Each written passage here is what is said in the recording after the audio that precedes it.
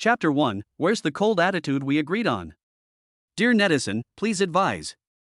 What do you do when you discover that your internet girlfriend is the school beauty queen who hates your cold attitude? The comments section is full of abuse. Are you crazy? The cold attitude school beauty queen is the object of your internet love? Are you dreaming? Not really, buddy, you're still in love? You've read too many novels, and you're still talking about the school beauty queen? Or is it the cold attitude school beauty queen? There were a lot more below, but Conlu didn't bother to read them. His gaze fell on the cute little girl sitting next to him. Little girl, what was your sister's name again? Gu Chenxi. Why? Gu Chenxi, because of her stunning looks and aloof temperament, is known as the most beautiful goddess at Zhonghai Jiaotong University, and is famously aloof in the eyes of other students. In theory, Conlu would not have any interaction with such a girl, but on the day of the freshman welcome party, Conlu went to the wrong bathroom by accident when he went to the bathroom to give his stupid roommate, who had forgotten to bring paper, some paper. It's not a big deal to go into the women's bathroom, but what's even more embarrassing is that there was someone in the women's bathroom. That wasn't the most embarrassing part. The most embarrassing part was that the person he bumped into was Gu Chenxi. Afterwards, he tried many times to explain to Gu Chenxi, but she always gave him a disgusted look and refused to give him the chance to explain. Once a misunderstanding arises, it will only get deeper and deeper if it is not explained clearly. He had thought that after that incident, the two of them would have no chance of crossing paths in such a large school, but he never imagined that Gu Chenxi would be in the same business administration program as him, and what was even more sinister was that they had even been assigned to the same class. Conlu sometimes wondered if this was perhaps a so-called ill-fated relationship. In fact, later, as time passed, Conlu didn't really care that Gu Chenxi thought of him as a pervert who brazenly entered the women's bathroom. Because he and Gu Chenxi didn't really interact much, and after a year of freshman year, neither of them had even exchanged a few words. How Gu Chenxi thought of him didn't affect his normal life at school provided that Gu Chenxi didn't expose him online for breaking into the women's bathroom. Of course, the aloof school flower didn't seem interested in doing something so trivial. She didn't post Conlu's name online to scold him, but she just unilaterally disliked him a bit. Big brother, what are you thinking? Gu Chenxi's younger sister tugged Conlu's sleeve and said, Do you know my sister well? We're just classmates. Conlu looked at the little sister's game history screen and saw the game ID CC is awesome, which belonged to Gu Chenxi. He smiled wryly. He also opened the game history screen and glanced at the game session from last night. There was also a game ID CC is awesome, and this ID was in a couple relationship with Conlu's game account. Yes. The cold and aloof school beauty he hated was his gaming partner and also his online girlfriend who had been stalking him for a year. If it wasn't for Gu Chenxi's sister admitting to it herself, he would never have believed it was true. Last week, his online girlfriend had even said she wanted to meet him in person, but he had rejected her on the grounds that he wasn't ready yet. Conlu's heart was full of mixed emotions as he wondered whether to confess to Gu Chenxi, when his phone suddenly vibrated. It was a message from his online girlfriend, Shishi. Shishi, baby, let me tell you, I brought my younger sister to school today to play. While I was buying some water from the school supermarket, the guy disappeared without a trace. I called her but her phone was busy. I'm so angry with her. Conlu read the message from his online girlfriend and replied, Why don't you try calling her again? Conlu finished speaking and looked at his younger sister. He said to the little girl, Did you turn on the Do Not Disturb mode while playing games? Wow, how did you know? Conlu didn't say anything, but picked up her phone and exited the game interface. As soon as he exited, a phone call came in. It really is true. Conlu looked at the note on the sister's incoming call on the little girl's phone, covered her face, and sighed. I never would have guessed it. That clingy little rich girl who always sends him cute emoticons on his phone and gives him free game skins, is actually Gu Chenxi. Where's the aloofness I was promised? She's not aloof at all online. The little girl answered the phone and told her sister where she was. A few minutes later, a girl walked into the library, head down, playing with her phone. Her hair fell over her shoulders, with a few mischievous strands falling over her forehead and half covering her rosy cheeks. She was wearing a beige jacket with a floral pattern, with a black lining and a lace collar. A gray-black skirt and black and white Baroque-style pumps added a touch of aristocratic style to her outfit. Every time the girl sent out the edited message, Conlu's phone would send a message alert. Baby, let me tell you, my annoying sister actually went to the library at our school. I have to go to the library to find her now, it's annoying. What are you doing? why are you so slow to respond? I'll hang up now, I'm going to teach my sister a lesson. Lu looked at the message on his phone and became a little nervous. He immediately turned the phone to silent. Sister. As soon as my younger sister saw Guchensi, she immediately raised her hand and shouted, Sister. Guchensi heard this and looked up, looking at her sister, who was grinning from ear to ear. An expression of anger immediately appeared in her eyes. She walked up to her sister, grabbed her ear and scolded her loudly, I told you not to run around, and you ran so far away? Do you know how long I've been looking for you? You want to die, don't you? I'm sorry, I was wrong, it hurts, sister, don't pull anymore. You know pain? After Guchensi finished speaking, she turned her head and looked at the boy standing next to her sister. Classmate, thank you for taking care of my sister. Before she could even say the word sister, Guchensi, who had seen the other person's appearance clearly, froze. A faint frown appeared on her cold and pretty face. She said in a cold tone with a hint of disgust, Lu? How could it be you, pervert? Me? Lu pointed at his own face and smiled helplessly. He said anxiously, No, you must have misunderstood. We really have some kind of misunderstanding. I'm not a pervert. Just let me explain.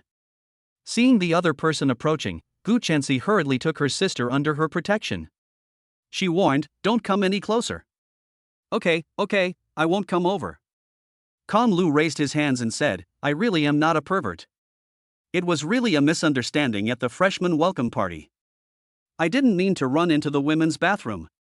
You don't sound credible at all. Guchensi coldly said, and then dragged her sister away from the library. Guchensi's sister didn't come back to her senses at first, and it wasn't until they were almost at the door that her sister spoke up, Big brother, my name is Gu Chenxian. Let's play games together sometime. Hurt. Lu rubbed his temples and sighed. Now there were two pieces of news, one good and one bad.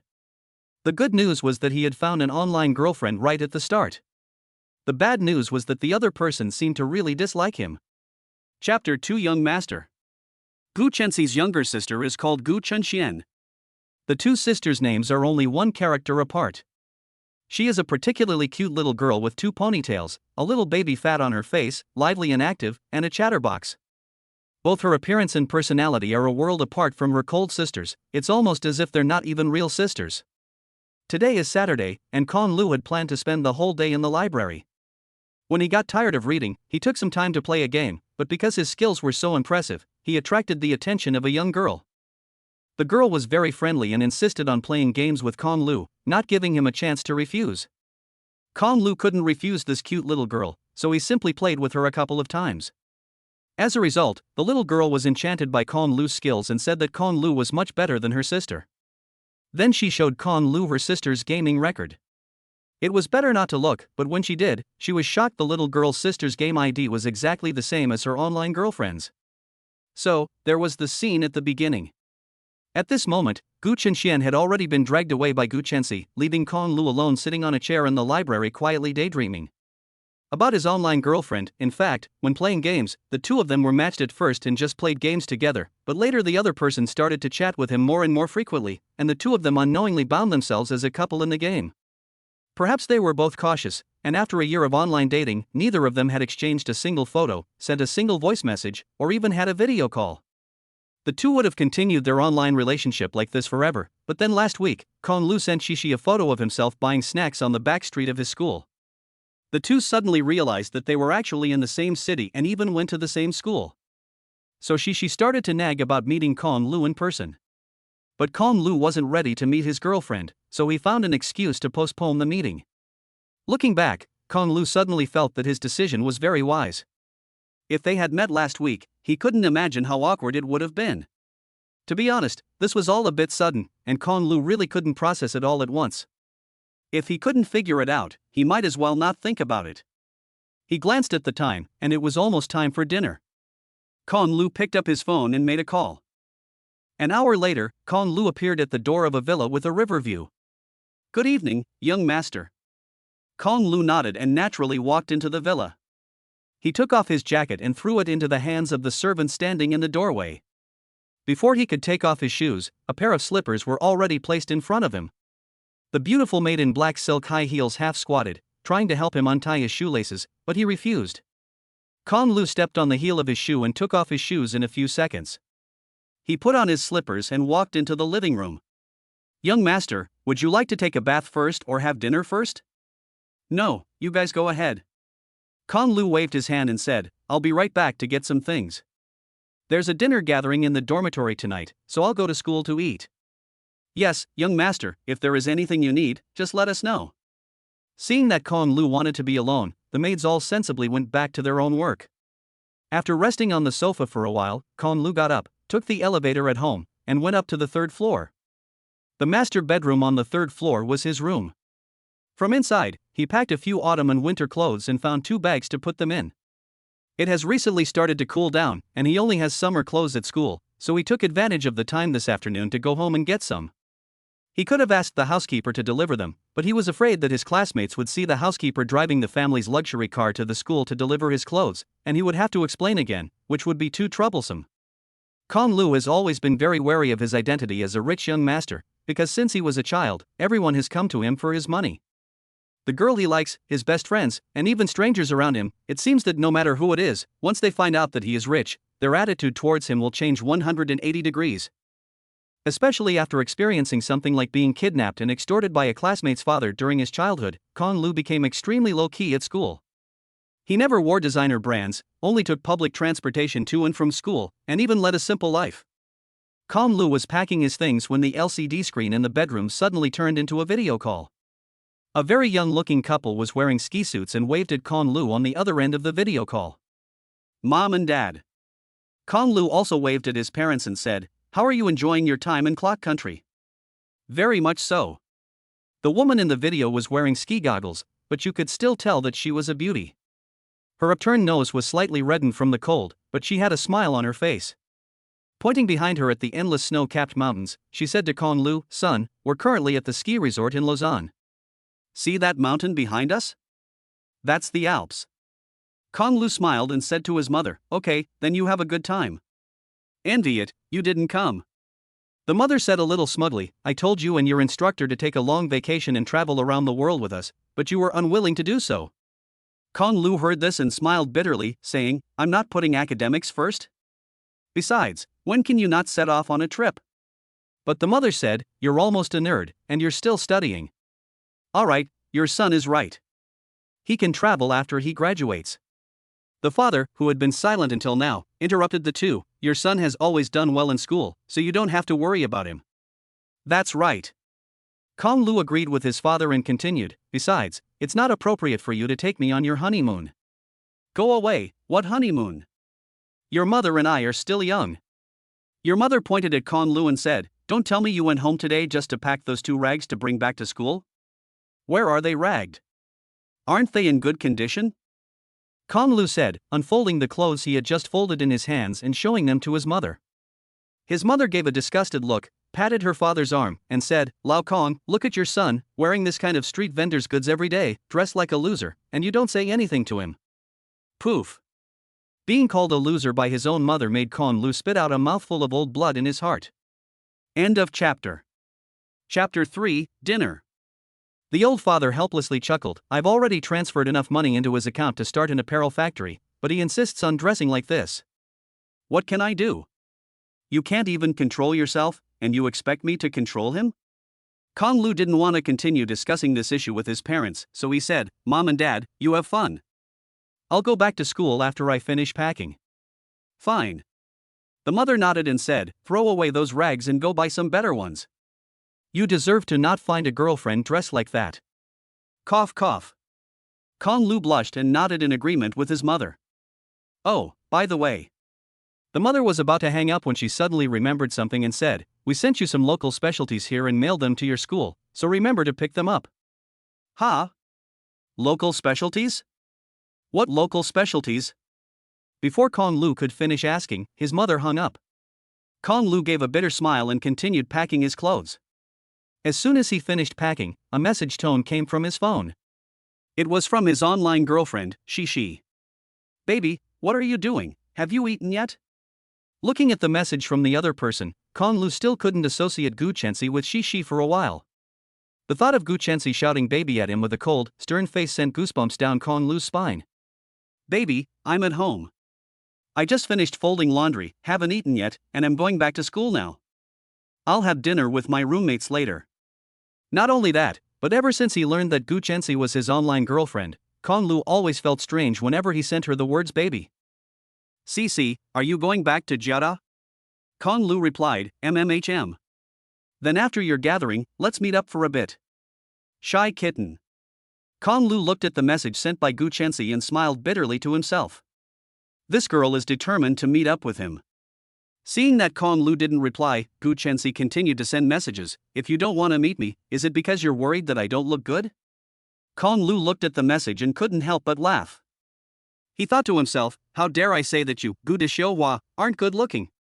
He replied, no, it's just that I'm so ugly that I'm afraid you'll be disappointed when you see me. Why would you say something like that? It's not because of how you look that I like you. Pink Piggy. Baby, even if you look like this, I won't dislike you. Kong Lu looked at the emoticon and smiled, replying, I won't eat a pie drawn by a girl. The opposite party almost replied immediately, what pie? I meant what I said from the bottom of my heart. Looking at the message from Gu Chensi, Kong Lu turned his head and glanced at the floor-to-ceiling mirror in the room. Although he was dressed simply, his appearance was still quite good. The school was full of handsome guys and pretty girls. Although Gu Chensi was the school beauty, Kong Lu was considered one of the top guys. On normal days, Kong Lu has quite a few little fans. When the semester started, Kong Lu's figure often appeared on the school's confession wall. Although he was confident in his appearance, Kong Lu was still a little worried that. Kong Lu pondered for a while and replied, baby, let's slow down the meeting thing. The angry kitten is ignoring you, humph. Kong Lu looked at Gu Chensi's message and smiled bitterly. He sat on the bed and coaxed her for a long time. Gu Chensi asked him to play games with her, but Kong Lu saw that it was getting late, so he told her that he had to take the bus back to school and would play games with her later. She obediently sent him a cat emoticon, waiting for her husband to come home. She really likes sending cute cat emoticons. But who would have thought that the sender of such cute emoticons would be a cold and elegant beauty? After packing up her things, Kong Lu was ready to go back to school. The butler offered to drive Kong Lu to school, but Kong Lu refused.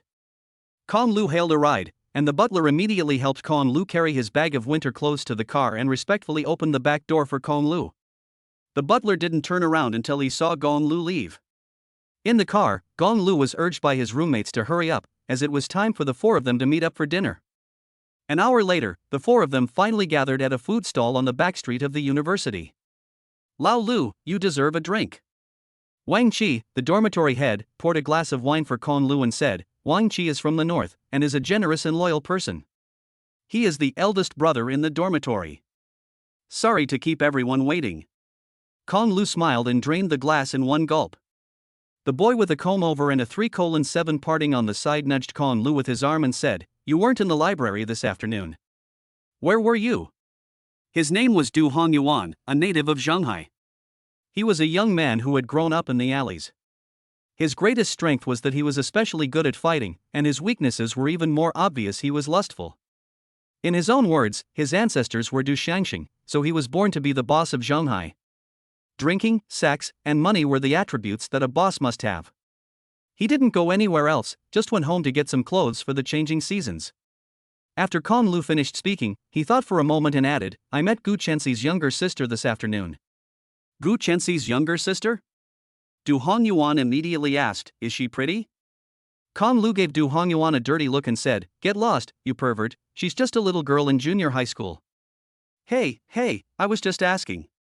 Du Hongyuan smiled and asked, So, have you met Miss Gu? Kong Lu put up the international friendly sign and said with contempt, You still have the nerve to mention her in front of me? After all is said and done, the misunderstanding between himself and Gu Chensi is still because of this kid Du Hongyuan. End of chapter. Chapter 4, What a coincidence. If it weren't for the fact that this kid had a bad stomach the night of the new semester, Kong Lu wouldn't have had to go to the bathroom to give him paper, and the events that followed would never have happened. At the very least, his relationship with Gu Chensi wouldn't have been so bad, and he would have been able to face Gu Chensi openly. Then, in the stunned gaze of Gu Chensi, he said with a righteous expression, Yes, I am your online boyfriend.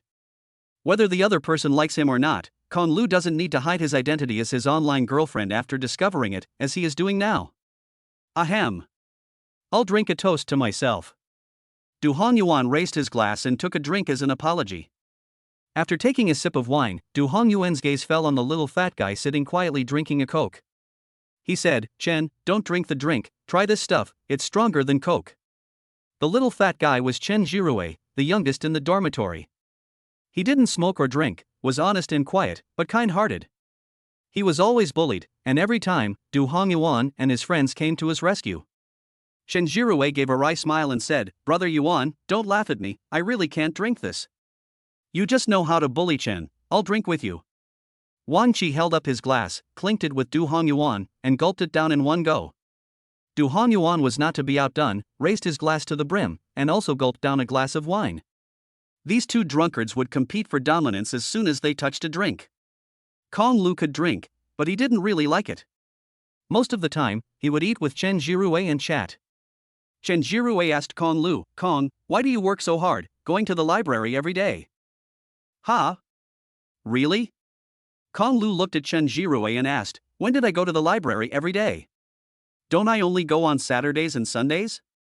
"But you study hard in your dormitory too." Chen Jirue sipped his Coke and said, "Are you studying so hard to get a good job and make a lot of money?" "No, I'm not. Kong Lu really doesn't lack money. He's a young master who goes to great lengths to hide his identity as a rich second generation, so why would he lack money?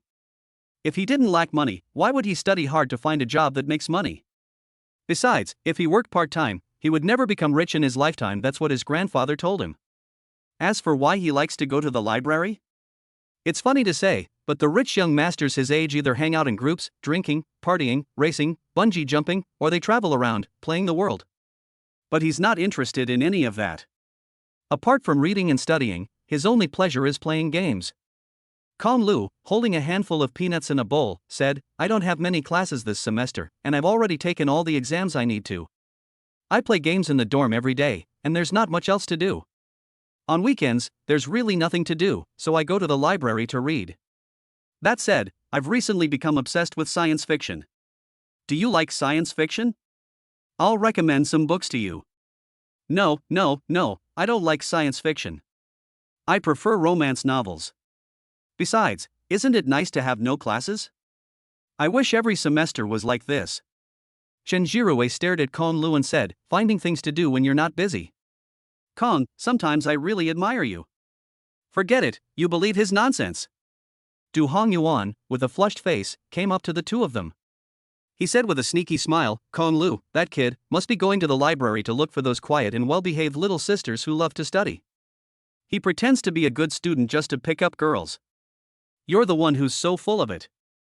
Kong Lu grabbed a peanut, stuffed it in his mouth, rolled his eyes, and said, "It's a pity that you have so many thoughts in your head and don't write novels."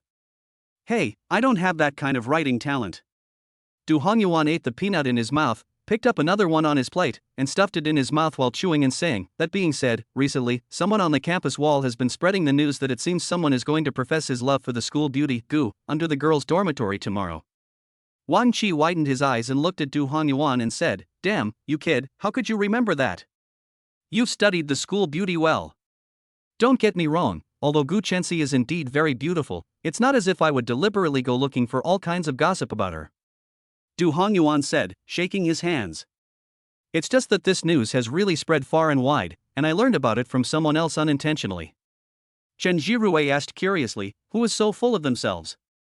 How dare they confess to this cold and aloof school beauty? Isn't that just asking to die?" At the beginning of the freshman year, there were indeed many self-satisfied seniors or classmates like Fu who chased after Gu Chenxi, but she rejected them all. Sometimes she didn't even bother to say no, just giving others a glance with those cold eyes that could freeze people to death, making them feel inferior and not dare to blaspheme. Later, after everyone learned about Gu Chenxi's cold and arrogant personality, few people dared to try. Not long after the start of the semester, her reputation as a cold and arrogant school beauty spread throughout Jiaotong University. Many people wanted to see the school beauty's true appearance, so they deliberately checked Kong Lu's class schedule and went to class early to take a seat in the classroom to observe. However, all of this is old news. Du Hongyuan shrugged and said, "I don't know, I just heard a little bit when I went downstairs to do the laundry today. I'm not really sure." Kong Lu also interrupted the lively conversation, saying, "No, you three just won't stop, will you? Can't we talk about something else when we come out for a meal? Do we have to keep talking about Gu Chenxi? I don't think she's that special either." Cough cough. As Kong Lu finished speaking, a few light coughs could be heard from a short distance away. The four people looked over in unison, and two young girls dressed very beautifully were staring directly at Kong Lu. The four people were slightly startled, and Du Hongyuan slightly opened his mouth and hummed three words from his throat, Gu Chenxi. End of chapter. Chapter 5, Hate It Again. On the street were Gu Chenxi and her little sister. The two had just finished shopping, and judging by the situation, they were preparing to enter the school through the back door. It was a coincidence that Kong Lu had said something bad about her that night, but she happened to hear it. Gu Chenxi gave Kong Lu a cold glare, just like she did at the welcome party, and then walked towards the school gate with her head held high and without looking back. "Lu, I have some very unfortunate news for you." Du Hanyuan patted Kong Lu on the shoulder and gloated, "Now Gu Xiuhua hates you even more." Ha ha ha. Kong Lu gave a bitter smile, picked up his glass and took a sip in silence. Before long, he received a message from Shishi. "Baby, let me tell you, didn't I meet a pervert who ran into the women's bathroom when I was a freshman? That pervert was my classmate, and this afternoon my sister was hanging out with him," and then, omitting 200 words of Gu Chenxi's accusations. "Maybe it was because I glared at him this afternoon, but he was actually talking badly about me to his friends today, and I caught him in the act. I feel so wronged. Baby, you have to go and help me beat him up." Kitten cries. Kong Lu looked at these humble words and smiled bitterly. "Just now, in front of me, you weren't like this." Kong Lu thought back. At the beginning, when Gu Chenxi complained to him online about a pervert breaking into the women's bathroom, he even helped Gu Chenxi scold the guy. Thinking about it now, wasn't he actually scolding himself? At that time, he actually didn't realize that what Gu Chenxi was talking about was actually him. Kong Lu felt that he might have been stupid from reading too much, otherwise he would have realized that Gu Chenxi was his online girlfriend a year ago. If that was the case, he would have definitely broken off this evil relationship early. Kong Lu tried his best to comfort her in the way he usually did, and also said that he would definitely find an opportunity to beat the boy up in the future. He also promised to play games with her after the evening gathering was over. Anyway, he coaxed her for a while before she was happy again. After all, Kong Lu could not beat himself up.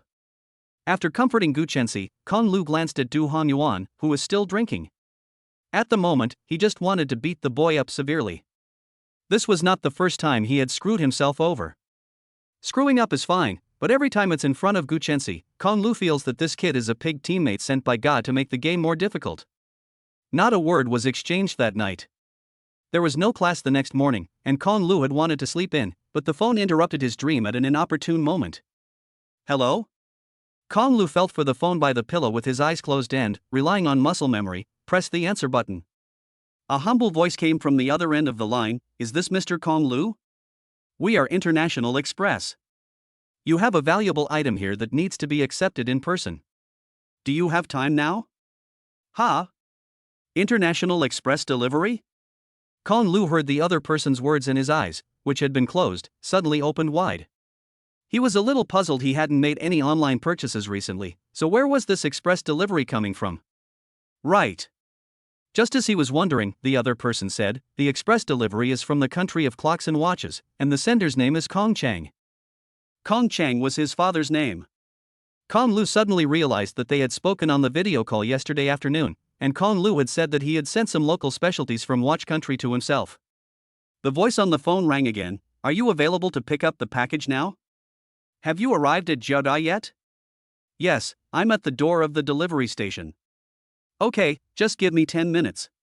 Kong Lu said, rubbed his eyes, and sat up from the bed. The man replied, "Okay, Mr. Kong, remember to bring your ID when you pick up the package." "Okay." After hanging up the phone, Kong Lu stretched, got out of bed, washed up briefly, got dressed, put on a hat to hold back his messy hair, and stepped out of the house in his slippers. In a short while, Kong Lu got the package, which was a square delivery box, quite large, but he didn't know what was inside. Kong Lu originally wanted to take it and go, but the courier suggested that Kong Lu open the package in person to inspect the goods. After all, this is transnational logistics, and if something unexpected happens, it will be quite troublesome to follow up with after-sales service, not to mention that this package is insured for over 10,000 yuan. Kong Lu, however, waved his hand and said, "It doesn't matter," and added, "It's fine, I'll open it when I get back." The customer didn't want to inspect the goods in person, and the courier didn't want to say anything more. Kong Lu, who was holding the package, turned and walked towards the dormitory, and happened to meet Chen Jirue, the little fat guy, who had just returned from the library. End of chapter. Chapter 6, Conflict. After being inspired by Kong Lu last night, this kid decided to become a disciplined person too. He took the CET4 exam this semester, and this morning he went to the library to study. Kong Gu. Although Kong Lu was wearing a cap, Chen Jirue still saw him in the crowd at a glance and greeted him. Kong Lu waved back, stood where he was with the delivery box, and waited for him to come over and go back to the dormitory together. Kong Lu asked him, "I thought you were going to the library to study. Why are you back so early?" Chen Jirue said to Kong Lu, "I was called back by Du Gu." Kong Lu tilted his head and looked at Chen Jirue, asking, "What did he call you back for?" Chen Jirue shrugged and said, "He just told me to come back, saying that there was something interesting to watch downstairs at the girls' dormitory." "Huh? Good show?" Chen Jirue's words suddenly piqued Kong Lu's interest. Coincidentally, Wang Qi and Du Hongyuan had just come out of the boys' dormitory. Du Hongyuan walked over and said to Kong Lu, "You brat, you just saw it lying on the bed, and the next second it was gone." Kong Lu pointed to the box in his arms and said, "Shouldn't you go downstairs to get a delivery? What do you mean by telling Chen that there's a good show to watch?" Du Hongyuan waved his hand and said, "Don't ask so many questions, just follow me." Kong Lu glanced at the other two men, and they just smiled at Kong Lu a little, not knowing what Du Hongyuan wanted. The male and female dormitories at Jiaotong University are separated by only one road. The three followed Du Hongyuan and walked towards the female dormitory. From a distance, they could see a crowd of people gathered below the female dormitory. When they got closer, they realized that there were a circle of flowers and candles placed downstairs in the girls' dormitory. It seemed that Du Hongyuan was right, someone really was going to confess to Gu Chenxi today. It was just that this person was probably not very bright, placing fresh candles during the day, which made it impossible to see the flames clearly, and that was pretty stupid. The boy making the confession is called Xin Zijua, and he is in the same class as them. His family has a bit of money, and he usually acts surprisingly high profile at school. He has liked Gu Chenxi for a long time, and almost everyone in the class knows about it. Chen Jirue said with some helplessness, "Brother Du, you dragged me over here just to watch this Xin Zijua kid confess to the school beauty Gu Chenxi?" "Yes." Du Hongyuan said with a look of amusement on his face, "I just found out that the idiot who was going to confess to Gu Chenxi at school today is Xin Zijua." "Air." Kong Lu glanced at Du Hongyuan and said with great approval, "Xin Zijua really is an idiot. Confessing in broad daylight with a candle. With that kind of brain, he is lucky to have been born into a good family, otherwise he would have long been considered retarded." "Coincidentally, I feel the same way." Du Hongyuan glanced at Kong Lu, who also looked at Du Hongyuan, and the two of them very tacitly raised their palms. Pop. After the high five, Du Hongyuan said, "This is called great minds think alike." Wang Qi, who never swears, also said, "Xin Ziyue is such a moron, with such a bad reputation at school, how could Gu Shanghua possibly look at him?" "Right." Du Hongyuan agreed, saying, "He got a girl from our college pregnant, and the whole school knows about it.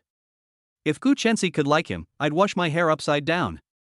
Kong Lu naturally didn't believe that Gu Chenxi would like this kind of scum, so he picked up his phone and messaged Gu Chenxi, "Baby, it seems that someone confessed under the girls' dormitory at our school." Gu Chenxi quickly replied, "I don't know, I'm a homebody, I'm not interested in these things, I'm going to prepare to send my sister home now." Chen Jirue nudged Du Hongyuan and Wang Qi and said, "Okay, you two stop chatting, Gu Chenxi is coming down, the show is about to start."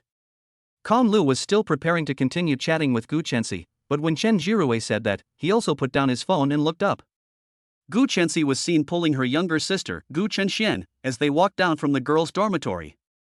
Seeing Gu Chenxi come down the stairs, Xin Zitua immediately walked over and said, "Cici, ever since we first met at the welcome party, I've been deeply in love with you. Today is the 360th day that I've liked you, so you can be my." Gu Chenxi frowned as she watched Xin Zitua walking towards her. She leaned over to her younger sister and said, "You go upstairs first." "Oh." Gu Chenxian looked at the situation with some curiosity, then immediately turned around and returned to the girls' dormitory. But instead of going upstairs, she hid in the girls' dormitory building to watch the fun. Xin Ziyue had the nerve to hand Gu Chenxi flowers and say, "Will you be my girlfriend, Gu Chenxi?" Gu Chenxi looked at the flowers and Qin Ziyue standing opposite her with a cold face, and said indifferently, "I have a boyfriend." "When did you have a boyfriend?" "None of your business. And even if I didn't have a boyfriend, I wouldn't like you, scum." After Gu Chenxi finished speaking, she simply ignored him and walked towards the garage downstairs from the girls' dormitory. Gu Chenxi, don't be so shameless. End of chapter. Chapter 7, 10 years. Seeing Gu Chenxi reject Qin Ziyue, the crowd of onlookers around them let out a burst of jeering laughter. "You see, I told you that Gu wouldn't accept this guy. Everyone at school knows about this guy. He tricked girls into going to his room before and got one of them pregnant and then didn't take responsibility. He also forced that girl to commit suicide. This kind of person deserves to die. Yes, he relies on his family's money to bully the weak at school. He's a scumbag. Don't, Gu Schoolflower's family is rich and powerful, Qin Ziyue can't move the other party. Who are you? If you dare to scold Qin Ziyue, be careful, he will find someone to take revenge on you." Listening to the abuse from the people around him, Qin Ziyue was standing still, his face red and black with anger, clutching the flowers in his hands. He glared at Gu Chenxi with gritted teeth, furious. He said, "There are so many people watching, don't you know when to stop? I, Qin Ziyue, am not someone to be trifled with." What a nutcase. Gu Chenxi was also so angry at Qin Ziyue that he couldn't help but swear. "Gu Chenxi, don't think you're amazing just because you're a bit attractive." Qin Ziyue was infuriated by Gu Chenxi's words. He directly tore off the mask of hypocrisy and revealed his true nature. He cursed with unpleasant words and raised his arm to hit someone in the street. Gu Chenxi was also startled by the furious Qin Ziyue. Looking at the palm that was about to slap her, she subconsciously backed up, wanting to fight back. However, just before the other person's palm fell, a figure blocked in front of her. Gu Chenxi came back to her senses and suddenly realized that the person standing in front of her was Kong Lu, the perverted guy she had always hated. Just now, when Kong Lu saw that the situation was not right, he suddenly rushed over and stopped Qin Ziyue's attack with lightning speed. Gu Chenxi blinked in some surprise. She was a little surprised that among all the people present, Kong Lu was the only one who had come forward to stop Qin Ziyue from committing violence. The boy she had always considered to be a pervert seemed to have done the right thing? At that moment, Gu Chenxi was thinking a question in her head: could it be that I really misunderstood him? Kong Lu pinched Qin Ziyue's hand and twisted it backward, twisting it directly behind his back. Qin Ziyue gnashed his teeth in pain, but was unable to resist and could only be held by Kong Lu, his body uncontrollably bending downward. "Kong Lu, I'm CNM." Qin Ziyue cursed Kong Lu and shouted at the two little brothers behind him, "What are you doing? Come help me." Upon hearing this, the two little brothers immediately rushed up. Kong Lu's roommate is no pushover either. The three of them rushed up directly.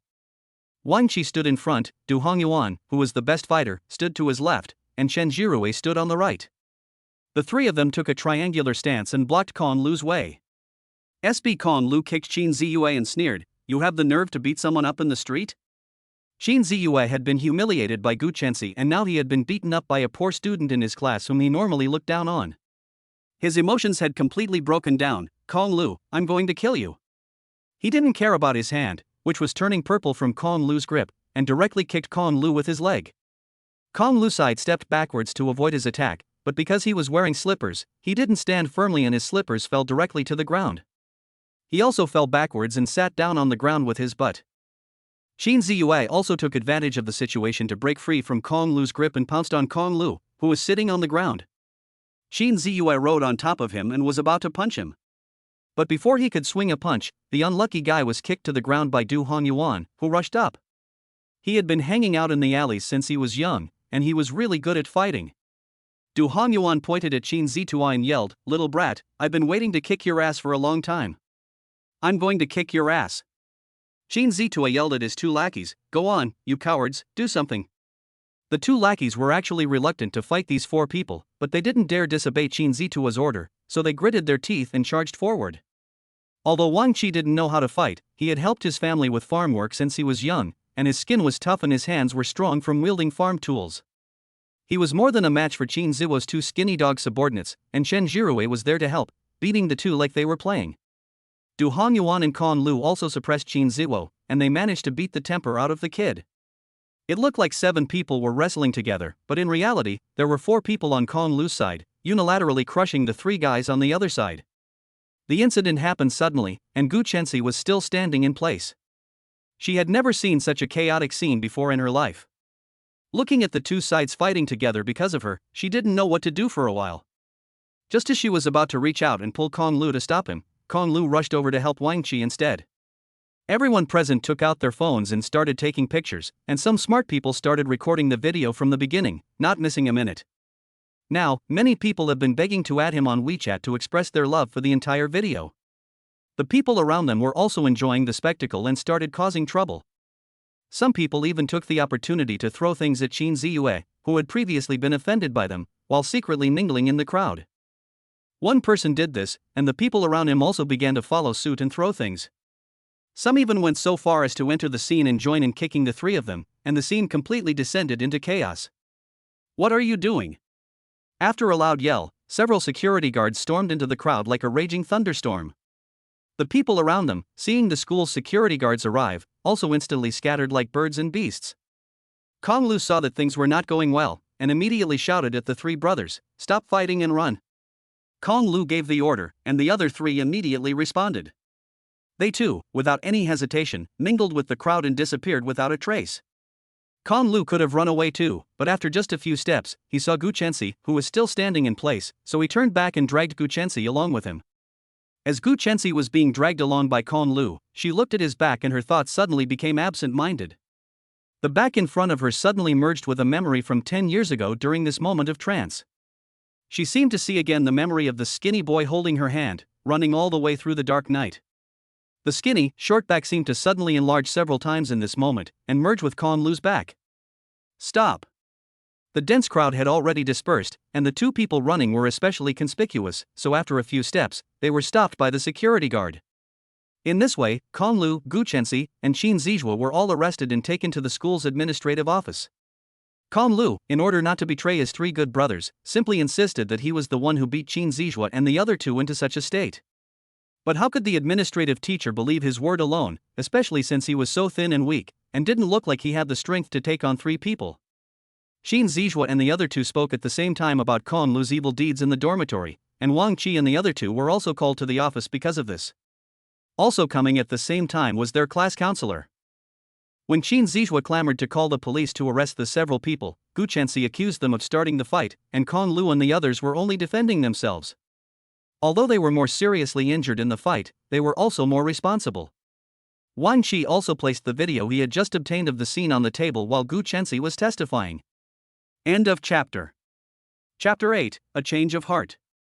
Because there were many people filming at the time, there were several different angles in the video, and all of their faces were clearly captured. In the video, Qin Ziyue stopped Gu Chensi from leaving and harassed her. Qin Ziyue, who was scolded, became enraged and was the first to start hitting people. After being stopped by Kong Lu, he started again. After that, Kong Lu fell, Du Hongyuan came to the rescue, and the footage showed him ordering his subordinates to come and help. From the video, it can be seen that the greatest responsibility for today's fight lies with Qin Ziyue. The evidence is conclusive, and Qin Ziyue has no choice but to admit that he was in the wrong. This time, Kong Lu and the others were unwilling, yelling that they wanted to call the police and have Qin Ziyue and the other two arrested. Everyone was in the office, and there was another round of verbal sparring. In the end, with the mediation of the administrative teacher and counselor, the few people finally decided not to make a big deal out of it and settle the matter privately.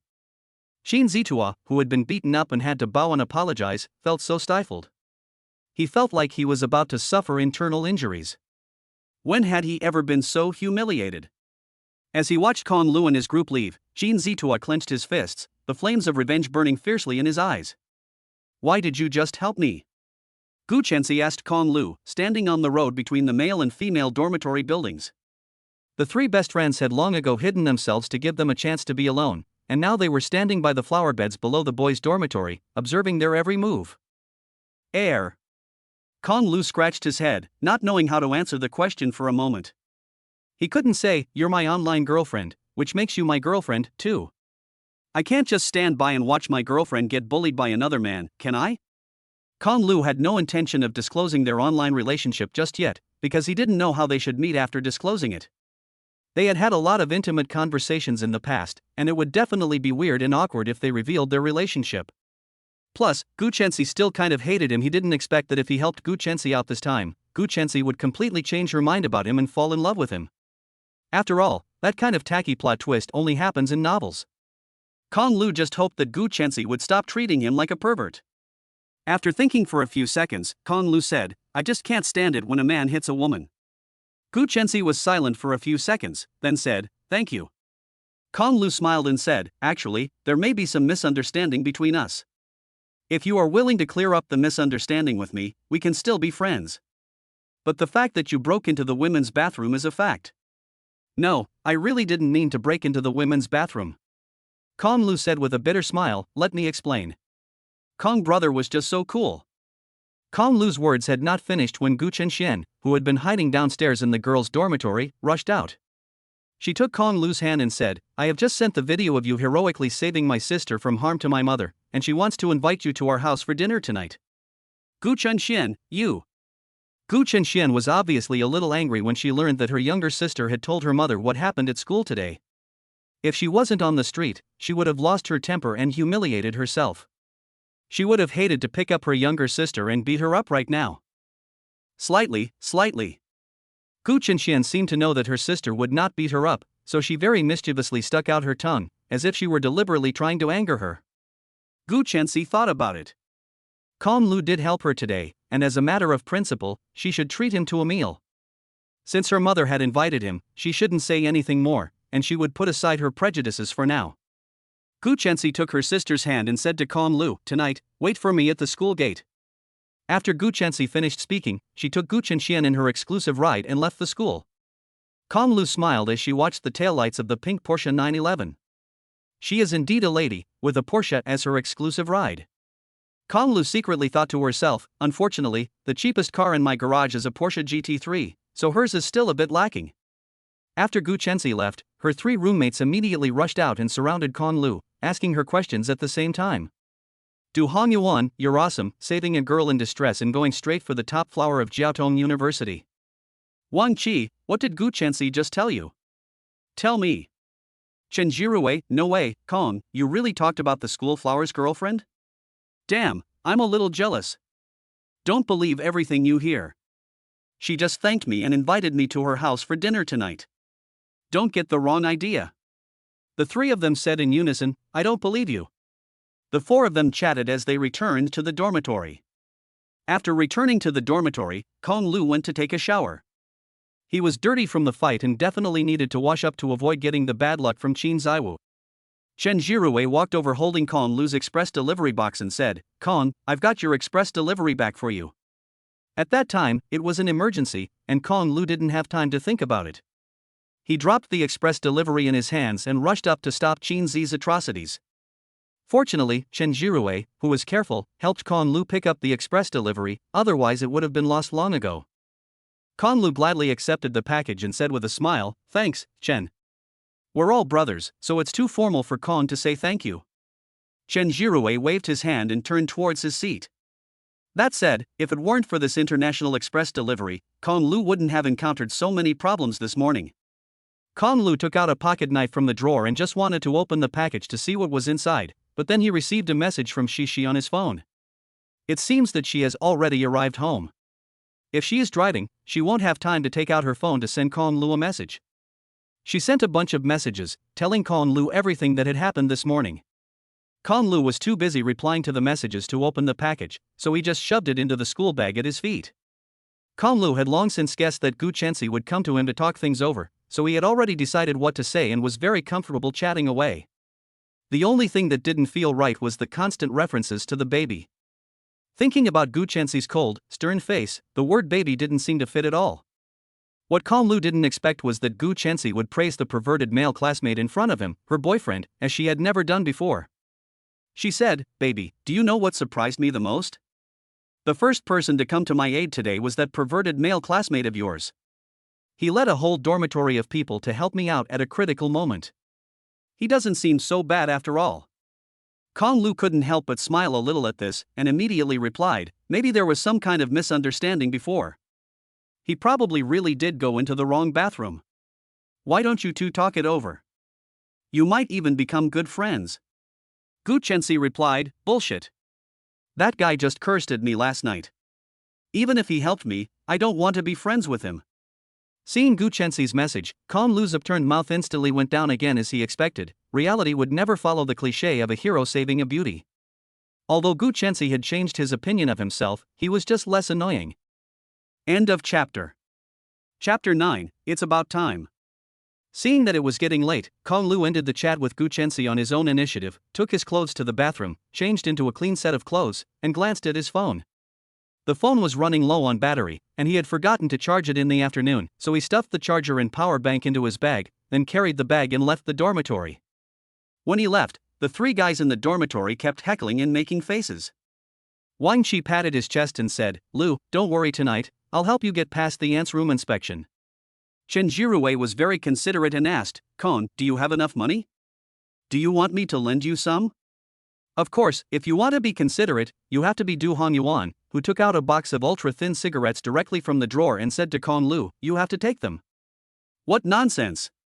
Kong Lu, with a dark face, shoved the thing back into Du Hongyuan's hands and said to the three men in a bad mood, "I'm just going to her house for dinner, her parents are at home, and they have other guests at home. What do you think?" Cut. As soon as the three men heard this, they immediately lost interest and turned back to continue doing their own things. Kong Lu was both angry and amused at the reaction of his three good friends. Kong Lu waited at the school gate for about 10 minutes, when suddenly there was a roar behind him. He looked back and saw Gu Chenxi arriving at the school gate in her pink Porsche. The roar of the engine and the cool appearance of the Porsche attracted the attention of many students. Gu Chenxi was like a woman with a leading role aura, and wherever she went, she attracted the attention of countless people. The low-key Kong Lu, however, had to withstand the stares of the crowd as he got into Gu Chenxi's luxury car and left the school with the school beauty. "Get in the car." Gu Chenxi lowered the window and looked at Kong Lu, who was still in a daze, and said, "What are you daydreaming about?" Kong Lu heard this and, without any nonsense, immediately opened the car door and bent over to get in. When the surrounding students saw the scene, many of them had already taken out their phones and started taking pictures. There was a lot of discussion, and many people started talking about what had happened in the girls' dormitory this morning. Now the whole school was talking about Gu Chenxi and Kong Lu being in a relationship, and all kinds of rumors were flying around. Of course, Kong Lu couldn't hear their discussions anymore, because the Porsche had already sped off, leaving only a trail of exhaust. Luxury cars have low chassis and mediocre seats, and Kong Lu was not very fond of this riding experience. Compared to this car, he still prefers the Cullinan in his garage, which has much more comfortable seats. Kong Lu got into the car and didn't say a word, staring out the window. Gu Chenxi didn't know what he was thinking, and didn't want to know either. He just concentrated on driving his own car. The doll and flowers that Kong Lu had asked to be delivered this afternoon were neatly placed by her on the back seat, where no one could sit. She hummed a tune and drove fast, and it was clear that she was in a good mood tonight. Kong Lu, who had been in a daze, was forcibly brought back to reality by her somewhat wild driving speed. When she came back to her senses, she heard Gu Chenxi singing.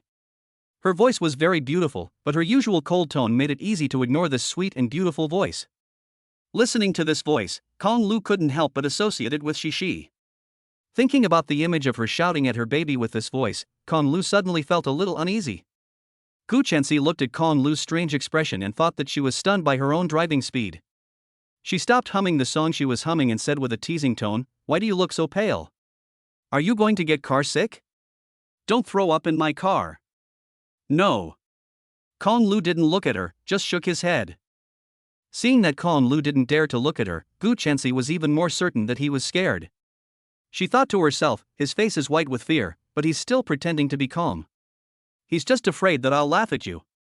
For some reason, perhaps because of what happened in the morning, Gu Chenxi didn't take this opportunity to continue to mock Kong Lu, or continue to speed up to scare Kong Lu. Instead, she lowered the car's speed. Kong Lu was a little surprised by this. The car soon pulled up in front of Gu's single-family villa. The underground garage of the villa seemed to be full of cars, and many cars were parked in the courtyard in front of the villa. Gu Chenxi also parked the car in the courtyard and walked Kong Lu into the house. Kong Lu asked, "Are there any important guests at your house tonight? My father's partner heard that I was being bullied at school and came to see me, and we're having dinner together." Gu Chenxi explained, "It's nothing to do with you, so you don't need to worry." "Oh." Kong Lu nodded, as if to say that it was none of his business and he didn't ask any further questions. As soon as he entered the room, Gu Chenxi's mother warmly greeted him. Gu Chenxi's mother was very beautiful, with an elegant smile on her face. As the saying goes, time never defeats beauty. Even though she was in middle age, this noblewoman still retained her charm. Gu Chenxi looked exactly like her mother. With a gentle voice, she asked Kong Lu, "You are the Kong Lu who helped my daughter out today, right?" Kong Lu quickly bent down and reached out, saying, "Oh, hello, auntie, you can just call me Xiao Kong or Xiao Lu." Gu Chenxi's mother shook Kong Lu's hand and said, "Hello, Xiao Kong, I'm Gu Chenxi's mother, I'm Lu Yun." Kong Lu politely said, "Hello, Auntie Lu Yun." "Hello." Lu Yun smiled and nodded, then took Kong Lu's hand and said, "Come in and sit." Okay, thank you, Auntie." Two people were sitting in front of the sofa in the villa. One was Gu Chenxi's father, Gu Tianhan. He looked very handsome, yes, how could the father's genes be bad if he could give birth to such a beautiful daughter? I'm sure Gu Tianhan was also a famous handsome guy in the surrounding villages and towns back then. The middle-aged man sitting opposite Gu Tianhan is named Chen Guoliang, the helmsman of the Chun group. The well-mannered boy behind him is Chen Guoliang's son, named Chen Junjie. The Gu and Chen families have always been partners and have a very good relationship. Gu Tianhan pulled Kong Lu down and said, "You must be Kong Lu. I've heard about you. Come, sit." Kong Lu sat down, smiled, waved his hand, and said, "You're too kind, uncle. I didn't do anything." "No, you did a good job, thank you for helping my daughter out." Gu Tianhan talked with Kong Lu for about 10 minutes. Gu Tianhan glanced at his watch and said, "It's about time." "Ha?" Kong Lu didn't understand what Gu Tianhan meant. Ding dong. The next second, the doorbell at the Gu's suddenly rang. End of chapter. Chapter 10, Qin Family. Two men walked in through the door. One was Qin Ziyue, who had had a run-in with Gu Chenxi and Kong Lu in the morning, and he was followed by a middle-aged man. This middle-aged man was Qin Ziyue's father, Qin Dahai. Today, Qin Ziyue's confession to Gu Chenxi was his father Qin Dahai's idea. He was originally thinking that if this worked out, the Qin family would be able to climb up to the Gu family's high branch, and the Qin family would definitely be able to go up to the next level in the future. Unfortunately, he had his wishful thinking in the wrong person, and he had overestimated his stupid son. He also didn't expect that his stupid son's reputation at school would be so bad, and he even thought stupidly about beating up the Gu family's daughter. Well, now the other guy's father is here to blame him. Qin Dahai could only bring his son to the Gu family to apologize. Gu Tianhan looked at his daughter and then at Kong Lu and said, "This kid bullied you too?" Gu Tianhan's words were actually a bit wrong, because the only one who was bullied today was Gu Chenxi, and Kong Lu belonged to the bullying party. He had beaten Qin Ziyue up so hard in the morning he hadn't been punished anyway, only Qin Ziyue had been punished, so he didn't feel like he had been bullied at all. But at a time like this, when the atmosphere was almost set, Kong Lu naturally had to pretend to be a victim and said, "Yes, uncle," he was even accompanied by two little brothers. Gu Chenxi thought to herself, "I'm the victim here, how can you be the one crying foul?" Qin Ziyue was so angry at Kong Lu's words that he almost wanted to spit blood. He angrily said, "Why don't you say that 4 people in your dormitory beat up the 3 of us?" Kong Lu immediately said, "Don't make things up. If you hadn't started the fight, would my roommate and I have done it? I couldn't have hit Gu Chenxi, could I? The facts are right in front of you." After Kong Lu finished speaking, he turned to look at Gu Chenxi. He said, "Right, classmate Gu Chenxi?" Somehow, looking at Kong Lu's deliberately provocative expression, Gu Chenxi felt a little amused unconsciously. Kong Lu's image in her heart had changed a little. Qin Dahai also didn't give Gu Chenxi the chance to speak. If Gu Chenxi spoke, wouldn't that be a death sentence for Qin Ziyue? He first shouted at him, "Shut up! Do you have any say here?" Qin Ziyue also realized that he had just been annoyed by Kong Lu and had revealed his inferior side in front of Gu Chenxi's father. Kong Lu had done it on purpose, but there was nothing he could do about it. Qin Ziyue was full of anger, but at the moment he could only obey his father and obediently shut his mouth. Pop! Qin Dahai slapped his son on the back. It was a loud sound, but it didn't hurt at all. He scolded him, "Damn it, you ungrateful son. I told you to get along with your classmates and make friends, and I let you form your own clique, but you actually dared to hit the daughter of your uncle Gu. Do you want to die? Get out, I don't have a son like you." Qin Dahai had said the first few words to Gu Tianhan, but only the last sentence was meant for Qin Ziyue to hear. He was afraid that his stupid son would lose control of his emotions again and argue with Kong Lu and the others, so he wanted to get rid of him first and let him sort out the rest on his own. It's fine, President Qin, you can just talk about things between father and son when you get home, there's no need for this. Obviously, Gu Tianhan didn't buy Qin Daha's argument, and he had no intention of letting Qin Ziyue, who had bullied his daughter, leave early, so he interrupted the other person. Upon hearing this, Qin Daha's face looked a little unpleasant. He said, Mr. Gu, our previous friendship was not very deep, and you see, it is indeed inappropriate for me to come here so abruptly. I came in a hurry and didn't buy a gift. Qin Dahai said, taking out a bank card from his pocket. This was obviously an attempt to solve the problem by giving a gift. But how could Gu Tianhan possibly ask Qin Dahai for money? He waved his hand and said, Mr. Qin, what we are going to talk about today is your son hitting my daughter, not doing business. Please respect yourself. This. Qin Dahai also did not expect Gu Tianhan's attitude to be so decisive, and he didn't know what to do for a while. Gu Tianhan continued, Mr. Qin, although we have no direct business dealings with each other, we both do business in this part of Shanghai, and we see each other all the time. We have some contacts, and I don't want to make things difficult. Yes. Qin Dahi nodded in agreement, his face already as dark as it could get, but he dared not lose his temper. After all, the Gu family-led New School Capital faction was still quite powerful in Shanghai, and offending him was equivalent to offending the New School faction in Shanghai. Therefore, Qin Dahai could only keep nodding and apologizing.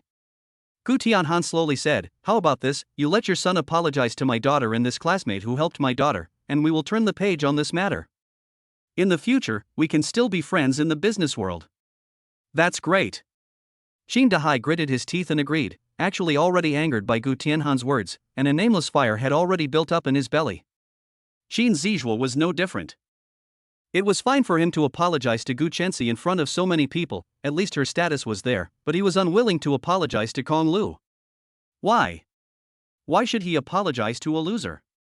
This was an insult to his character. He was the honorable young master of the Qin family, and had never been insulted like this before. Qin Dahai urged, what are you doing? Apologize. Qin Ziyue gritted his teeth, and he bowed his head towards Gu Chenxi and said, I'm sorry, Miss Gu, I apologize for my recklessness and rudeness today. Gu Chenxi didn't say anything, but from her upturned nose, she let out a light huff with a hint of disdain. Qin Ziyue gritted his teeth, and he told himself in his heart, hold back, you must hold back, for the sake of the family business, you must hold back. After apologizing to Gu Chenxi, Qin Ziyue retreated behind Qin Dahai. Hey, wait a minute, didn't you forget something? Kong Lu, who had never spoken, directly called out to the other party, not even calling him by name, but rather barking at him like a dog, hey twice. Qin Ziyue's teeth clenched, and he squeezed out 3 words through his teeth, I'm sorry. I don't accept your apology. End of chapter. Chapter 11, The Chen Family's True Intentions. Kong Lu sneered and said to Qin Ziyue, I also want you to apologize to me as you did to Gu Chenxi. Qin Ziyue glared at Kong Lu, as if to say, don't go too far. Qin Dahai saw that things were almost done, and didn't want any more problems at this time, so he growled at his son, apologize. Yes. No. Kong Lu. Classmate. I apologize for my recklessness and rudeness today. Qin Ziyue's words came out as if they were being forced through clenched teeth, with every word heavily accented. Kong Lu pursed his lips and sneered, fine, I accept your apology. Qin Ziyue clenched his fist so tightly that his fingernails dug into his flesh. He vowed to get his face back today. Qin Dahai's smile was a little awkward. He said, Mr. Gu, look at this. This matter, let's just forget about it. Gu Tianhan smiled at Qin Dahai and said, look, I still have guests here today, so I won't ask Mr. Qin to stay for dinner. Some other time, I'll invite Mr. Gu to dinner, but for now, let's just say goodbye. Okay, goodbye, Mr. Qin. Without another word, Qin Dahai turned his head and led his son away, not wanting to stay for even another minute. As they got into the car, Qin Ziyue glanced back at the Gu family villa. He said to himself, Kong Lu, you just wait, I won't let you off the hook. The Qin family car slowly pulled away from the Gu family and disappeared at the end of the road. At that moment, Kong Lu didn't know that Qin Ziyue had already completely taken a dislike to him, but he didn't care, because the Qin family was nothing but a mere ant to the Kong family. If Qin Ziyue dared to take revenge on him, Kong Lu would destroy the entire Qin family like crushing an ant.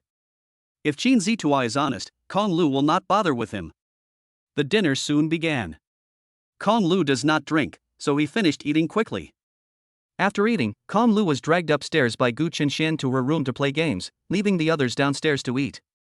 Chen Guoliang raised his glass and said to Gu Tianhan, "Come, Lao Gu, I toast you." After a glass of wine, Chen Guoliang got straight to the point and said, "I really envy you for having such a well-behaved and sensible daughter. Unlike my son, who is almost 20 and has yet to bring a daughter-in-law home, he just makes me worry every day." Ha ha. Chen Guoliang spoke so bluntly that Gu Tianhan couldn't have failed to understand. He smiled and said, "Chen is not even 20 yet, and he is at the age to enjoy his youth. Why rush him into getting married so early? You don't understand, Gu." Chen Guoliang sighed, "When the little brat gets married and starts a family, I can also hand over the company to him earlier and go enjoy my own beautiful life." What Chen Guoliang meant was that if his son married Gu Chenxi, he would immediately step back and hand over power to the young man. Gu Tianhan understood, but said, "Young man, you still need to gain more experience and temper your character." Chen Guoliang turned his head and patted his son on the shoulder, saying, "Did you remember what your uncle Gu said?" Chen Junjie immediately respectfully said, "Junjie will definitely bear your uncle Gu's teachings in mind." Chen Guoliang nodded with satisfaction and asked his son again, "There are so many wealthy young ladies here, and none of them have caught your eye?" Air. Chen Junjie immediately revealed a bashful smile, and his gaze once again fell on Gu Chenxi's body. He hesitated for a few seconds before speaking, "In fact, I have always admired Chenxi." Sigh. Gu Tianhan suddenly let out a cold breath, not because he was shocked by Chen Junjie's words, but because his daughter pinched him from behind and he let out a cold breath in pain. "You brat, why didn't you tell me earlier that you liked Uncle Gu's daughter?" Chen Guoliang followed his son's words and said, "Lao Gu, you see the relationship between our two families. How about letting these two young people take advantage of this opportunity today to set a marriage contract?" Chen Guoliang's real purpose for coming to the Gu family today was actually to matchmake his son with Gu Chenxi. As long as the two of them set a marriage contract and get married in the future, the Gu family will be the Chen family's family. Unfortunately, Chen Guoliang's plan backfired. "Chen, these two kids are still young, this marriage thing." Gu Tianhan paused for a few seconds and then said, "It's better to think about it for a long time." Chen Guoliang saw that Gu Tianhan was unwilling to continue this topic today, and he also tactfully laughed and changed the subject. In Gu Chenxuan's room, Kong Lu and Gu Chenxian had already started a fierce battle in the 5v5 competitive game. When Kong Lu was alone, he didn't play games much, just to get a high score at the beginning of the season. Most of the rest of the time, he basically spent it with his online girlfriend, Shishi. Gu Chenxuan's rank is too far below Kong Lu's, so the two of them can only play in the entertainment mode when they team up. She plays support, while Kong Lu plays the marksman. Kong Lu's crazy, cool, and awesome operation has directly made Chen Xian infatuated beyond words. She wanted to take Kong Lu as her master on the spot, but Kong Lu of course refused. Gu Chenxian saw that Kong Lu refused, so she said again, "How about this? I've been looking for a tutor recently, Kong Lu, why don't you be my math tutor?" Kong Lu refused, "I don't want to, I'm busy." Gu Chenxian saw that Kong Lu refused again, her round eyes twinkled as she said, "Kong Lu, do you want to get close to my sister? Form a good relationship with my sister?" Gu Chenxuan's words struck Kong Lu right in the heart. He really wanted to establish a good offline relationship with Gu Chenxi, so that if the two of them really met one day, it wouldn't be too abrupt, and Gu Chenxi wouldn't hate him. Gu Chenxian said, "If you want to establish a good relationship with my sister, then you can come and tutor me, and that way you'll have a reasonable chance to get in touch with my sister." Kong Lu heard this and gave Gu Chenxian a thumbs up, saying, "Awesome. So you agree? Okay. Then I'll talk to my mom tonight." "No problem, I'll play games with you again then." The two of them reached an agreement and then continued playing games. While the two were playing, they suddenly heard an argument outside the door. "Cici, this is the Ocean Tears necklace I bought you from Europa. Can't you accept my feelings? I don't want you to take it back." "Why?" "It's a token of my affection." "Chen Junjie, listen carefully. There's no way I could ever like you. Stay away from me." End of chapter. Chapter 12 Boyfriend. The two listened to the sounds of the quarrel outside, and their gossiping hearts could no longer be restrained. They stopped playing the game, turned the volume down to mute, and crouched by the door to eavesdrop. Two more people in the world who hung up on their significant others. "Cici, I have been so sincere with you, can't you tell? Why are you rejecting me?" Didn't I tell you last time that I have always only thought of you as a brother and have never had any feelings for you as a man or a woman? Feelings can be cultivated. Give up, I already have someone I like. You're lying to me, aren't you? How could you like such an ordinary man? Kong Lu listened to the two talking and asked Gu Chenxian in a low voice, is this guy Chen Junjie from a wealthy family? Well, yes. Gu Chenxian nodded and leaned into Kong Lu's ear and said, Brother Chen Junjie's family is as wealthy as ours. My father and his father have been very good friends since they were young. He and my sister have also known each other since they were young, so they are childhood sweethearts. Childhood sweethearts? Kong Lu felt a little amused after hearing Gu Chenxian's words. Gu Chenxian continued, unfortunately, the man was in love but the woman was not. Although he liked my sister, she only saw him as a brother. Kong Lu tentatively asked, was he not handsome? And why didn't your sister see him as a match for her, given their similar social status? Gu Chenxian shrugged and said, how would I know? You should ask my sister. Kong Lu immediately waved his hand and said, your sister is as cold as an ice sculpture, I dare not provoke her. Maybe my sister has someone she likes. Gu Chenxian seemed to have thought of something, and she once again leaned her face close to Kong Lu's ear and said, Brother Kong, I'll tell you a secret, but you must promise me not to tell anyone else, especially my sister. Okay, you tell me. Kong Lu nodded and leaned his head towards her. I accidentally saw my sister's phone chat screen before. It seems like she is in an online relationship, ha ha. Gu Chenxian said this and actually couldn't hold back her laughter. Kong Lu, who was the object of her sister's online relationship, felt a bit embarrassed, but in order not to let Gu Chenxian see through, he had to cover his mouth and fake laugh. I once even caught a glimpse of the chat between her and her online love interest, and it was so mushy, with cute emoticons and the term baby all over the screen. Ugh, haha. Kong Lu listened to Gu Chenxian's words, feeling only sweaty and embarrassed, to the point where he was almost picking his toes out of the 3-room, 1-living-room apartment. The level of embarrassment was no less than someone suddenly shouting out your non-mainstream QQ nickname from years ago on the street, or the kind that even pronounces the special symbols and dots. And also, let me tell you. Gu Chenxian wanted to say something else, but the door to the room was suddenly opened by Gu Chenxi outside, and the two of them crouching at the door talking in whispers was a panoramic view for the two people outside the door. Gu Chenxi frowned, looked at her sister first, then at Kong Lu, whose face did not look good, and couldn't help but ask, what are you two doing crouched at the door? Gu Chenxian's little head twirled, and she immediately thought of an excuse. She held up her phone and said, we suddenly discovered that the internet speed at the door is pretty good. Yes. Kong Lu also nodded with a bitter smile. Gu Chenxi said with a dark face, stand up. Swish. The two quickly stood up, standing straight, straighter than they had ever stood in military training at school. Let me introduce you. Gu Chenxi took a step forward and stood next to Kong Lu. The next second, to the shocked gaze of the three, she took Kong Lu's wrist and said, this is the man I like, his name is Kong Lu.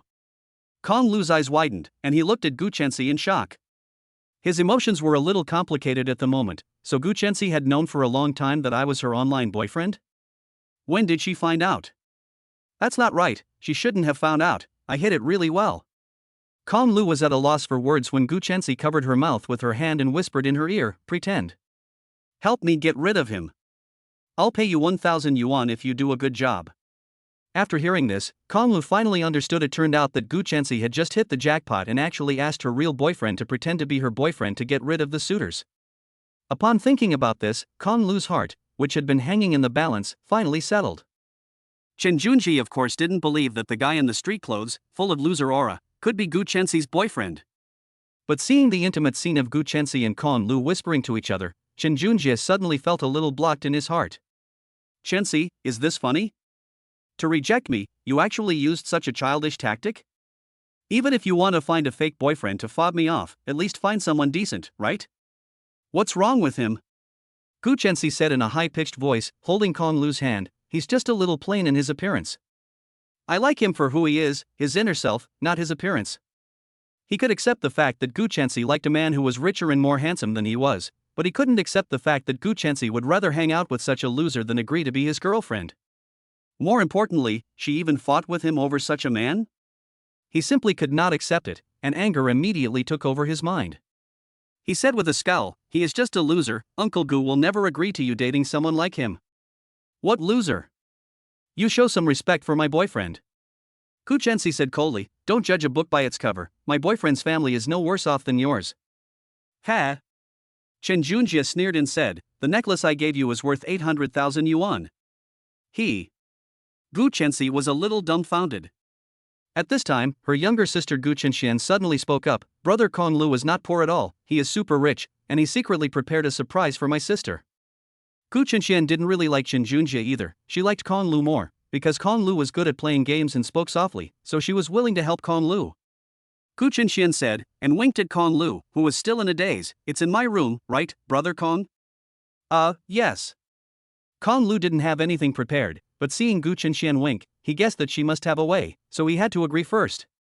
Chen Junjie sneered, his gaze gloomy as he looked at Kong Lu and said, I wonder what treasure it is, let me see it. End of chapter. Chapter 13 Fake Watch. Wait a minute. Chen Junjie said as he was about to walk into the room, but was stopped by Gu Chensi, brother Junjie, it's not convenient for you to enter my room right now. You can wait at the door. Chen Junjie froze for a moment, and then said to Gu Chenxian, Xiaoxian, you never used to restrict your brother from entering your room. Gu Chenxian explained far-fetched, children grow up, and they always need a little privacy. After Gu Chenxian finished speaking, she took Kong Lu and her sister and walked into the house, then closed the door behind her, leaving Chen Junjie standing alone in the corridor, blowing in the cold wind. Looking at the closed door, Chen Junjie was extremely depressed at the moment he was the only outsider. After entering the house, Kong Lu spoke first, just so you know, I don't have any gifts that are more expensive than his 800,000 yuan necklace. Although there is no chandelier in Kong Lu's house that costs more than 800,000 yuan at the moment, he really couldn't come up with a decent gift. He couldn't possibly give Gu Chensi the exercise books in his somewhat worn backpack and tell her that knowledge is priceless, could he? Of course I know you don't. Gu Chenxian said, walked over to her desk, and took out a gift box. Luckily, I've got a present for my sister, and I was going to surprise her, but now it seems there's no chance. Wow, Xian, thank you. Gu Chensi was slightly taken aback, looked at the box her sister brought over, and said in surprise, what present have you got for me? Strange, why is it so light? Gu Chenxian crossed her arms and said proudly, you'll know if you open it. Gu Chensi immediately opened the gift box, but it was empty. Gu Chensi looked up at her sister in puzzlement and asked, you just gave me a box? Ah. Gu Chensi immediately put her head in her hands in distress as she looked at the empty box. I remember preparing the gift box, but I left the bag I had ordered in the shop. Gu Chensi pursed her lips and said with some helplessness, okay, I know the surprise you prepared for me is a bag, but the bag is still in the store and I haven't picked it up yet. Just stop scolding me. Gu Chenxian said with a sad face, I just forgot. So Kong Lu interrupted the conversation between the two sisters and said, now what are we going to do about the guy at the door? Kong Lu had entered the room when the guy was already on the verge of losing his temper. He had been outside for half a day getting the cold shoulder, and his emotions were probably already on the verge of exploding.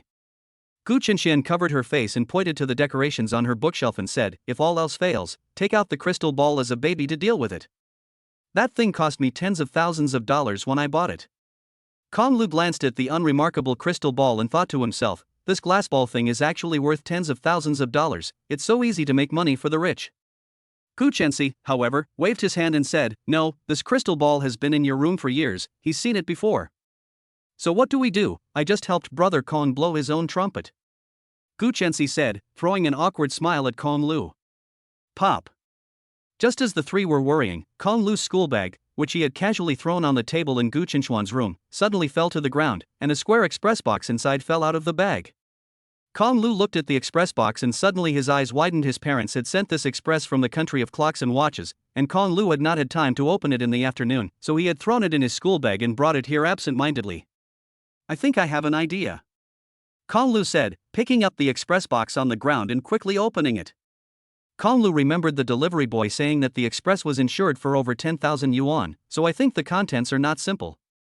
Opening the box, there were several layers of padding wrapped inside and outside, and after tearing off all the padding, there was a dark gold gift box inside.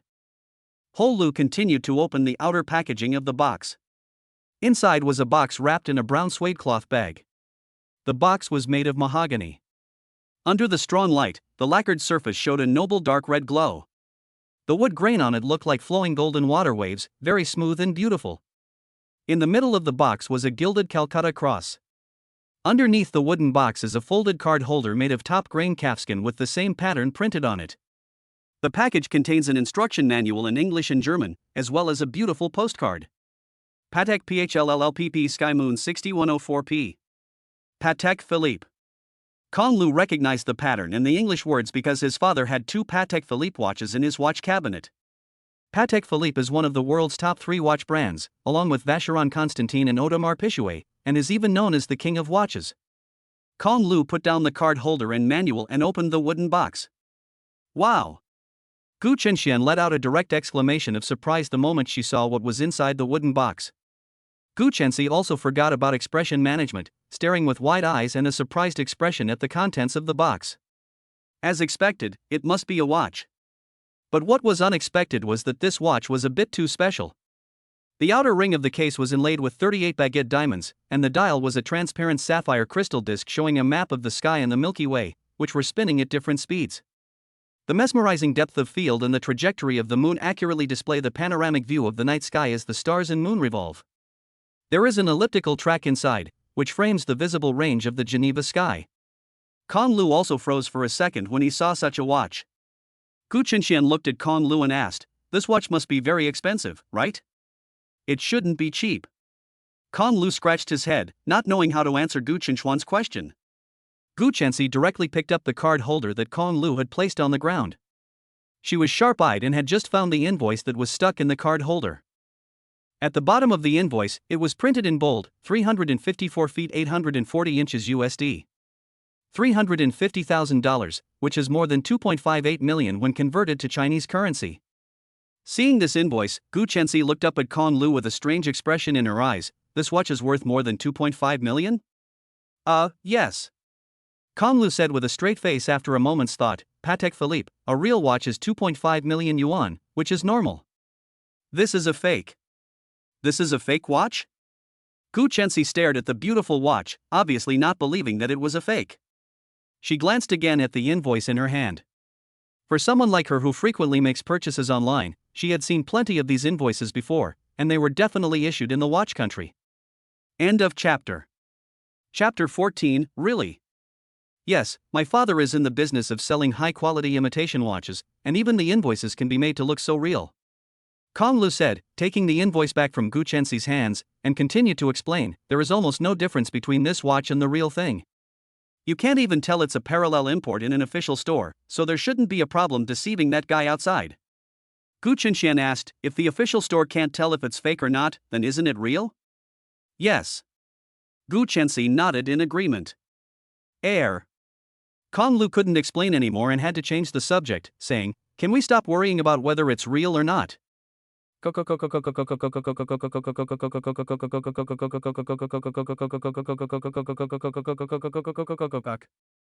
Junjie, who was standing outside, was getting a little impatient and knocked on the door, saying loudly, "You've been in there for half a day. If you can't come up with anything, don't force it." Admitting that this guy is a loser is not that difficult. Swish. Gu Chenxian's door opened again and the 3 of them walked out of the room. Gu Chenxian said, "I'll say this again, show some respect for my boyfriend." Seeing Gu Chenxi defend herself like this, Kong Lu's heart warmed, and for a moment, he became a little dazed. For a moment, he really felt that Gu Chenxi was his girlfriend, and the 2 of them seemed to have known each other for a long time. Sigh. His fantasy immediately disappeared the moment Gu Chenxi pinched his arm with her hand. Kong Lu did as he had just previewed in the room. He raised Gu Chenxi's hand and pointed at the dreamy watch on her wrist and said, "Look carefully, this is the watch I gave my girlfriend. It's worth more than 2.5 million yuan, enough to buy 3 of your necklaces." After Kong Lu finished speaking, he glanced at Gu Chenxi, who gave him a satisfied look in return. "Ha ha ha, kid, do you think I'm stupid?" Chen Junjie looked at the watch and laughed. He pointed at Kong Lu and said, "Don't think I don't know. This is a Patek Philippe Starry Sky watch. You poor loser, even if you really could come up with 2.5 million, you wouldn't be able to buy it in stock in China. If this watch is real, I'll kneel down and kowtow to you right now." Kong Lu's face did not show the slightest sign of panic. He calmly waved his hand and said, "No need to bow, but you have to promise me that you will not harass Shishi again in the future." Upon hearing the word Shishi, Gu Chenxi turned his head and looked at Kong Lu for no reason. A flash of brilliance passed through his eyes, and he didn't know what was going on in his heart. Okay, kid, I see that you won't learn unless you hit rock bottom. Chen Junjie took out his phone and said, I happen to know the store manager of the Patek Philippe store in Zhanghai. You'll know if your watch is real or fake just by asking. Seeing that Chen Junjie was determined to find out the truth, Gu Chenxi pinched Kong Lu's arm a little nervously, and Gu Chenxian also tugged Kong Lu's sleeve from behind. Looking at the nervous expressions of the two sisters, Kong Lu just smiled and said, You'd better have the contact information of the store manager of Watch Kingdom, because I bought this watch overseas. Ha! Chen Junjie snorted, what a big joke, you actually dare to buy a 2 million watch overseas. Kong Lu shrugged and said nonchalantly, You're rich and arrogant, so there's nothing I can do about it. You. Chen Junjie's forehead veins slightly bulged, and he said with gritted teeth, Kid, if this watch is not real, don't blame me for being rude to you. Kong Lu continued to provoke Chen Junjie with his words, You can do whatever you want with him if you can find out that he is fake.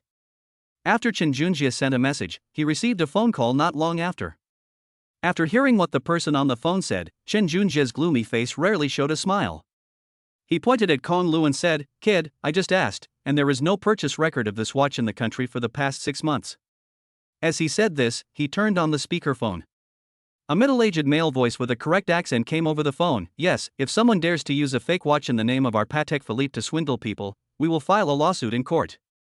Kong Lu said defiantly into the phone, Don't just check domestic purchase records, didn't I tell you that I bought the watch overseas through a purchasing agent?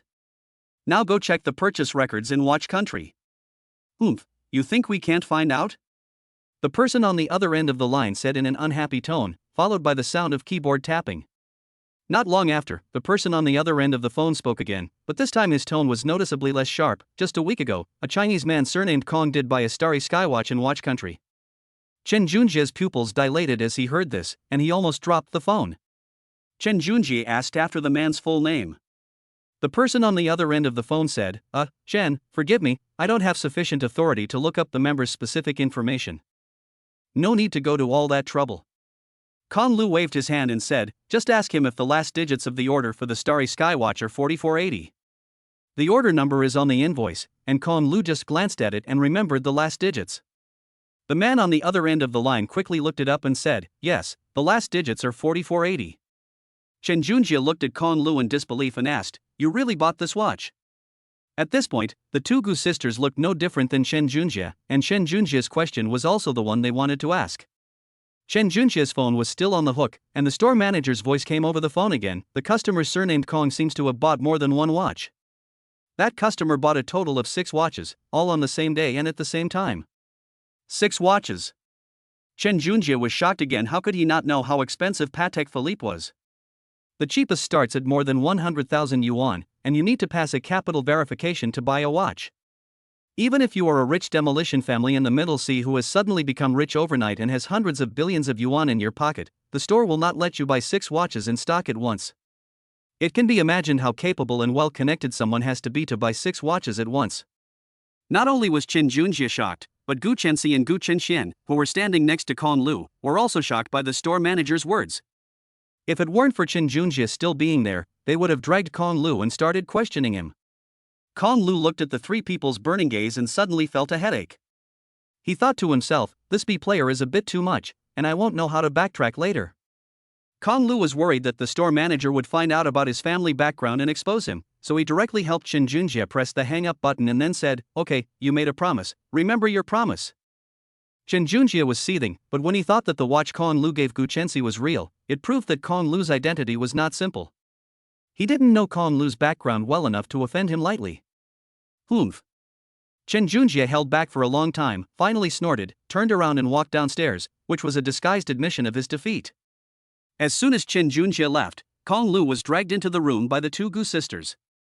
Gu Chenxi took off her watch and waved it in Kong Lu's face, saying, Explain.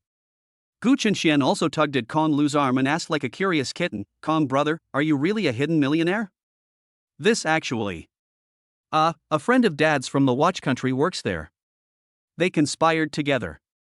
He made fake invoices, and then my dad made fake watches. Kong Lu mumbled an explanation that was so full of holes that he could hardly get himself to believe it. Fortunately, at that moment the phone rang, and Kong Lu immediately used the excuse of answering the phone to run out of the room. Hello. Mr. Kong, there is an international express delivery for you here. The recipient needs to be present in person with identification to confirm receipt. When are you available tomorrow so that we can arrange delivery? Another international express delivery? Kong Lu let out a bitter smile after he finished listening to the phone. End of chapter. Chapter 15, No Defaulting on Debts. While the two adults were still chatting animatedly, no one knew what had just happened on the second floor. Kong Lu didn't want to continue staying at Gu Chenxi's house, so he decided to leave first. But before leaving, he still had to say hello to Gu Chenxi's mother, Lu Yun. After all, she had invited him, and it would be rude of him to leave without saying goodbye. Lu Yun knew that Kong Lu would have no fun staying at a banquet with people he didn't know, so she didn't force him to stay. She was just worried that Kong Lu hadn't eaten enough, so before Kong Lu left, she asked the kitchen to make him some more food to take away. Kong Lu looked at the large bag of fresh food packed in a takeaway box and finally understood the literal meaning of you can't eat what you can't finish. Kong Lu couldn't refuse Gu Mu's kindness, and with 3 big kids in the bedroom who were crying for food, Kong Lu had no choice but to reluctantly accept the bag of food. Gu Chenxi saw Kong Lu leaving and unexpectedly offered to walk him to school this time. Kong Lu was a little puzzled, wondering why the young lady was suddenly being so nice to him. As a result, as soon as they stepped outside the door, Gu Chenxi said, "Don't get me wrong, I don't want to walk you to school at all. I just don't want to be harassed by Chen Junjie again, so I'm making an excuse to leave." Okay. Kong Lu wasn't particularly surprised by Gu Chenxi's cold attitude. Indeed, if she suddenly became warm and welcoming, Kong Lu would have been surprised. "Here you go." Gu Chenxi handed Kong Lu back the fake watch, which had been put back in the gift box, saying, "This is your stuff, and you actually forgot to take it from my sister's room." Kong Lu said lightly, "It's fine, you can have it. It's fake anyway, so it's worthless." In fact, he deliberately threw the watch in Gu Chenxuan's room without taking it, so that the two of them would feel that they didn't care about this thing at all, which would highlight the fact that it really was a fake watch. "You knew it was fake, and you still had the nerve to give it to me as a gift?" Gu Chenxi shrugged her shoulders and shoved the gift bag into Kong Lu's hands. Kong Lu held the bag, took a look, and then said something meaningful. "In fact, there is no difference between it and a real watch. Even if it were real, I wouldn't want it."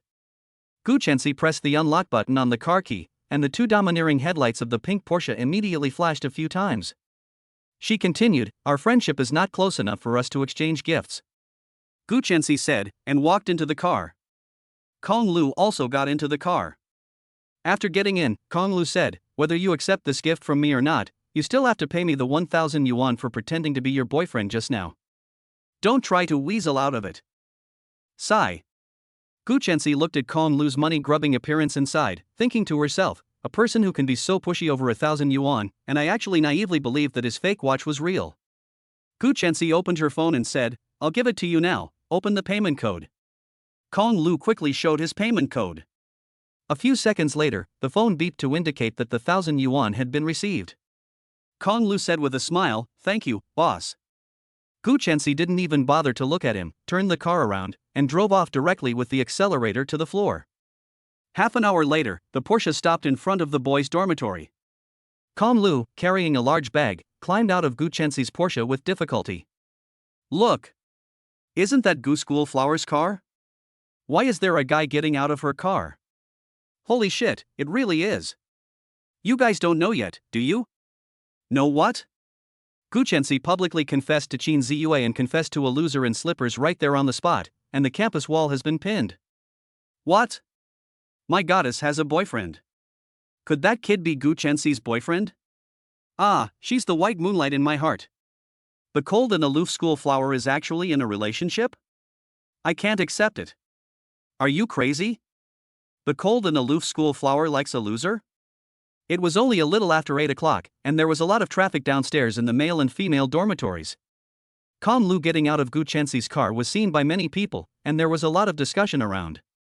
Kong Lu didn't care about any of this, and beamed at Gu Chenxi and said, "Thank you, beautiful." Gu Chenxi didn't even want to say another word to Kong Lu, and with a kick on the gas, drove directly to the parking lot by the girls' dormitory. Kong Lu looked at Gu Chenxi's dashing appearance, and Kong Lu even wanted to get a driver's license. If he got a license, he could drive the cows and horses in his garage out for a spin. However, Kong Lu forgot this idea as soon as he turned his head. "Godfather. You'd better go out and date Gu Chenxi every day." "Father. Can I have that abalone? I've never eaten such a big abalone before." Good dad. Can I try those lobster claws? I've never seen lobster claws this big before. Kong Lu became the undisputed king of the dormitory the moment he walked in carrying a big bag of food. Everyone was listening to him, and no one could shake his position in the dormitory tonight. Ding dong. Kong Lu was enjoying being a father when his phone suddenly beeped. He opens it and sees it's from Gu Chenxi, who has used her account to invite him to play a game. Kong Lu has nothing to do at the moment, so he agrees to play with her for a while. After logging in, Kong Lu discovers that a new skin is available today, and it's Gu Chenxi's favorite support character's skin. So without saying a word, he gives her the skin, but then again, is it considered a case of borrowing flowers to offer to the Buddha if he uses the money she sent him tonight to buy a skin in the game and give it to her? Gu Chenxi was in a good mood tonight after she had driven away a pesky suitor, and her mood was even better when she saw the gift from her boyfriend. In her joy, she gave her boyfriend several more skins that cost more than 100 renminbi each. Good guy. Kong Lu looked at the pile of skins in his mailbox and said to himself, looks like the little rich girl is in a good mood today. After playing a few games, the two went offline to chat. Gu Chenxi messaged Kong Lu, baby, I'm lying in bed right now. Kong Lu replied, getting ready for bed? Gu Chenxi, yep, I'm going to chat with you for a bit before I go to sleep. Kitten sticker. Gu Chenxi, baby, I've had a really eventful day. Let me tell you. Gu Chenxi and Kong Lu talked about all the messy, trivial things that had happened to her throughout the day. She had already told Kong Lu about the morning's confession and the fight, so she gave a general recap tonight, and then there was the banquet tonight, with Chen Junjie being difficult and Kong Lu saving the day. Kong Lu looked at the message she sent and imagined Gu Chenxi lying next to him, hugging a cute doll, gently telling him these trivial daily matters in a mumbling tone of voice. That feeling seemed pretty good too. Before hanging up the phone, Gu Chenxi also said, baby, let me tell you, my mom plans to let that perverted male classmate be my sister's tutor. Although I have changed my opinion of that perverted male classmate. She fell asleep while talking. End of chapter.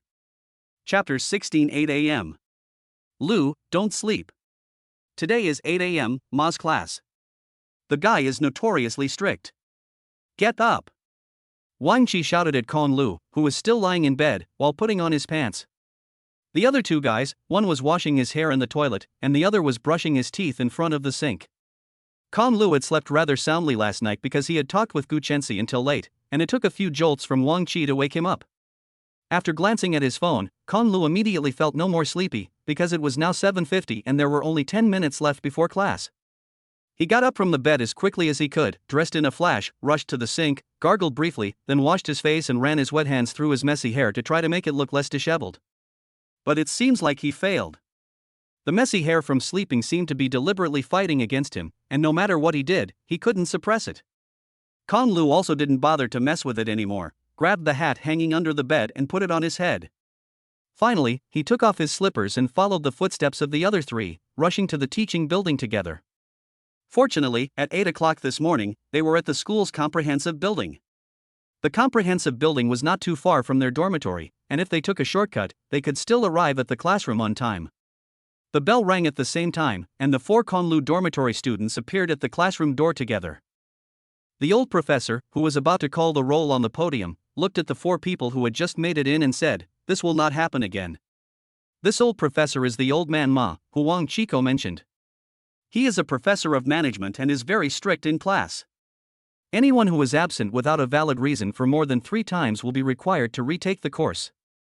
So almost no one dares to miss his class, and because he lectures very well, there are often students coming to sit in, and the seats are always full. No, there are no empty seats in the classroom anymore, and some people even sit on the steps to listen to the lecture. Kong Lu and the other 3 came the latest, so naturally they couldn't escape the fate of sitting on the steps and listening to the 2 lectures. Kong Lu. The 4 of them were walking towards the empty steps when suddenly someone called Kong Lu's name. Kong Lu turned around and a beautiful girl with big waves was waving at him. The girl was called Xinxia, and she was Gu Chenxi's best friend and roommate. At this time, Xinxia was pointing at the empty seat next to Gu Chenxi and gesturing towards Kong Lu. Kong Lu slightly widened his eyes and looked at Gu Chenxi next to her. Gu Chenxi was playing with her phone with her head down, not even raising her head. Because of Gu Chenxi's cold personality and powerful aura, apart from Xinxia and her other 2 roommates, she didn't have many friends in the class. Usually no one dared to sit next to her, and the seats around her were often empty. Even if so many people couldn't grab a seat in the class, some people would rather sit on the steps than sit next to Gu Chensi. While others were afraid to do so, Kong Lu didn't care. Besides, she had been personally invited, so it would be rude not to sit over. Kong Lu turned around and walked towards the empty seat next to Gu Chensi, and then naturally sat down. The other three roommates saw that Kong Lu had actually abandoned the three of them and sat next to the school flower, and very tacitly at the same time gave him the middle finger, cursing him secretly, "Traitor." Kong Lu tilted his head and gave the three of them a smile, as if to say, "You three have been through thick and thin together, I'm leaving first alone." Then he turned his head again and looked at Gu Chensi next to him. Gu Chensi was texting on her phone and didn't even look at him. Kong Lu knew what she was texting because it was addressed to him. "Cece, baby, I'm so sleepy, I want to go to bed." Kong Lu's move to sit next to Gu Chensi also attracted the attention of the others in the classroom. "Hey, look, someone has actually sat next to Gu Chensi. Isn't that Kong Lu? I've heard for a long time that Kong Lu and Gu Chensi are in a relationship, but I didn't think it was true." "No, my Gu school beauty. Sister, your handsome Kong has a girlfriend, and she's the school beauty, so it looks like you don't stand a chance." The students in the classroom all started talking about Kong Lu and Gu Chensi sitting together. Xia also leaned over and started chatting with Kong Lu across from Gu Chensi. "Hey, is it true that you and our Xiaoxi are in a relationship?" Xinxia's personality is the complete opposite of Gu Chensi's. Xinxia is warm and generous and gets along with everyone, and she is very popular in class. She is also beautiful, and her big, wavy hair adds to her air of elegance. She is also one of the top beauties in the business school. Xiaoxia. Before Kong Lu could say anything, Gu Chensi turned her head and glared at her best friend, saying, "Don't talk nonsense, that's all just rumors." Xinxia was obviously a little unconvinced, and she said with a smack of her lips, "Rumors? Then why did you just tell me to ask Kong Lu to sit here? You just couldn't bear to see him sitting on the floor, could you?" Gu Chensi pinched Xinxia's waist and said, "If you talk nonsense again, I'll rip your mouth off." The two of them spoke in a low voice, but Kong Lu also heard most of it and knew that it turned out to be Gu Chensi who told Xinxia to call him over. Gu Chensi played around with her best friend for a while, then turned her head and her face became cold again. She said to Kong Lu, "Don't get the wrong idea, I only let you sit over here because you helped me yesterday, I'm not interested in you, and I already have a boyfriend." "Okay." Kong Lu nodded and smiled, saying, "Actually, I'm not interested in you either, because I also have a girlfriend." "That's good." Gu Chensi turned her head directly. Seeing Kong Lu casually mentioning that he had a girlfriend, Xinxia of course didn't believe it, and she thought that Kong Lu was only saying that so that he wouldn't be outshone by Gu Chensi. Xinxia, as Gu Chensi's best friend, knew that her best friend, an actress with a pretty face, wanted a sweet relationship, but none of the suitors at school were good enough for Gu Chensi. Xinxia watched her indulge in online dating in the dormitory every day, fearing that she would be cheated of her money and her love, and she was also worried. Now that she has finally met a guy she can talk to, she even asked him to sit next to her. It's obvious that there is something between them. Plus, the guy is not bad looking, he is considered a handsome guy in the dormitory, and most importantly, he helped Gu Chensi pass the character test yesterday. Of course, Xinxia would not let the two's marriage end there. So Xinxia ignored Gu Chensi, who was sitting in the middle, and continued to say to Kong Lu, "Don't be discouraged, you still have a chance. She doesn't even have a boyfriend. She just met a gaming partner online, and at most it's just an online relationship. Xiaoxia, are you trying to get yourself killed?" Hearing her best friend expose her secrets in front of other people again, Gu Chensi couldn't sit still and started to fight with her again. Kong Lu looked at Xinxia and shook his head with a wry smile. He actually didn't quite understand why Xinxia wanted to help him, as it seemed that they had no connection. "Quiet. Class is starting now." After calling roll, Professor Ma gave a stern shout, and the originally noisy classroom immediately became silent. Everyone opened. Professor Ma's class was different from the others. He never used multimedia to read boring content from a PowerPoint on the computer. He had everything he needed to teach memorized, and his lively and interesting classes were very popular with the students. The students around him all flipped to the assigned chapter as the professor instructed, except for Kong Lu, whose desk was completely empty.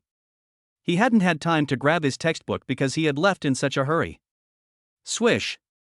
Seemingly aware of Kong Lu's predicament, Gu Chensi took the initiative to place her textbook in front of Kong Lu. Without saying a word, she gave Kong Lu her book, and she and Xinxia shared one book. "Thank you." Kong Lu whispered a soft thank you to Gu Chensi in a voice only the two of them could hear.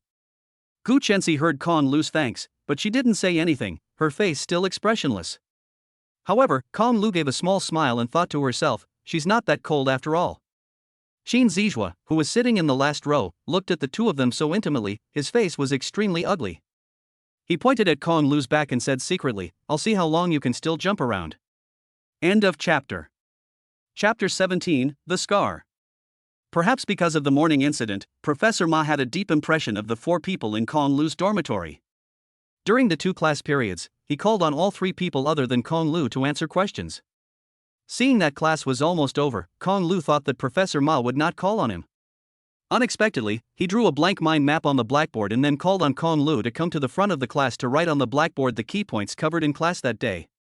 Although he was prepared to be called up by the professor to answer questions, he didn't expect that the topic he had given to his 3 roommates was particularly simple, but when it came to him, he had to go up and write things on the board. However, as a top student, Kong Lu remembered all the key points the professor had talked about during class, and writing a mind map was not a difficult task. He calmly walked up to the podium, filled in all the blank parts of the mind map, and then glanced at Professor Ma. Not bad, he had listened carefully. Professor Ma looked at the mind map on the blackboard, nodded with great satisfaction, and asked, What's your name? Kong Lu. Professor Ma pushed his glasses up his nose and carefully looked for Kong Lu's name in the attendance book, then wrote +2 after his name. Getting credits in Professor Ma's class was real credit, which was directly added to the overall course evaluation. Just now, his other 3 roommates were also called up to answer questions, but they stuttered when answering, and he was the only one who got these precious 2 credits. Wang Qi, Du Hongyuan, and Shen Jirue all looked at this situation with envious glances, and once again raised their middle fingers and cursed again, traitor. Professor Ma waved his hand and said, That's enough, go on, next time come earlier. Okay. Kong Lu rolled up his sleeves, patted the chalk dust off his hands, and sat back down in his seat. When he heard Professor Ma praise Kong Lu, Gu Chenxi looked up at him for a rare moment, and Kong Lu was already sitting in his seat. Gu Chenxi's gaze fell on the left wrist of Kong Lu, where there was a thumb-sized concave scar. The scar had been repaired very well and was basically invisible, but because a piece of flesh was missing from the concave area, if you looked closely, you could still see it. The moment he saw the scar, Gu Chenxi actually shuddered. Gu Chenxi asked coldly, What happened to this scar? Kong Lu generously showed the scar to Gu Chenxi, saying, I was playing around as a child. After saying that, he let his rolled up sleeve drop, and the scar was hidden again. Oh. Gu Chenxi absent-mindedly responded, thoughtfully thinking about something. Before long, the bell rang for recess. Kong Lu's class had only had 2 classes with Professor Ma that day. After class, Gu Chenxi, as the head of the Culture and Entertainment Department of the Business College Student Union, had to accompany Shen Xia, the vice president of the Business College Student Union, to rehearse for the orientation party on Friday night. In fact, Gu Chenxi didn't want to join the student union, but she couldn't stand her best friend Shen Xia nagging her in her ear, so she agreed after she got annoyed.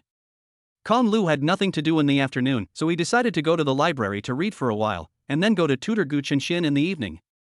When she was going downstairs, Gu Chenxi called out to Kong Lu in the crowd, asking him not to forget their tutoring appointment that night. Gu Chenxi's shout attracted the attention of all the students in the hallway, and they all looked at her and Kong Lu. The rumor that the two were dating had been rampant at school, and Gu Chenxi always interacted with him in public. Now it was hard not to be misunderstood. Kong Lu smiled helplessly and gave an OK sign with his hands. The 3 roommates held Kong Lu back and questioned him. Du Hongyuan, no, are you two really dating? Wang Qi, you better come clean, kid. Shen Jirue, that's right, you sat together in class today.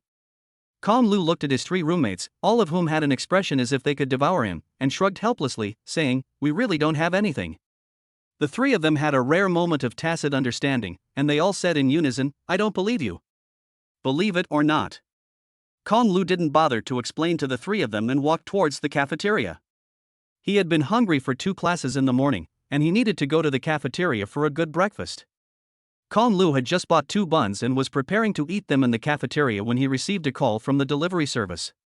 He had no choice but to carry the buns back to the dormitory and eat them there. He could have eaten them while walking, but that wouldn't have been very elegant, so he gave up on that idea. At the door of the delivery station was the same delivery boy as yesterday. After completing the signing procedures, he respectfully handed Kong Lu a square delivery box.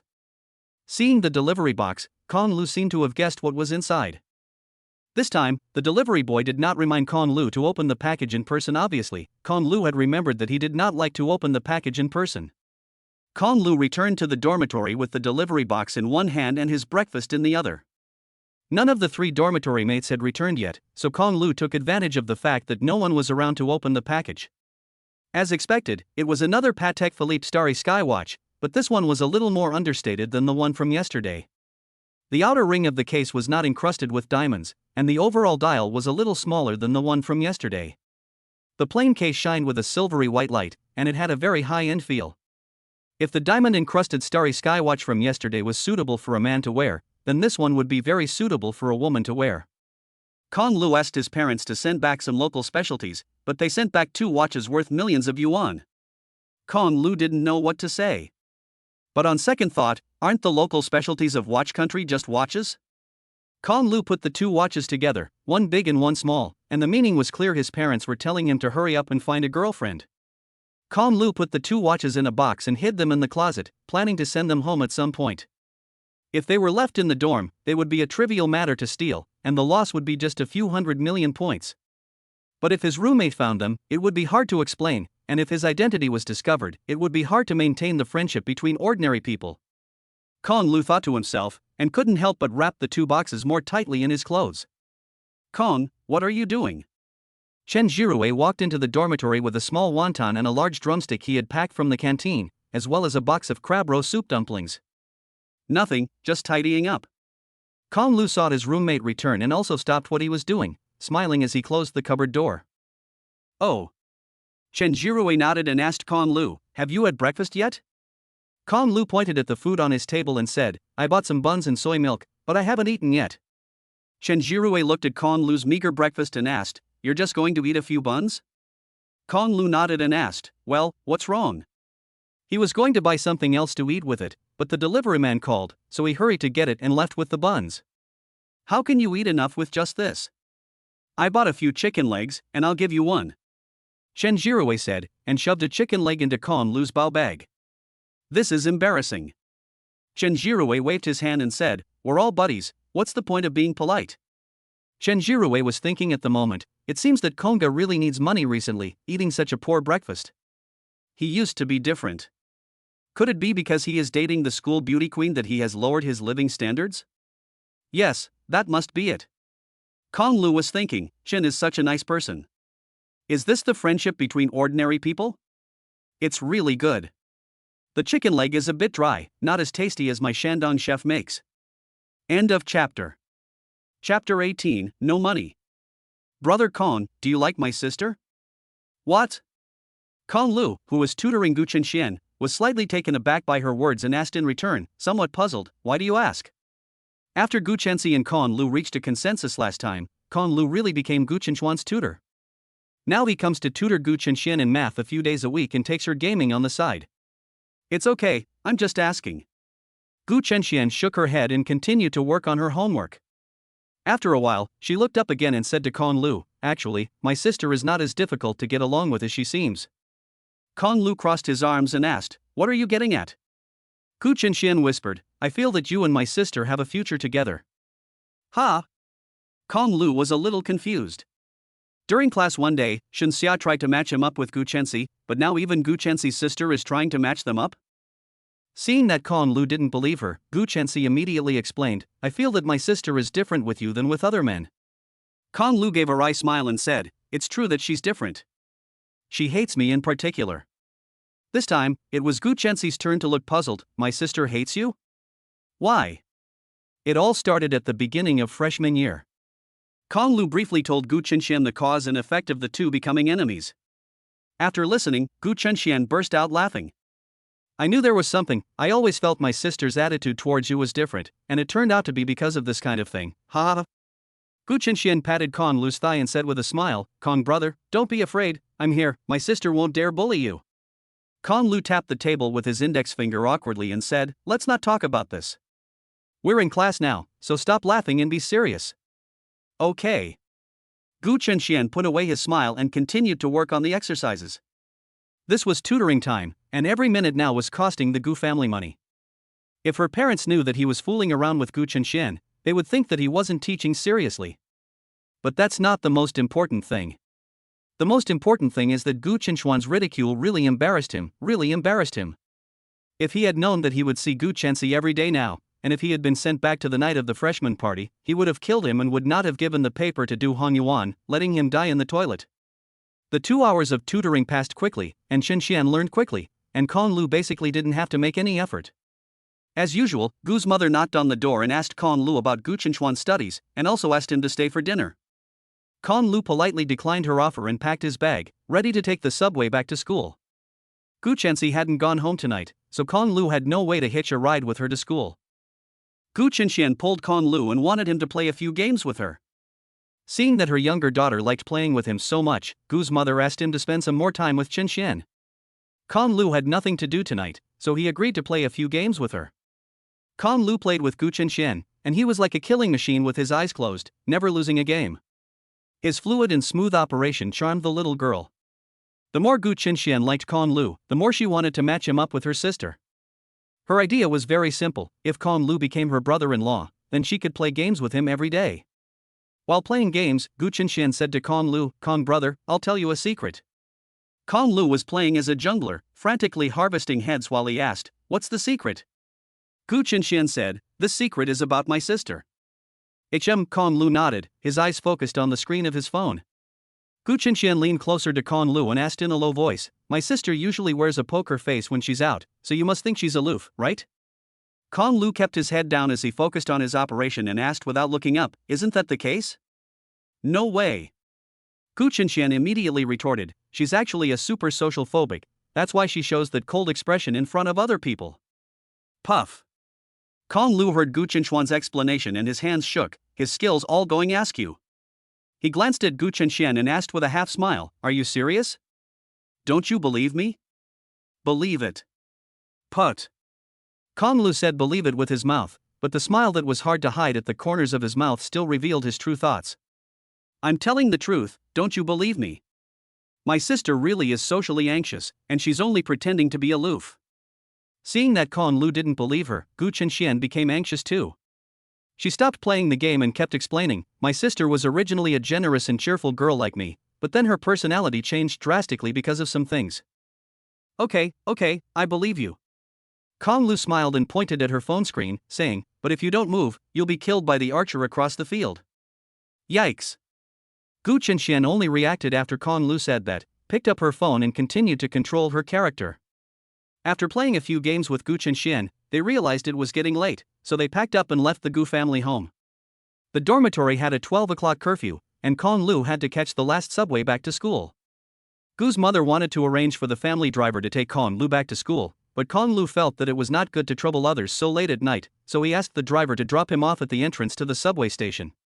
It was still early when he returned to school at 10:30 p.m. In the dormitory group, Du Hongyuan sent a message asking Con Lu to help him buy a bottle of Coke at the school supermarket. Con Lu didn't want to agree at first, but in the face of Du Hongyuan's repeated pleas, Con Lu ultimately lost his mind. There were not many people in the school supermarket at this time of day, and it was much more convenient to buy things than during the day. The spending power of the freshman army guys was terrifying. During the day, they basically monopolized the canteen and supermarket, and it was impossible to squeeze in. There was a long queue even to pay the bill. "Little girl, if you don't have any money with you, you can go back and get it now. We don't close until 11:30, so you'll still have time." Con Lu, who had picked up some drinks and was about to pay, suddenly saw a familiar figure in front of the cash register. Gu Chenxi. She was blushing as she fumbled in her pocket, and from what the cashier said, she didn't have any money with her. End of chapter. Chapter 19. Don't be afraid, I'm here. Con Lu walked over, placed the drinks on the checkout counter, and said to the cashier, "How much is it?" "I'll pay for her."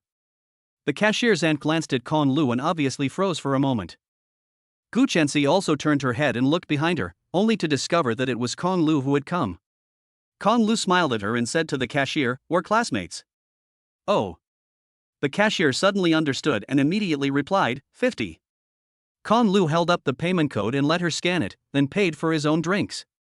When he picked up his bag, he realized that Gu Chenxi had already left. He had paid for her groceries and she hadn't even said thank you. What a rude guy.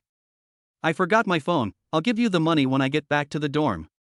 Kong Lu had just walked out of the supermarket when he heard Gu Chenxi's voice. He turned around and saw her. Her face, which had turned red from embarrassment, had gradually calmed down. She was holding a black bag in her hand and was standing in the supermarket entrance waiting for him. She hadn't left after all. Kong Lu smiled and waved his hand, saying, "You don't need to pay me back." Kong Lu said, handing her a drink that he had just taken out of the refrigerator. "Do you want some?" "No."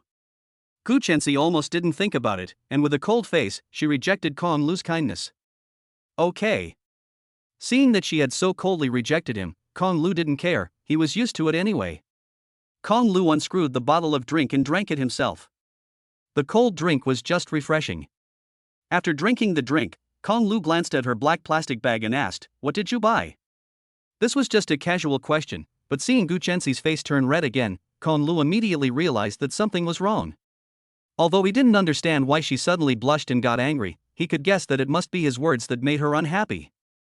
Gu Chenxi quickly shoved the black plastic bag directly into her pocket, lowered her head, her little face flushed, and her speech stuttered, "Thank you today."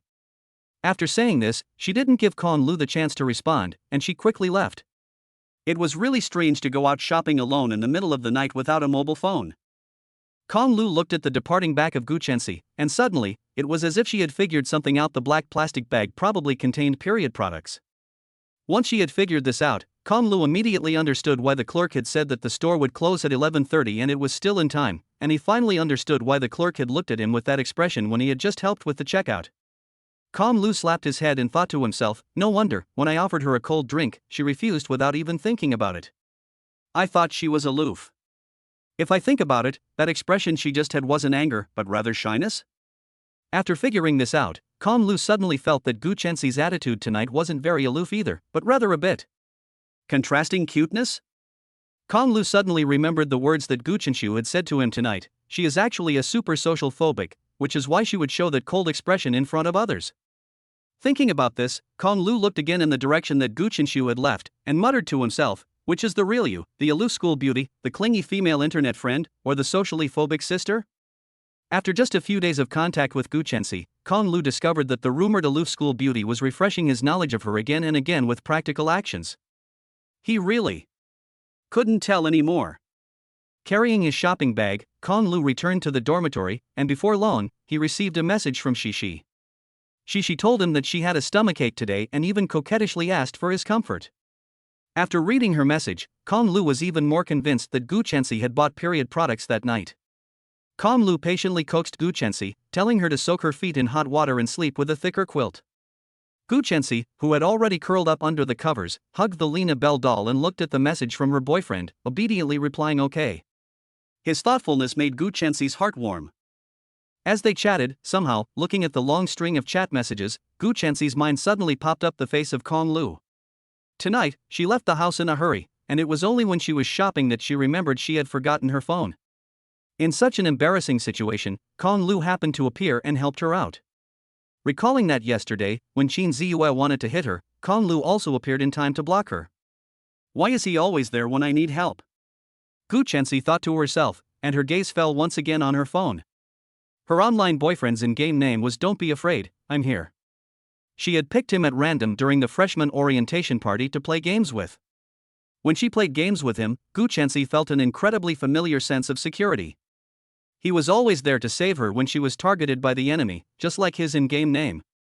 So Gu Chenxi became attached to this gaming big shot. Later, as they chatted, Gu Chenxi noticed that this online friend always gave her a sense of familiarity that she only remembered from her memories. By a strange twist of fate, Gu Chenxi actually confessed to him. He agreed, and the two began an online relationship that lasted a year. In fact, most of the time, it was Gu Chenxi who took the initiative to chat with this online boyfriend.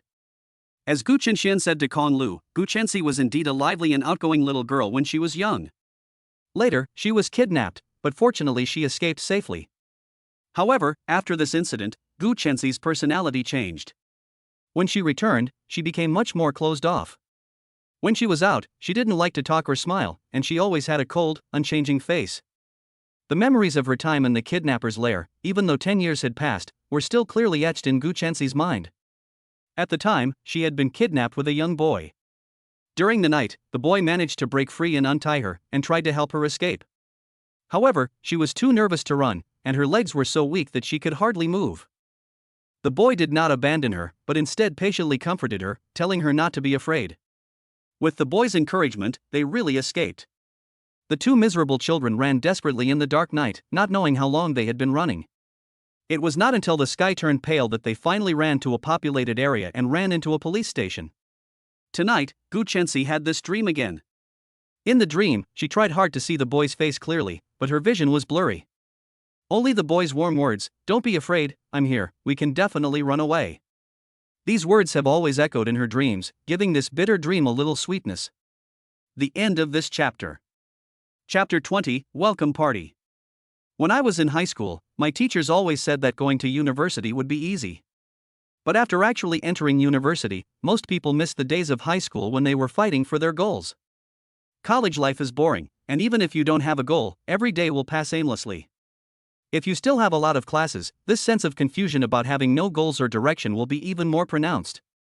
Kong Lu spent the whole day in the study room. When he returned to the dormitory, he saw that Wang Qi and Du Hongyuan had been lying in the dormitory all day without getting out of bed. Kong Lu vaguely remembered that before he left in the morning, these two guys had maintained their current sleeping positions without changing. If it wasn't for the occasional snoring sound, Kong Lu would have suspected that the two guys were dead in bed. Chen Jirui wasn't lying in bed, but he wasn't doing much better either. He was playing computer games under the bed. He had clearly said 2 days ago that he wanted to learn from himself, but after 2 days of studying for the CET at the library, he couldn't take it anymore and had given up on himself again. Looking at the three guys in the dormitory, Kong Lu shook his head with a wry smile. Ding dong ding dong. Du Hongyuan's mobile phone alarm suddenly went off, and Wang Qi and Du Hongyuan, who were sleeping, also sat up suddenly. Oh, they jumped up in surprise. Kong Lu looked at the two men who suddenly sat up and asked, "You two set an alarm for the night, are you going to be thieves?" Wang Qi stretched, looked down at Kong Lu standing in the aisle, and said, "Lao Lu, you're back. Perfect, the whole dorm is here." Du Hongyuan, wearing only his underwear, climbed out of bed and said, "Get ready, we should go out." Go out? Go out where? Kong Lu looked at Du Hongyuan and asked, somewhat puzzled, "Going out for dinner again tonight? What the hell is a dinner?" Du Hongyuan was clearly wearing just one pair of underpants, but he could still put on a face of righteousness. He patted Kong Lu on the shoulder and said, "We're going to do something big." Ah? Kong Lu was even more confused by what he said. What big thing? Du Hongyuan scolded, "Look at you, you've really been dumbed down by studying. I'm really worried that you'll die in the library someday." Chen Jirui, who was standing nearby, turned to Kong Lu immediately after the game was over and said, "Kong, tonight is the welcome party for freshmen at our business school, don't you know?" After hearing Chen Jirui's explanation, Kong Lu was even more confused. Isn't the welcome party for freshmen? What does it have to do with us? Lu, you don't know what it's like to be hungry.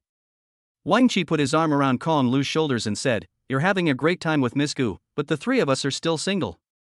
We want a sweet love affair too, right? TSK. Kong Lu shrugged and said, "So you three are going to hit on the younger girls?" Du Hanyuan said while putting on his jeans, "You just wait and see, tonight you'll see my superb skills in picking up girls." Wang Qi also cut to the chase, picked out his best little suit from the closet, and put it on directly. Kong Lu noticed that even Chen Jirui had specially got a little haircut. It seemed that these three show-offs were really planning to go to the welcome party to hit on the schoolgirls tonight. Kong Lu also didn't bother with them, changed into slippers, and sat down in his seat. Wang Qi looked at Kong Lu, who was unmoved and even wearing slippers, and asked somewhat puzzled, "Lao Lu, why aren't you moving? The party is about to start, and if you don't tidy up, it will be too late. I haven't missed the orientation party since freshman year, and I don't want to experience something so boring a second time," Kong Lu said, and turned on his computer. "Damn you, you traitor, you're not going with us." Du Hanyuan pointed at Kong Lu and said half-jokingly, "There are 4 of us in the dormitory, and you're the only one not going to the welcome party. What's up with that? Are you not sociable? We'll isolate you if we have to." For the next 10 minutes, Kong Lu was verbally and physically attacked by the 3 guys. In the end, he had no choice but to reluctantly agree to go to the welcome party with the 3 guys. There was no way around it, they were his oldest friends. Unlike the 3 well-dressed men, Kong Lu hadn't changed at all, still wearing the same clothes as he had soaked up knowledge in the study room during the day. However, this was much more casual and didn't look as deliberate as the other 3. Du Hongyuan, the show-off, had even sprayed some perfume on his body, and Kong Lu could smell the alcohol from his cheap perfume from afar. The welcome party was held in the open space in front of the business school teaching building. The large lawn was already packed with people. Those who arrived early grabbed a seat, while those who arrived late had to find their own way. Some people brought small stools from their dormitories, while others just sat directly on the grass. A huge stage had been set up directly in front of the lawn, and the large screen on the stage was playing video footage taken during the military training of the new students. The party had not officially begun yet. These freshmen came to the scene in groups, trying hard to find acquaintances on the scene, then chatting about family matters and waiting for the party to begin. Kong Lu looked at these immature faces and, in a daze, remembered himself a year ago. Of course, there were not only freshmen at the scene, but also crafty seniors like the three guys in his dormitory, waiting to hunt. In addition, people from other colleges also came over to play. Tonight is not just the orientation party for the School of Business, but also for many other schools at Jiaotong University, because today is the end of military training for freshmen. If nothing goes wrong, the orientation party will be as boring as usual, so boring that Kong Lu wants to go back to the dormitory and study right now. However, the three guys don't think so. They are tirelessly discussing which girl at the scene is pretty. These three guys fell in love with at least 100 girls in one night, but not one of them dared to go up to them and ask for their WeChat. Kong Lu vaguely remembered that Du Hongyuan had vowed in the dormitory that he would show him his superb skills in picking up girls, but the result was that his skills in picking up girls were just sitting there discussing which girl had the highest appearance value. Kong Lu looked at his three stupid roommates and couldn't help but smile kindly like an old father. Then he did something really stupid. "Hey, beautiful girl in front, my roommate wants your WeChat." Kong Lu's yell caused quite a commotion. The girls turned around and looked in the direction of the four of them. The three guys were discussing things enthusiastically when they suddenly got stared at by a group of girls. They immediately blushed and became tongue-tied. Kong Lu's method was simple and rude, but it really worked. After a loud yell, a few bold schoolgirls with decent looks actually came over and gave their contact information. It's just that they were all there to see Kong Lu. Kong Lu politely declined them and introduced his three roommates to the girls who had added their contact information. The three roommates were dumbfounded by Kong Lu's actions. But they got the WeChat of the freshman girl as they wished, and tonight in the dormitory, it is estimated that there will be a harmonious scene of listening to the voice of their father again. Next, with the warmest applause, we invite Shen Xia, Vice President of the Business College Student Union, and Gu Chenxi, Director of the Student Union's Cultural and Entertainment Department, to bring the finale, the song One Like Summer, One Like Autumn. Wow! When the names of Shen Xia and Gu Chenxi were announced, the loudest applause broke out. One is the Student Council President of the Business School, and the other is the cold and aloof Student Council President of the School of Transportation and Communications, who is said to be the most beautiful girl at the university. The combination of the two really deserved the warm applause. Kong Lu, who was originally bored, also looked intently at the stage. The end of this chapter. Chapter 21, Obvious Package. If it weren't for you, I wouldn't believe that friends are more loyal than lovers. Even if I'm busy in a relationship and freeze you in ice, you won't hate me, just scold me a little. If it weren't for you, I wouldn't be sure. Friends know how to listen better than lovers. My inner voice, my words without meaning. I can't live without darling, and I can't live without you. On stage, the two beautiful women sang the chorus part face to face, and the audience below sent out a crescendo of cheers, with the girls' screams even louder than the men's. There was something even crazier, someone shouting directly from the crowd, "Sister, I want to marry you, let's get together." The two people on stage were just like the lyrics, one like a passionate summer, the other like a mature and stable autumn. Shen Xia had big, naturally falling waves of hair, and she was wearing a very eye-catching one-shoulder dress in dark red that hugged her hips, showing off her hot, sexy body. Gu Chenxi had long hair tied up, and she was wearing a long gray-blue dress. Under the lights, the hem of the dress shimmered with a starry, radiant glow, making her look cold and noble, like an unearthly fairy. The video of these two beauties with completely opposite personalities, habits, and even clothing styles singing on the same stage was enough to go viral on the campus wall of Jiaotong University for a long time. Even before it went viral, people from other colleges were already attracted to the scene by the two of them singing so sweetly, and some came because they saw the news posted in various school groups.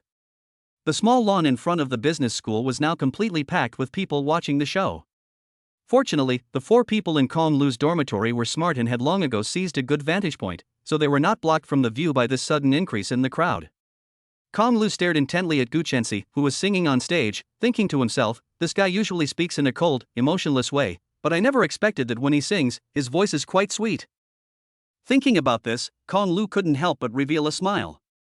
Du Hongyuan saw Kong Lu so absorbed in watching Gu Chenxi on stage that the corner of his mouth was raised even higher than AK's, and immediately patted the other two on the back for sharing Kong Lu's infatuated expression. Wang Qi and Du Hongyuan glanced at each other and said, this guy, and he says he has nothing to do with Gu Xiao'er. Chen Jirue, however, said with some concern, after tonight, Gu Xiao'er's reputation at Jiaotong University is expected to become even greater. Kong Gu is in a bit of a pickle. How dare you say that? Du Hongyuan gave Chen Jirue a tap on the head. Chen Jirue hugged his head and said innocently, I'm telling the truth. Tut. Du Hongyuan ran his hand along his chin and said, tut, feeling that the boy was not without reason. After a few seconds of contemplation, he said, no, we have to help Lao Lu. The other two looked at him and said in unison, huh? How? While the three of them were talking, the song on stage was nearing its end. Xinxia and Gu Chenxi both bowed to the audience at the front of the stage at the same time.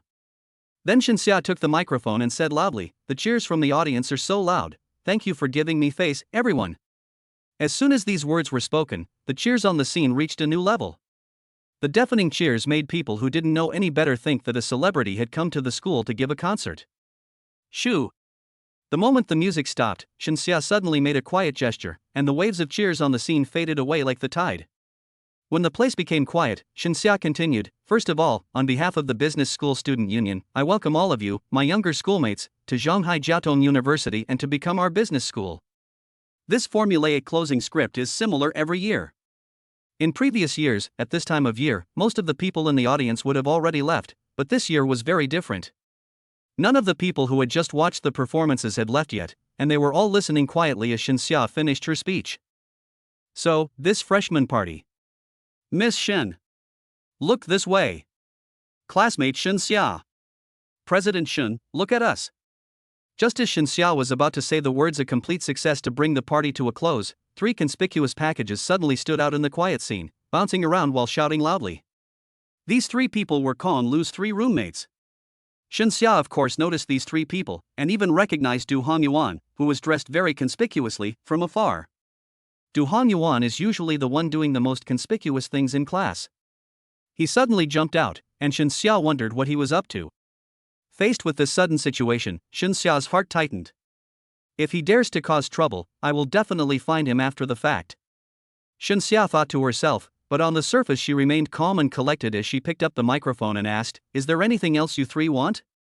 My roommate, Kong Lu, wants to sing a song with the goddess Gu next to him. Kong Lu sings very well, but usually just humming in the dormitory. When they go to the karaoke with them, Kong Lu is the microphone king every time.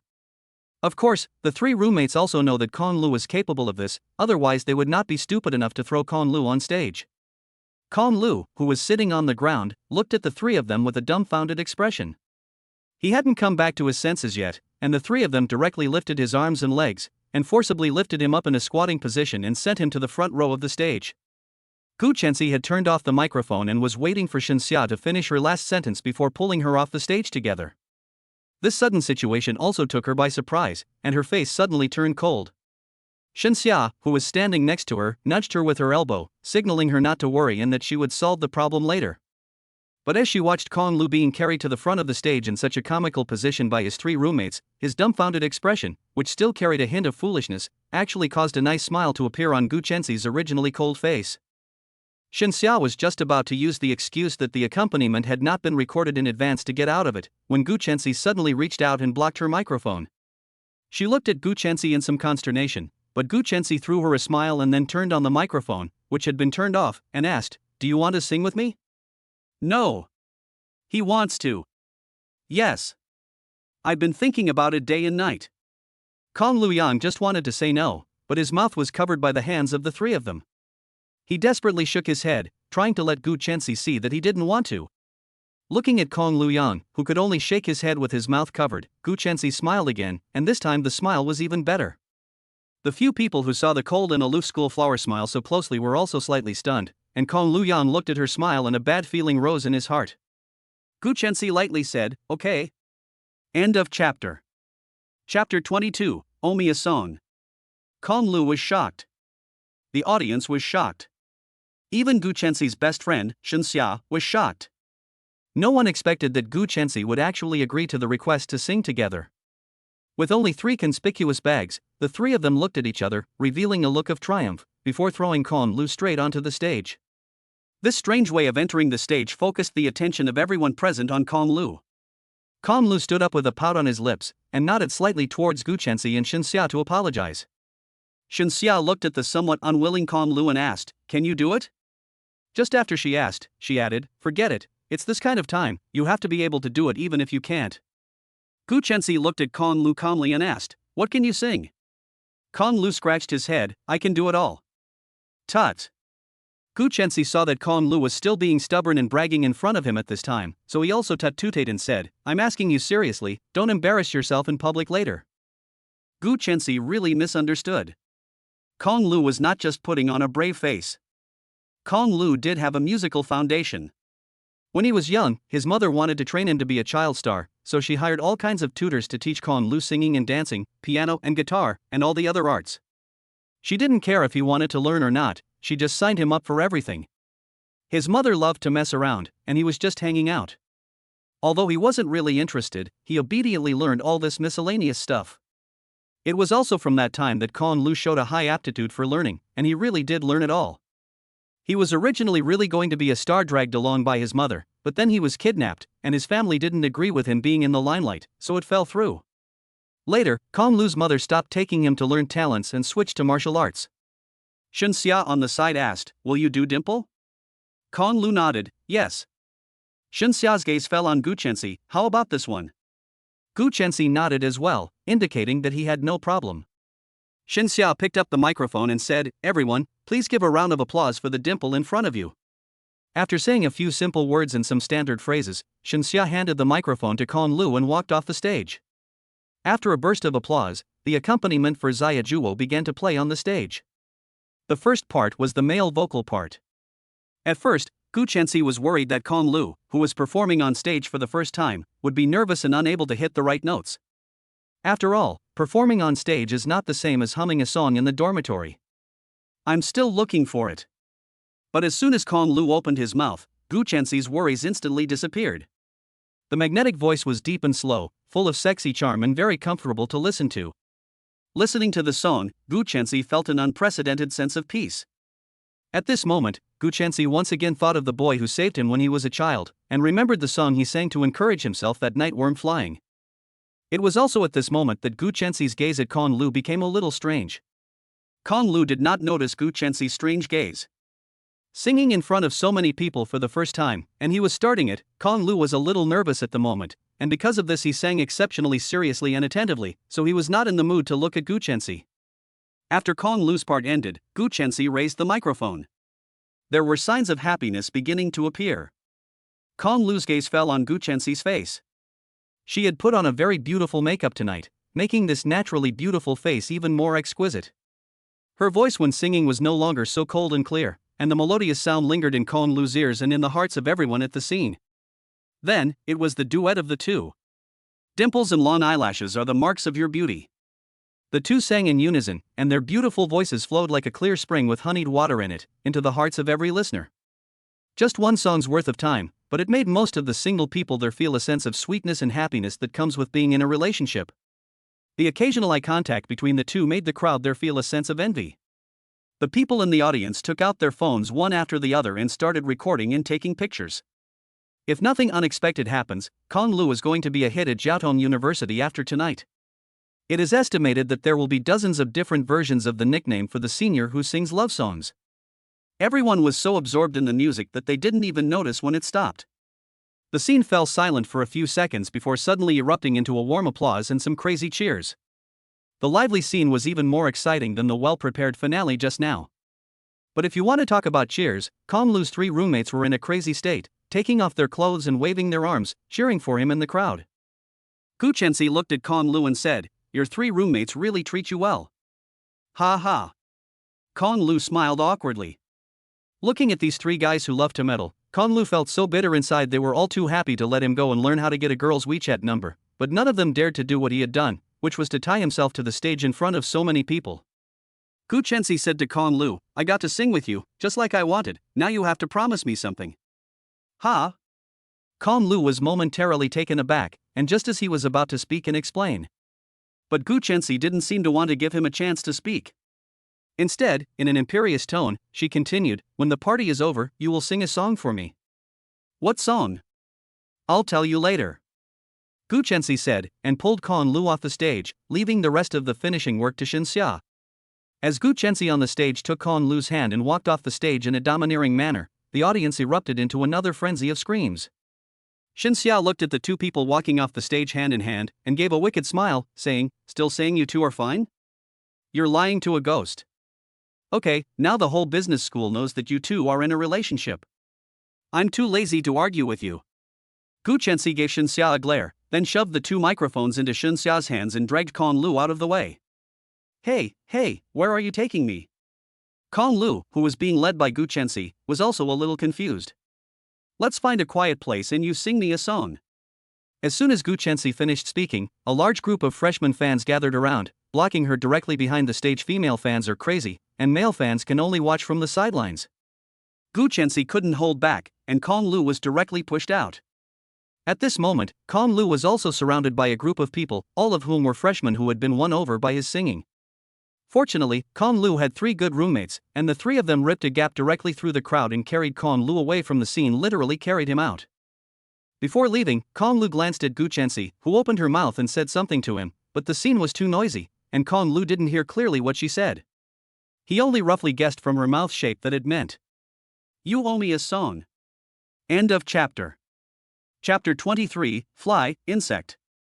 Today is Saturday, and originally, Kong Lu could have slept in. But early in the morning, he was woken up by the sound of a phone. He picked up his phone and saw that it was an unfamiliar number. Kong Lu picked up the phone and said, somewhat grumpily, "Who is it?" On the other end of the line was a cold female voice, "Where are you right now?" Kong Lu was taken aback at first, but then he came to his senses. This was Gu Chenxi's voice, and her voice was so distinctive. Plus, the two of them had sung a duet together last night, so how could Kong Lu not recognize her voice? Kong Lu glanced at the number on his phone, rubbed his eyes, sat up in bed, and said, "I'm in my dorm." "Where did you get my phone number?" Gu Chenxi did not answer his question, but instead bluntly told him, "Go downstairs now and sing me a song." If he were an ordinary young man, he would definitely run downstairs when he received a call from the school beauty early in the morning, saying that she had something to tell him. After all, she was the beautiful and rich school beauty, and she had taken the initiative to come to the boys' dormitory to wait for him. How fortunate he was. But Kong Lu was no ordinary person. When he heard Gu Chenxi's words, he was directly dumbfounded. After being dumbfounded for a few seconds, he asked in return, "So you called me early in the morning to harass me just so that I can go downstairs and sing for you now?" Gu Chenxi said impatiently, "Hurry up, I'll wait for you downstairs in the boys' dormitory in 10 minutes. "You're crazy, go wait, I'm going to sleep." Gu Chenxi's good impression of Kong Lu, which had been slowly building up, was completely wiped out by one phone call in the morning. Kong Lu hung up the phone a little speechless, turned off his phone, and went back to sleep. But Kong Lu seemed to have underestimated Gu Chenxi. He thought that after she couldn't get through on the phone, she wouldn't continue to harass him, but reality did not turn out as he wished. 10 minutes later, Gu Chenxi really dragged her best friend to the bottom of the boys' dormitory. Xinxia was also a little puzzled. What was wrong with this young lady in the morning? As soon as she woke up, she rushed her to help find Kong Lu's contact information, and then after making the phone call, she dragged her downstairs to the boys' dormitory. Kong Lu's phone was turned off, and Gu Chenxi couldn't get through, so she almost tried to break into the boys' dormitory. Fortunately, Xinxia stopped her, and then Xinxia, using her status as vice president, found 2 boys from the student union to go to Kong Lu's dormitory and ask him to come out. Kong Lu was almost asleep, but a knock on the door woke him up. He sat up in bed and looked at the other 3 guys in the dormitory. They were sleeping like dead pigs and didn't wake up at all, so he had to get out of bed and answer the door himself. Seeing 2 unfamiliar guys standing in front of the dormitory door, Kong Lu asked, "Who are you looking for?" One of the guys politely asked, "Excuse me, is Kong Lu a senior in this dormitory?" Kong Lu frowned, a little puzzled. "That's me, what's up?" The other boy immediately chimed in, "Kong Lu, there's someone downstairs looking for you." TSK, never ending, isn't it? Don't even think about it, The person downstairs must be Gu Chensi. Kong Lu waved his hand a little unhappily and said, "Tell her I'm busy." Kong Lu was about to close the door, but the two boys held onto the handle. They looked at Kong Lu and said, "Senior, if you don't go downstairs, we'll get scolded. Please help me." Kong Lu was about to swear, but looking at the two innocent juniors, he was too soft-hearted after all. "Wait for me a moment." Although he really didn't want to go downstairs, Kong Lu still agreed. After changing his clothes, Kong Lu followed the two juniors downstairs. From a distance, he saw Gu Chensi and Xinxia standing in front of the boys' dormitory door, as well as the dormitory manageress who was keeping a close eye on them and preventing them from barging into the boys' dormitory, and a few onlookers. The dormitory manager, who has seen many young couples causing trouble downstairs at the men's dormitory over the years, has never seen a pretty girl like Gu Chensi causing trouble downstairs at the men's dormitory before. So she is also curious in her heart, what kind of bad man has ruined such a pretty girl that she has come to the men's dormitory so early in the morning to cause trouble? Before Kong Lu could reach the door, Gu Chensi came up to him and said, "Sing for me." Kong Lu, under the strange gaze of the dormitory manager, said to Gu Chensi with a bitter smile, "Young lady, I'm a real person, I can't run away, so you had to rush and call me down to sing in the morning?" Gu Chensi really wasn't in a hurry originally. After all, she was in the same class as Kong Lu, and they usually saw each other every day. Every night, he even went to her house to tutor her younger sister. She could have asked him to sing for her whenever she wanted. But last night she had that dream again, in which the little boy kept singing worm flies to her. So when she woke up, while the memory of the dream was still fresh in her mind, she couldn't wait to find Kong Lu to confirm whether he was indeed the little boy who saved her when she was little. And at this moment, looking at Kong Lu standing in front of her, Gu Chensi froze for a moment, as if she had finally realized her own loss of composure. After a moment's thought, she said, "Sing the insect flies for me, and I'll buy you breakfast." "The insect flies?" Kong Lu frowned slightly and asked in return, "Why this song?" Gu Chensi waved his hand imperiously and said, "Never mind, just sing it." Kong Lu looked around at the surroundings and asked in return, "Here?" Gu Chensi, however, nodded and urged, "You were fine on stage yesterday, there are only a few people here, hurry up and sing." Okay. Kong Lu also didn't bother asking any more questions, cleared his throat, and sang Worm Flying as Gu Chensi had asked. The dark sky hung low, with bright stars following. Gu Chensi closed her eyes and listened carefully to the singing.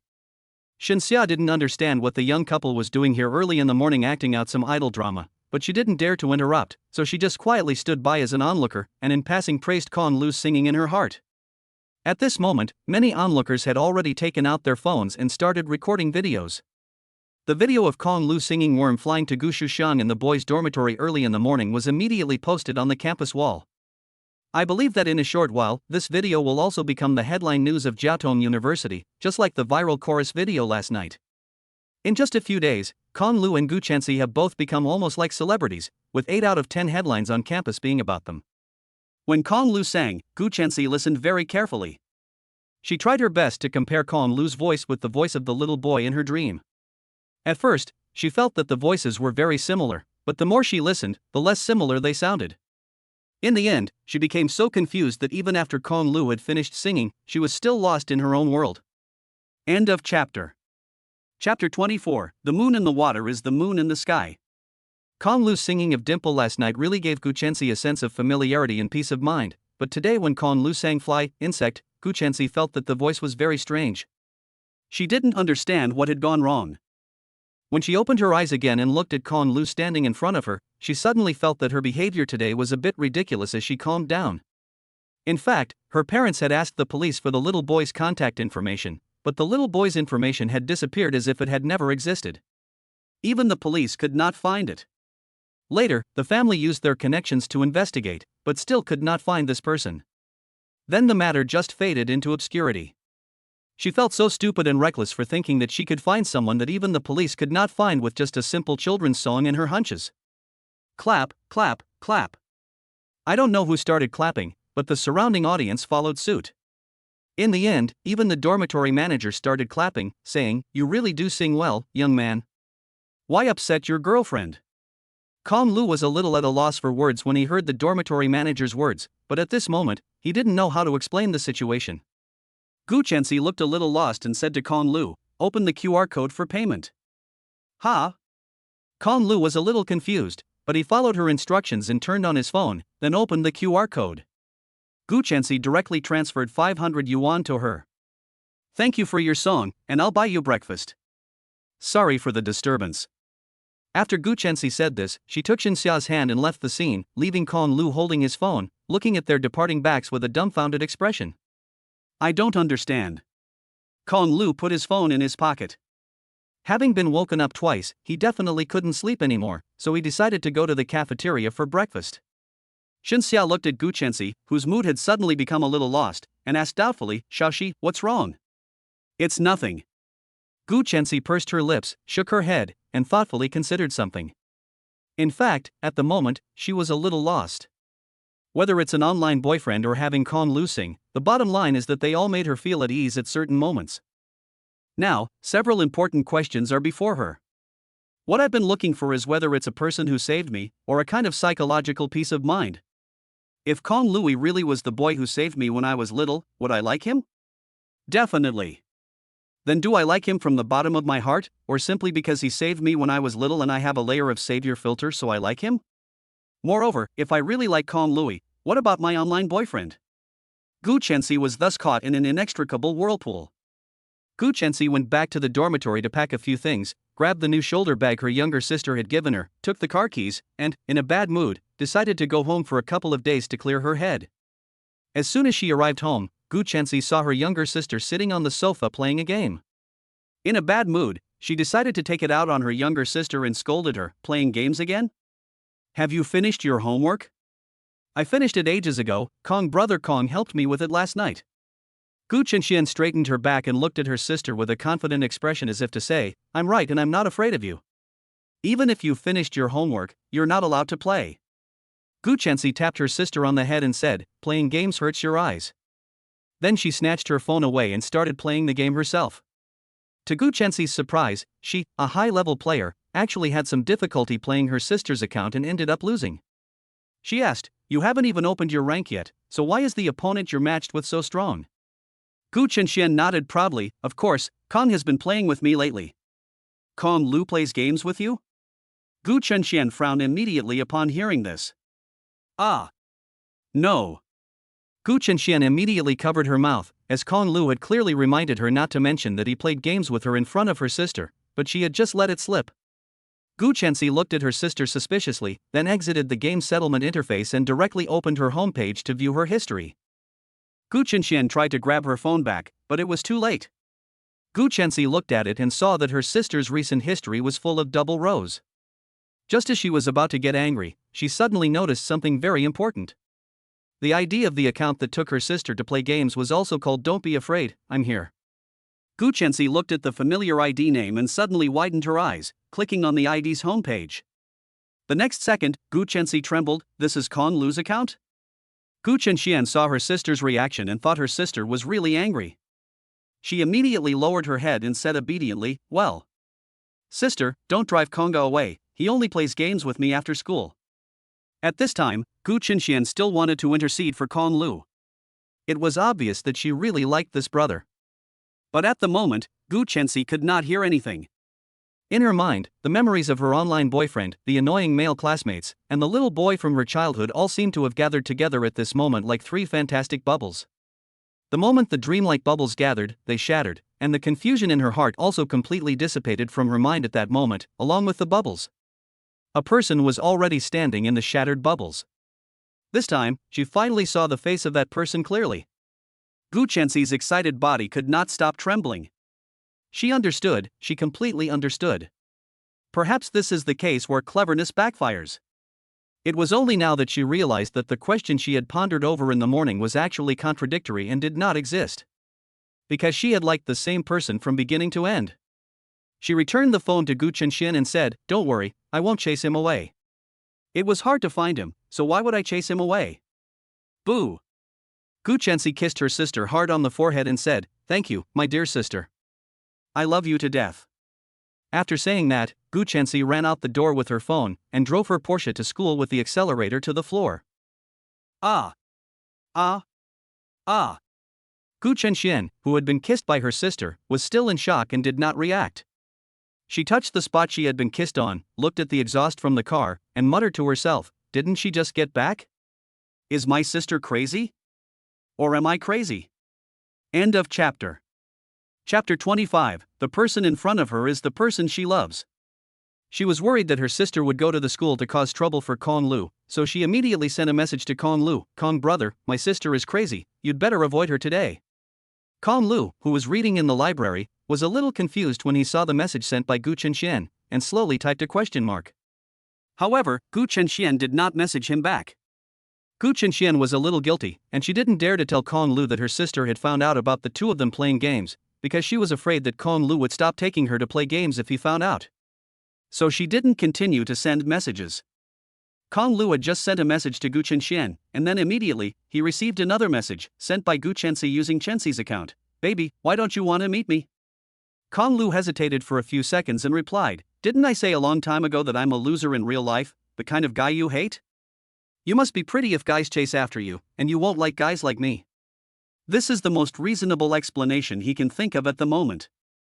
In fact, Kong Lu himself is not sure why he doesn't want to confess to Gu Chenxi that they are in an online relationship. It was probably just a simple fear of embarrassment.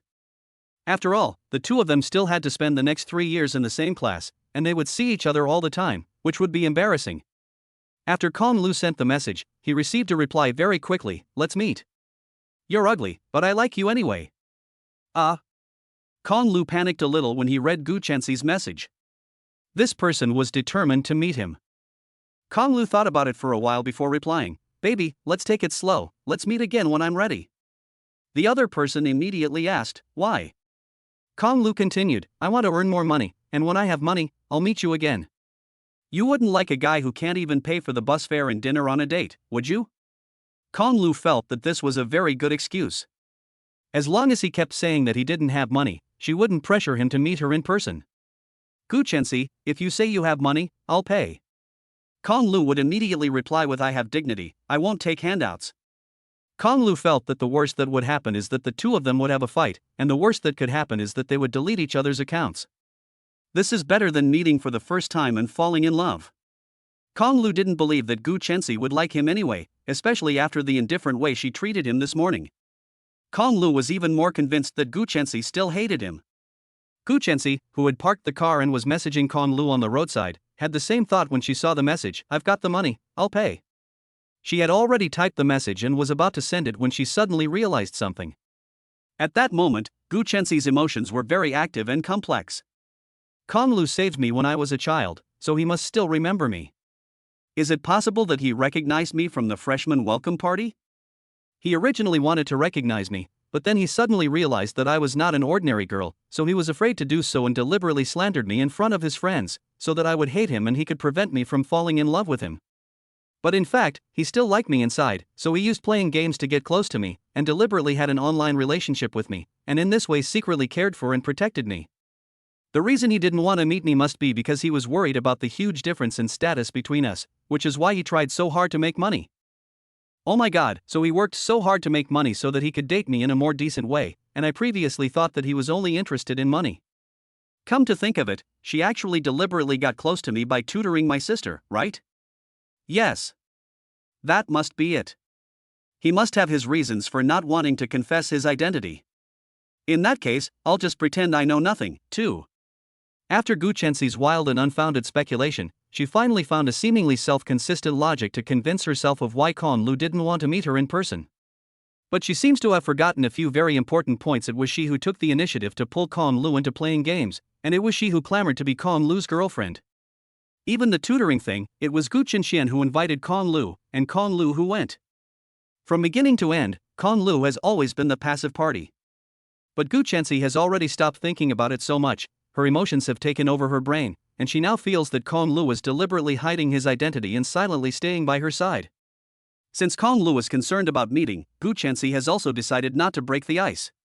After all, she already knows that Kong Lu is her destined person, so she will leave the rest to time. After thinking for a long time, Gu Chenxi sent him a message, "Okay, I'll wait for you." Kong Lu looked at the message sent by Gu Chenxi and really didn't expect Gu Chenxi to reply like that, so he sent an emoticon of earning money to support the family. "Love you, husband." After Gu Chensi sent this message, she turned off her phone and started the car again. Husband? Kong Lu read out these two words with some surprise. This was the first time Gu Chensi had called herself husband.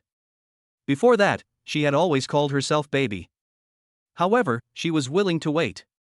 She could delay this kind of thing with her face-to-face meeting, and no one could say for sure what would happen in the future. But at least she couldn't meet now, at least she had to let the relationship warm up a little bit before considering whether or not to confess to her. Kong Lu thought this in his heart, and he put down his phone and continued reading the book on the table. At this time, he had no idea that Gu Chensi had discovered his identity. Kong Shui, is the seat next to you taken? After an unknown period of time, Kong Lu, who was reading a book, was interrupted again. A young girl in a JK uniform, with a ponytail and dressed very elaborately, was standing in front of him, holding a book in her hands, looking at him with a shy face. Facing this cute young girl in front of him, Kong Lu's face was calm as if the other person was a man, and it simply did not arouse his interest at all. Because, he could no longer remember how many girls had made excuses to get close to him today. Since the sweet song was posted on the school campus wall at the party yesterday, Kong Lu's class name, social media account, and personal photos were all exposed. During the day, many girls added him as a friend, and not only girls, but also boys. In desperation, Kong Lu had to set his social media account to be unaddable. Kong Lu glanced at her and, his gaze falling on the book she was holding, said, "There's no one sitting here, but if you sit next to me with a copy of Human Anatomy, I might get a little scared." The girl was a little embarrassed and hid the book she had brought along as a show of strength behind her back, apologetically saying, "Actually." The girl hastily pulled an elaborately prepared love letter out of her pocket and tried to slip it to Kong Lu. "I actually have a girlfriend. Don't you know that he is mine?" Kong Lu just wanted to use the excuse that he already had a girlfriend to get rid of the girl, but before he could even say the word girl, he heard a cold voice. The two looked in the direction the voice came from at the same time. A slender figure was walking towards them. Gu Chensi? End of chapter. Chapter 26, The Stranger. Gu Chensi walked up to the girl. She was tall, and she looked down at the girl with a condescending attitude. Under Gu Chensi's powerful aura, the girl was so nervous that she didn't dare to look up, let alone speak. At that moment, Gu Chensi was like a noble white swan, with a snow-white neck, surveying an ugly duckling in an extremely arrogant manner. Naturally, the well-dressed girl in her uniform was very pretty, but compared to Gu Chensi's peerless beauty, which was enough to outshine all the other flowers in the garden, she was far inferior. Just her noble temperament was enough to throw the girl 100,000 li away. "Ha?" Gu Chensi snorted, raised her head, and coldly asked, "You want to chase my boyfriend?" The girl bowed repeatedly, saying in a contrite voice, "I'm sorry, Miss Gu, I'm sorry, I didn't know that I was in the way." Gu Chensi interrupted her, waving her hand gently, "I don't want to hear your explanation, just go." "Thank you, miss." The girl fled the scene as quickly as she could. You?" Kong Lu, who had been sitting in his seat and watched the whole thing, was a little taken aback, his mouth hanging open. Gu Chensi's originally cold gaze softened instantly when it fell on Kong Lu's face. She pursed her lips and gave a nice smile, saying, "Don't get me wrong. Last time you pretended to be my boyfriend to help me get rid of those pesky suitors, and this time I'm helping you, so we're even," Gu Chensi said, sitting down next to Kong Lu. Kong Lu heard her explanation and gave a wry smile, saying, "Then I thank you." "You're welcome." Gu Chensi waved her hand and said, "If you really want to thank me, then go to dinner with me." "Ha?" Kong Lu was stunned by Gu Chensi's words. Gu Chensi thought Kong Lu couldn't afford to pay for dinner, so she emphasized, "I'll pay for dinner, you just have to go with me." Kong Lu asked with some confusion, "Why do you suddenly want me to go to dinner with you?" "Well." Gu Chensi bit her lip and thought for a moment before saying, "I helped you get rid of an annoying suitor, is that reason enough?" Kong Lu asked again, "Then why are you paying for dinner?" Because Gu Chensi thought some more and said, "Because I said I'd buy you breakfast this morning, but I didn't go with you." Kong Lu pointed at his phone and said, "But didn't you send me the money for breakfast?" "Oops." Gu Chensi frowned slightly, pouting and saying petulantly, "Why are there so many questions? Just say yes if you want to have dinner with me." Okay." Kong Lu felt a little uncomfortable looking at Gu Chensi, who was speaking to him in such a strange tone for the first time. Kong Lu felt that Gu Chensi was so strange for the first time. The Gu Chensi from the previous second, who was like an iceberg and could kill people with her aura, had suddenly become spoiled. No matter who it was, it would be hard to get used to, right? Kong Lu looked at the time on his phone and asked, "It's only 2 o'clock. Why don't you go out and explore for a while, and then meet me for dinner or I'll meet you?" Kong Lu was afraid that Gu Chensi would be angry after he said that he would let her come to him, so he immediately added that he would go to her. Gu Chensi shook her head and said, "I don't have much to do this afternoon, so I'll just read with you in the library." Gu Chensi placed her precious luxury handbag next to Kong Lu as if to declare her ownership, then stood up and said, "Wait for me a moment." After that, she ran to the bookshelf and looked for a book. She looked for a while. Gu Chensi came back with 2 novels in her arms and sat down next to Kong Lu again. "You read yours, I'll read mine," Gu Chensi said, placing the books on the table. Kong Lu glanced at them. The top book was called I'm Not Going to Fall for You, and just from the title he knew it was one of those romance novels that Mary Sue would write, the kind he would never touch if it was on the bookshelf. Kong Lu didn't expect that a young lady like Gu Chensi would read romance novels. Gu Chensi held up 3 fingers, looked like she was about to swear, and said very seriously, "Don't worry, I'll be very quiet and definitely won't disturb you." "Okay." Kong Lu looked at Gu Chensi, whose attitude towards him had changed 180 degrees. He still couldn't adapt to the situation for a while, so he simply stopped thinking about everything, picked up the book, and continued reading. Gu Chensi, who was sitting next to him, had no desire to read. She propped her head up and focused all her attention on Kong Lu. His eyes, nose, and mouth really looked like they did when we were kids. How could I have been so stupid?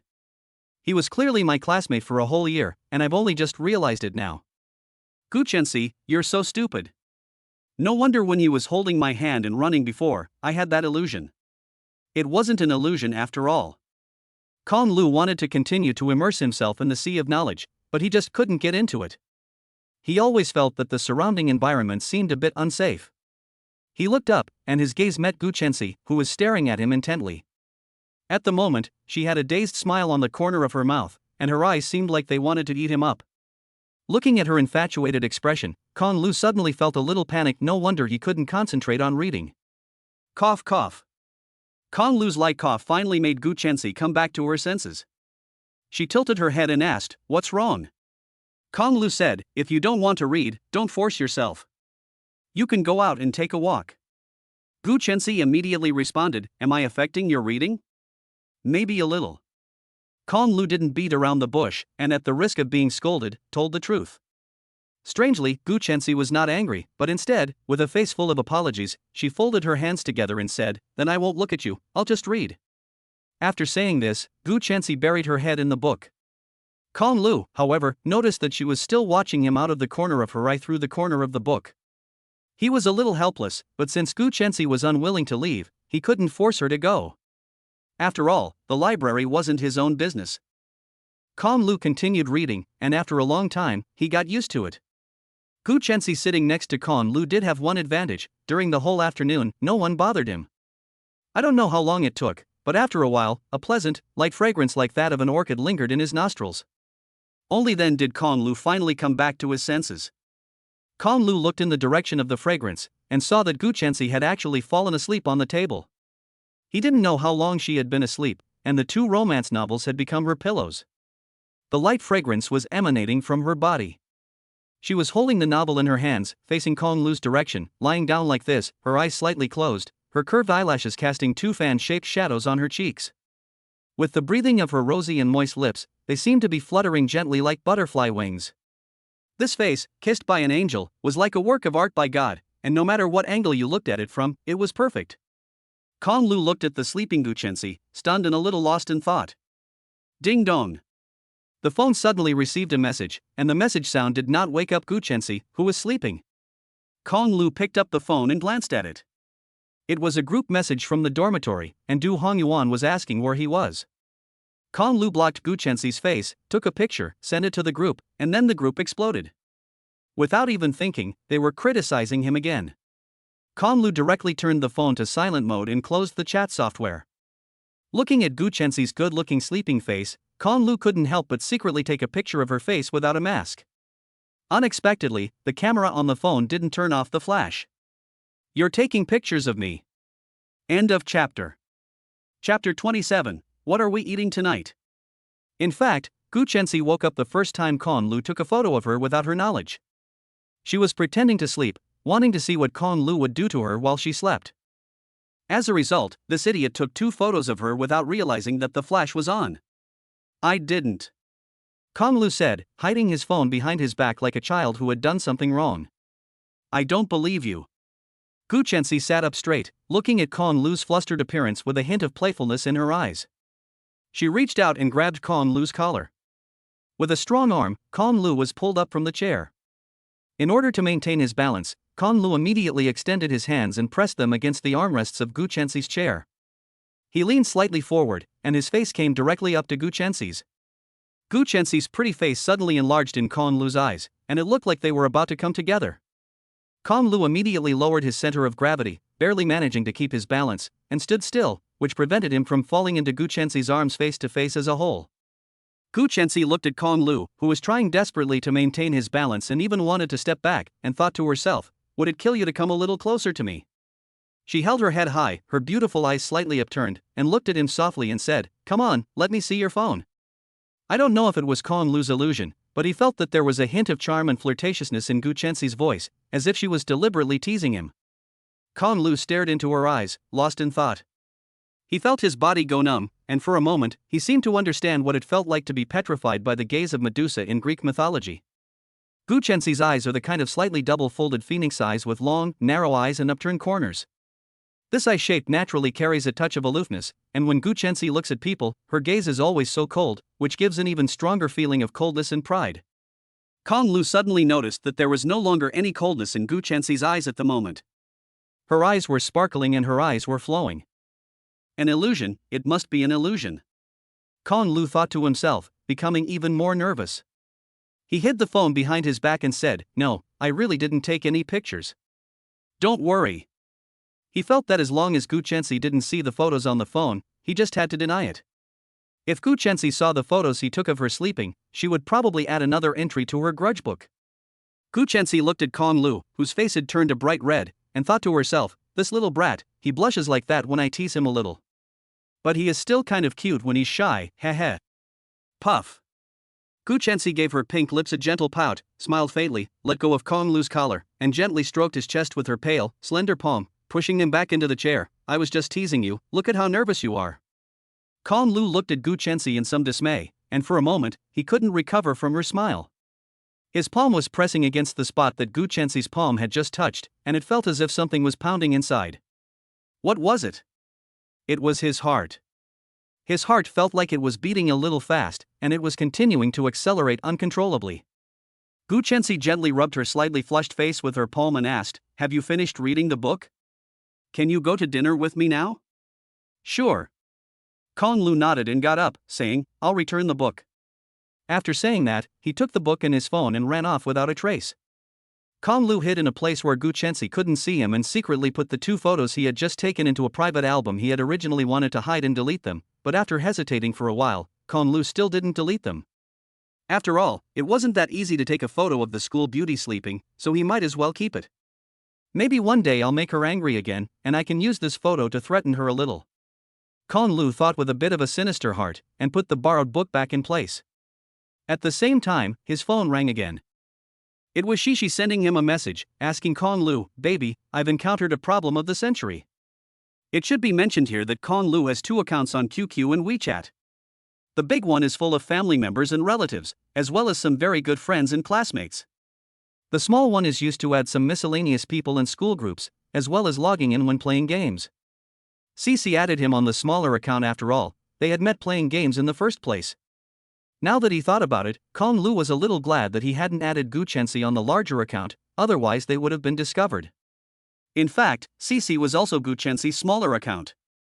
At first, Cici only had a QQ account, which she created specifically for playing games. Later, after she had fallen in love with Kong Lu online, she created a WeChat account, which no one knew about and which only Kong Lu was on. This is also the reason why the two have been in an online relationship for a year and have not discovered that they are classmates. Kong Lu typed back, what century problem? Gu Chenxi replied, I don't know what to eat tonight. It was accompanied by an emoticon of a crying kitten. Kong Lu looked at the message she sent and thought to herself, you don't even know what you want to eat, and yet you're rushing me to eat with you. In fact, Gu Chenxi wanted to use the identity of an internet girlfriend to trick Kong Lu into telling her what he wanted to eat tonight and then take him there.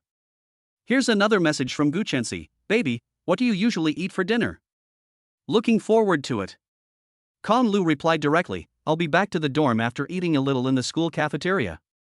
The cafeteria is close to the men's dormitory, and its main feature is that it serves large portions that are cheap and filling, but also taste bad.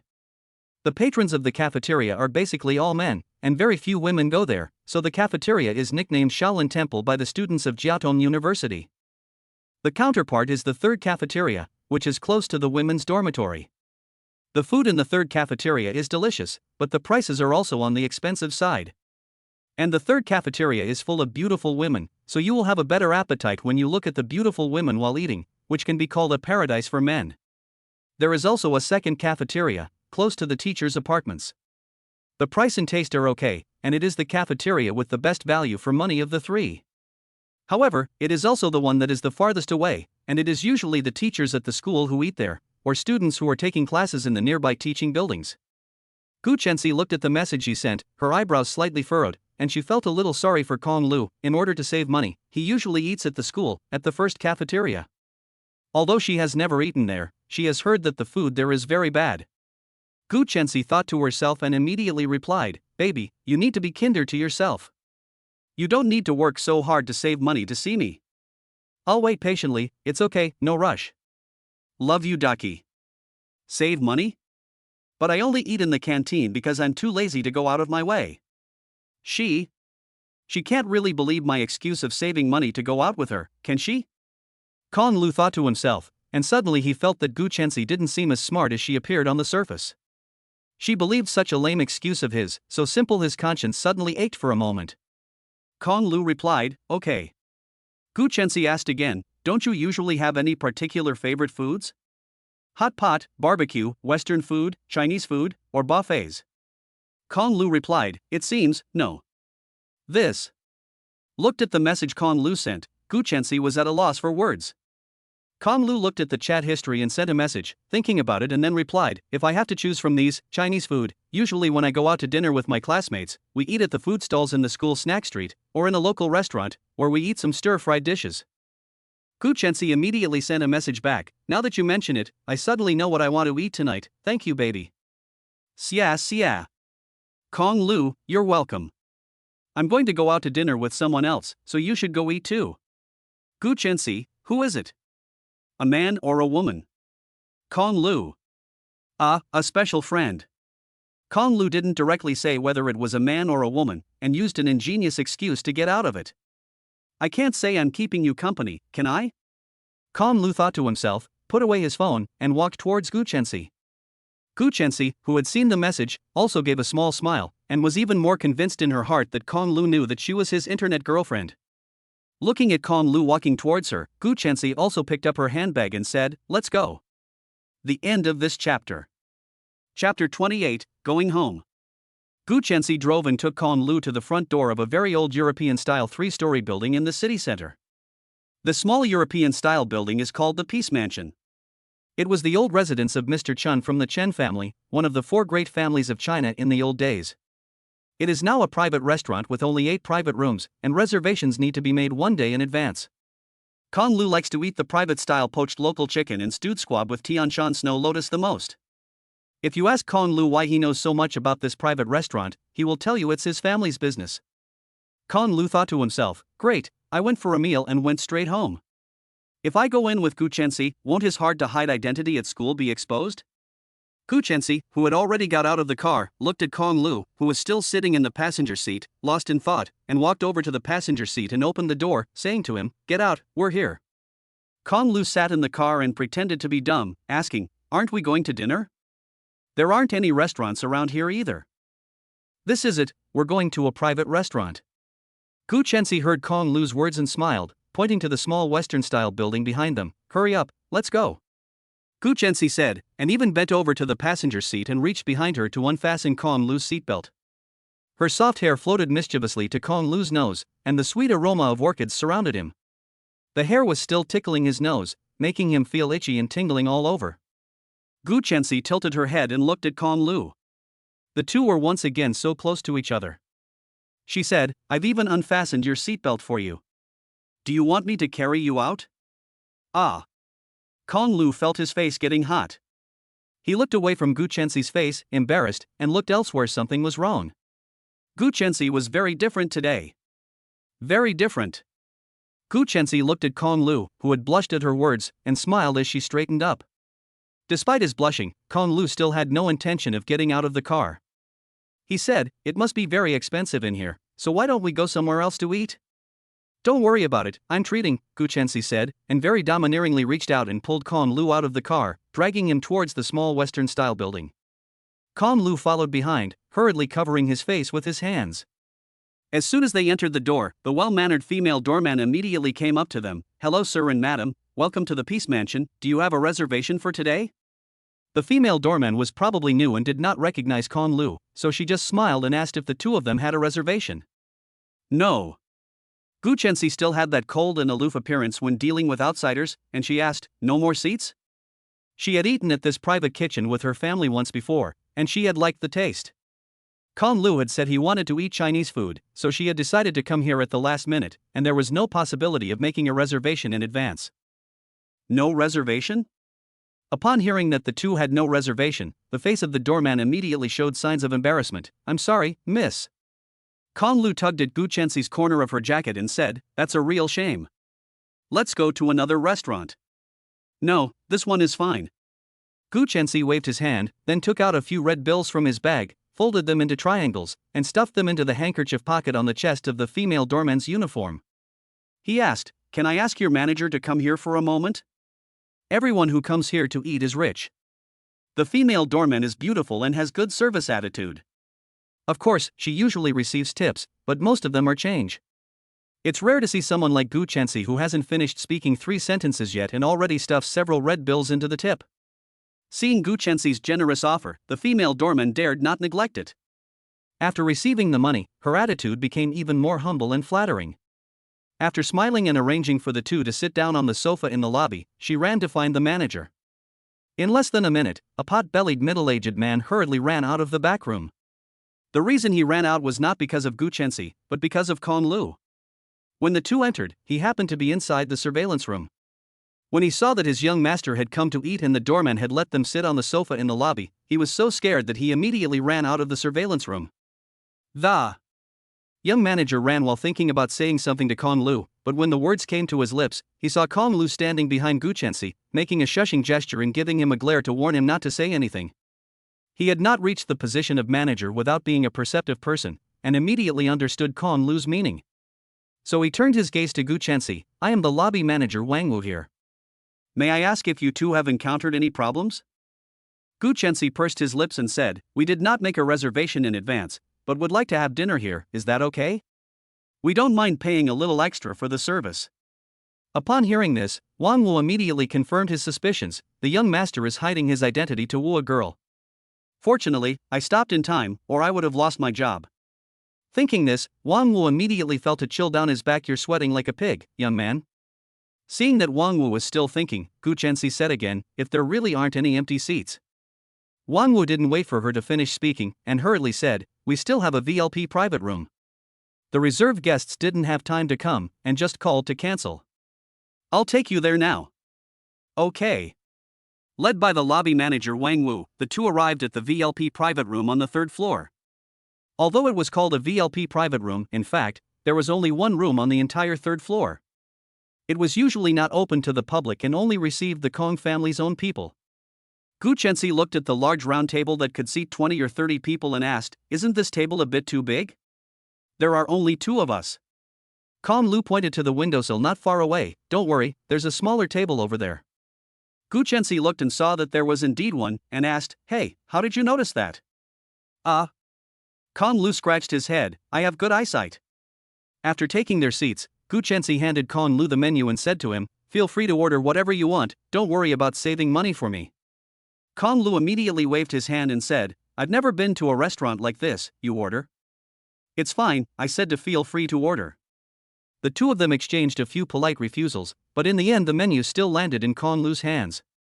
He glanced at Wang Wu, who was still standing nearby, and directly handed the menu to him. "Why don't you order a few of the signature dishes for us?" Hey, sure. Wang Wu was flattered when Kong Lu called him manager. Who am I to be addressed in such a way by the young master? I must do well tonight and make sure the young master gets the girl.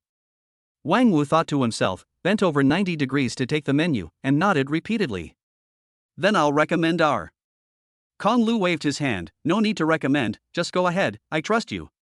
Okay. Wang Wu thought to himself as soon as he heard this, the young master is ordering me around. He trusts me so much, so I must arrange a luxurious candlelit dinner with him. With that in mind, he immediately turned around and ran out of the restaurant. Gu Chenxi looked at the back of Wang Wu's departing figure and said, the attitude of this lobby manager is not bad. As soon as the words fell, the tall, good-looking store manager with a beautiful face personally carried in a fruit plate and pre-meal dessert. I'm really sorry, the young receptionist is new and doesn't know any better, so she didn't treat you well. I hope you can forgive her. Here are your pre-meal desserts, please enjoy. The store manager's words seemed to be addressed to Gu Chenxi, but in fact they were addressed to Kong Lu, because Kong Lu knew of her identity as the store manager, so she did not introduce herself in front of Gu Chenxi. Gu Chenxi nodded and said, thank you. The store manager put down the fruit and dessert in his hand, then smiled and glanced at Kong Lu, without lingering, and turned and left the private room. Gu Chenxi also noticed the scene just now. She suddenly became jealous and thought to herself, dare to look at my man? If I had known, I would not have eaten here. Humph. End of chapter. Chapter 29, I'm a student, hurry up and serve me. The two basically didn't have to wait long before the dishes were brought up one after the other. Kong Lu couldn't help but wonder. He knew that the dishes in the restaurant were all made with fresh ingredients delivered the day before, and all the dishes were also made in the kitchen. The process of each dish was not simple, and it was impossible for the dishes to be served so quickly. In fact, these were all arranged by Wang Wu. He was afraid that Kong Lu would be unhappy if he waited too long, so he sent all the dishes that were originally reserved for other tables to Kong Lu's table. Since Kong Lu hadn't ordered anything, the kitchen just sent whatever dishes were ready to their table. Wang Wu also deliberately chose the prettiest waitresses in the restaurant to serve the two of them. Every time they served a dish, Wang Wu would introduce it. This is sweet-talking lotus root, as sweet as love mandarin ducks playing in the water, a metaphor for the two of you lasting a long time, and this is crab meat soup, which is. That's enough. Kong Lu listened to Wang Wu's random descriptions of the dishes and his linking of things that had nothing to do with love, and shook his head. What a mess. Wang Wu saw that Kong Lu looked a little displeased, so he stopped describing the dishes immediately. He bent down and asked in a low voice, I'm sorry, sir, if I did anything to make you unhappy, please be sure to point it out. Kong Lu asked in return, how come the name of this dish is different from the name on the menu? Are these dishes on the menu? Wang Wu thought about it for a while and said, this is a special dish that our restaurant has carefully prepared for the two distinguished guests, so as to highlight the distinguished status of the two of you. Kong Lu sort of understood, this guy is trying to flatter himself to do such a ridiculous thing as changing the name of the dish. When the dishes are served, the manager can leave. Kong Lu waved his hand, indicating that he could leave, and added in passing, don't change the names of the dishes next time. Okay, I'll go now, please enjoy your meal. Wang Wu had originally wanted to impress Kong Lu, but instead he had made a fool of himself and upset him. He had no choice but to quickly lead a few waiters out of the private room. As he walked out of the private room, Wang Wu gave a bitter smile. If I had known that the young master didn't like this set, I wouldn't have messed around. Wang Wu told the two waiters to guard the entrance to the private room, and he went to the kitchen to prepare some more dishes for his young master to calm him down. After Wang Wu left, Gu Chenxi, who was sitting across from Kong Lu, looked at him suspiciously and asked, why do I feel like the lobby manager is afraid of you? Huh? Kong Lu scratches his head and asks innocently, really? His attitude towards you is a bit too humble, isn't it? Gu Chenxi usually has nothing to do and passes the time by reading novels. She wonders, people like Kong Lu, with his appearance, wouldn't they be looked down upon by the waiters at fancier restaurants? Why is the lobby manager at this restaurant treating him so well? So novels are all lies, right? In fact, the Peace Mansion usually treats ordinary customers very well, but it's not good enough for the lobby manager to do everything himself. Today, it's all because of Kong Lu. Kong Lu didn't want to continue dwelling on this topic with Gu Chenxi, and quickly said, I'm a little hungry, let's eat. Gu Chenxi heard this and stopped pressing the issue, saying, try the food here, see if it's to your liking. The food at the Peace residence is very consistent in terms of quality control, and with Wang Wu's double check before serving, every dish is just right in terms of color, texture, and even the temperature when it enters the mouth. Gu Chensi gave it a brief taste and felt that today's dishes were even better than the last time her parents brought her here. Did the food get better? Definitely not. Gu Chensi thought to herself, and her gaze fell on Kong Lu, who was sitting opposite her, eating a slice of honeyed lotus root in a refined manner. Gu Chensi thought he looked handsome as he ate, and continued thinking to herself, it must be because he was in a good mood, eating out with my baby, that the food had all become more delicious. Is there something on my face? Kong Lu took a few bites of the honeyed lotus root, and when he looked up, he saw Gu Chensi staring at him with the same strange expression she had this afternoon. Ah, no. Gu Chensi waved her hand and urged him, eat quickly, or the food will get cold and not taste as good. Gu Chensi's face was red, and she lowered her head and grunted as she ate the crispy duck in her bowl. She's so strange today, I should have listened to Gu Chenxian and stayed away from her. Kong Lu thought this in his heart, but looking at Gu Chensi's plump cheeks chewing on the duck, he suddenly felt that the other party seemed quite cute. Illusion. It must be an illusion, I actually feel that Gu Chensi, such a fierce woman, is cute, I must be crazy. Kong Lu shook his head, pushed this terrible thought behind his mind, then picked up a piece of pastry crust and a piece of crispy duck, got some condiments, and rolled them together. Just as he was about to reach out and dip the pastry in the sauce on the plate, Gu Chensi looked up again. Seeing Kong Lu's reaching movement, Gu Chensi thought that Kong Lu had specially rolled the pastry for him. She was flattered, thinking, you big idiot, you're obviously so nice to me, but you're still pretending to be so calm. Thank you. Gu Chensi said, immediately extending her hand and grabbing the pastry Kong Lu had just rolled. You're welcome. To be honest, Kong Lu was momentarily taken aback for a second when Gu Chensi grabbed the pancake in his hand. He realized that Gu Chensi might have misunderstood, but since she had already reached out, he didn't want to tell her the truth, so he simply went along with what she said and gave it to her. Kong Lu took another piece of duck and rolled up another pancake, ready to dip it in the sauce again. The pancakes my baby made for me are so delicious, I love him even more. Gu Chensi was biting into the fragrant roast duck pancake Kong Lu had made for him with relish, so contented that the corners of his mouth were rising crazily, more than a TM Gatling. Seeing that Kong Lu had made another one, he reached out and handed it to him. Gu Chensi was even happier, and held out his hand and said, thank you. Kong Lu looked at Gu Chensi, who was reaching out to her, waiting for her to give her the cake. Kong Lu suddenly thought of an internet meme, I'm a student, give it to me quickly. Kong Lu was a little speechless, thinking to herself, no, you're addicted to free stuff, all you do is reach out and ask for food? Don't think that just because you're pretty I'll indulge you.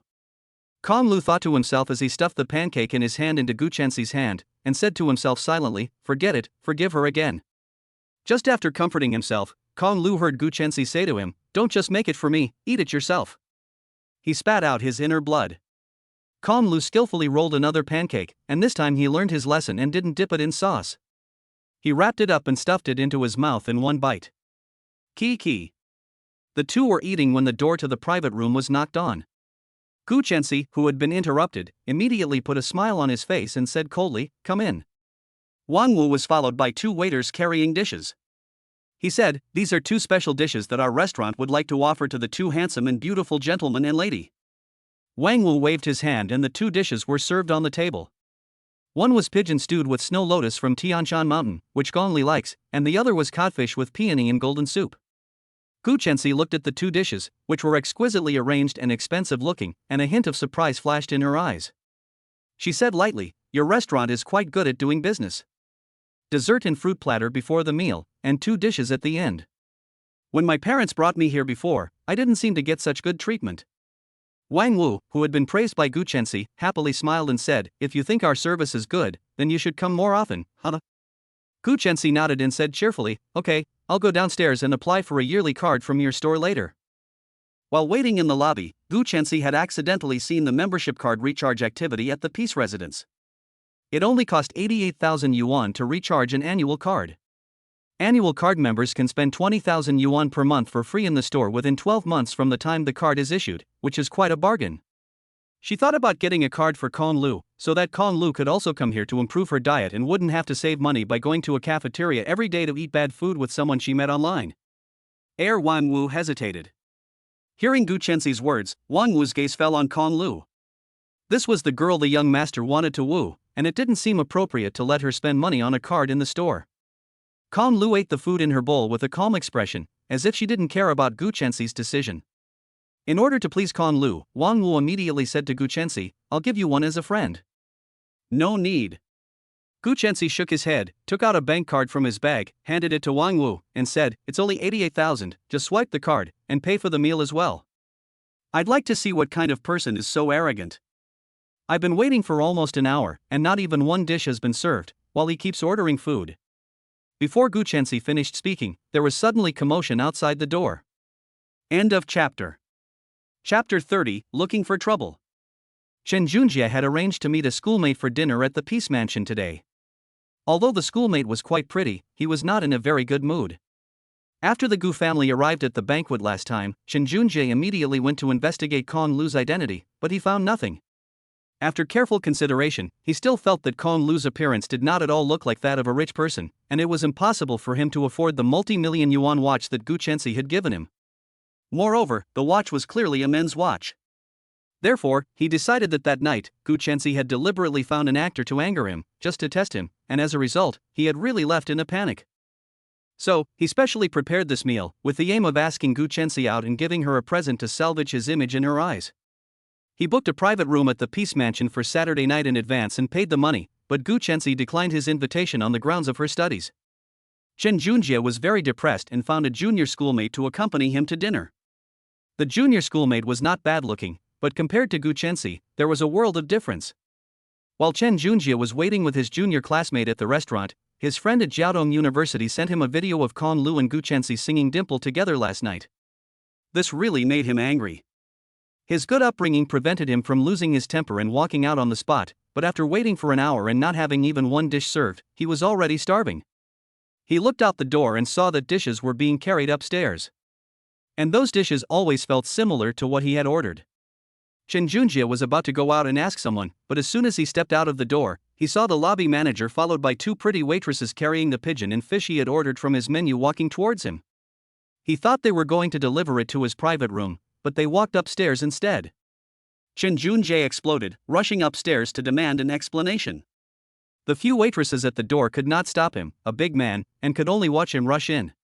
The first thing Chen Junjie did when he rushed in was to take a look at the dishes on the table. Good guy, 5 out of the 8 dishes were ordered by him. At this time, Chen Junjie's attention was entirely on that table of dishes, and he didn't even notice Gu Chenxi and Con Lu sitting at their seats. He immediately looked at the lobby manager and asked, "What do you mean? We were here first, so why did you serve our dishes to their table?" Con Lu listened to Chen Junjie's words and finally understood why the food was served so quickly tonight. It turned out that Wang Wu, that idiot, had directly served the food ordered by others to please himself, and coincidentally, it happened to be the food from Chen Junjie's table. Wang Wu was questioned by Chen Junjie, who was pointing a finger at his nose, and in front of Con Lu. He was a little bit flustered, and besides, he was wrong in the first place. Wang Wu hurriedly apologized, saying, "I'm really sorry, sir. If your dining experience tonight is unsatisfactory, please follow me out and we can talk." Wang Wu now just wanted to get Chen Junjie out of the way. He was afraid to bear the consequences of affecting his young master's dining experience. Chen Junjie, who was furious, would never listen to him. He had no intention of leaving and continued yelling, "You'd better fucking fix this right now." Chen Junjie? Gu Chenxi looked coldly at the person who had barged in and interrupted her meal with Con Lu. She wanted to see what kind of person this person was, but as soon as she looked at him, she immediately frowned. Xiao? Con Lu? It wasn't until then that Chen Junjie suddenly realized that the two people sitting at the table were Gu Chenxi and Con Lu. As the saying goes, enemies meet and become extra jealous. The moment he saw Con Lu, the blue veins on Chen Junjie's forehead became even more obvious. Chen Junjie pointed at Con Lu and asked with a cold face, "You said you were busy tonight, and you came out to eat with this guy?" Gu Chenxi replied with arrogance, "This doesn't seem to have anything to do with you. It's my freedom to eat with whoever I like." "You?" Chen Junjie was stunned by Gu Chenxi's words and was at a loss for words, not knowing what to say. Wang Wu looked at the scene and his heart sank even further. It seemed that he had gotten himself into a big trouble. He glanced at Con Lu out of the corner of his eye, and Con Lu's face looked a bit unpleasant. Wang Wu immediately said, "Sir, if you have any questions about tonight's dishes, you can take a look at the dish order list with me in the kitchen." "We." "Shut up." Chen Junjie glared at Wang Wu with a dark face, then pointed at Kong Lu and said, "Since you asked Xiaoxi to dinner, you must have the restaurant's reservation information. Let me see if your reservation time is before mine." Kong Lu didn't even have time to speak before Gu Chenxi preemptively spoke up. "I'm the one who asked him out. If you have a problem, talk to me, don't bother him." "Huh, okay. Chen Junjie's face seemed to be covered in frost. He pointed at Gu Chenxi and said with gritted teeth, "Gu Chenxi, I really didn't expect that you would protect such a smelly loser who only knows how to eat soft food." "Chen Junjie, shut up."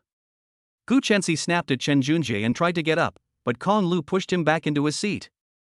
Kong Lu stood up, stood in front of Gu Chenxi, looked at Chen Junjie, and said calmly, "If you are dissatisfied with this restaurant, go find the person in charge of the restaurant, don't yell at us here. We are just two ordinary customers, and we have no right or obligation to help you solve your problems." Looking at Kong Lu, who was blocking himself, Gu Chenxi's heart warmed. There were twinkling stars in her eyes as she looked at Kong Lu. She thought to herself, "I really didn't make the wrong choice. He will always take the initiative to block in front of me no matter what." It is true that Wang Wu did the wrong thing, but Kong Lu and Gu Chenxi were both unaware of the whole situation. If they had known, Kong Lu would not have eaten it, so Chen Junjie really had no reason to find them and scold them. "What's it got to do with you? It's your turn to speak here?" Chen Junjie said, raising his hand to slap Kong Lu. Kong Lu had no masochistic tendencies and didn't like being slapped, so of course he wasn't going to sit there and let him slap him. He clenched his fist and was ready to fight back. However, Wang Wu rushed up to him first and dragged Chen Junjie to the side. If Kong Lu was beaten in front of him, he wouldn't want to live either. At that moment, the security guard rushed in. Wang Wu shouted, "Get this troublemaker out of here." The security guard immediately rushed over, quickly took control of Chen Junjie, and carried him out. Wang Wu bent down and said to Kong Lu, "I'm really sorry for disturbing your dinner. I'll go take care of it." Kong Lu glared at him and said in an unhappy tone, "I hope you can handle it." Kong Lu was not an angry person, but what Wang Wu did today really made him angry. If he could be so clever today just to please himself, he would offend more people tomorrow, and the result would only be a sharp decline in the restaurant's reputation. Okay. Wang Wu nodded hard and ran out with his legs shaking. "Are you okay?" As soon as Wang Wu left, Gu Chenxi stood up, held out her palms, pressed them against Kong Lu's cheeks, and looked at him intently, afraid that Chen Junjie, who had just gone crazy, had hurt Kong Lu. Kong Lu looked at Gu Chenxi, who was so concerned about him, with a dumbfounded expression. His cheeks were squeezed by Gu Chenxi's hands, and his mouth was pouting like a goldfish's, saying, I'm fine, he didn't touch me at all." "Phew, that's good." Gu Chenxi let out a long sigh of relief, and although he let go of Kong Lu, he didn't mean to. Looking at Kong Lu's pouting lips, he felt even more like he was cute, and finally burst out laughing. At this moment, Gu Chenxi was thinking, "So cute, I really want to kiss him hard." End of chapter. Chapter 31, I'll beat you up. After Wang Wu dragged Chen Junjie out, he first apologized profusely, exempted Chen Junjie from paying for today's meal, and then gave him a free meal coupon so that he could get another free meal next time he came. However, Chen Junjie was not satisfied with this and insisted that Kong Lu come down and apologize to him. Wang Wu would never listen to him, not to mention the fact that he didn't have the ability to do so. Seeing that Chen Junjie was still causing trouble, Wang Wu had no choice but to call the store manager over.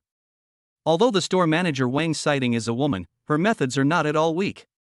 She directly brought up the family behind the Peace Mansion to say things, telling Chen Junjie not to be ungrateful. Angry as he was, Chen Junjie was not a fool. He could get the small character Kong Lu at any time, but the Peace Mansion was not someone to mess with. How much power did the forces behind it have in Shanghai? Could the Chen family just touch it? After carefully considering the pros and cons, Chen Junjie also calmed down and agreed to their mediation, following the steps the store manager had given him. After dealing with Chen Junjie's matter, Wang Sighting immediately took Wang Wu and ran back up to the third floor to apologize to Kong Lu. "It's been dealt with so quickly?" Gu Chenxi asked the two of them with some surprise. She knew Chen Junjie's temperament. He was not someone who could be easily appeased.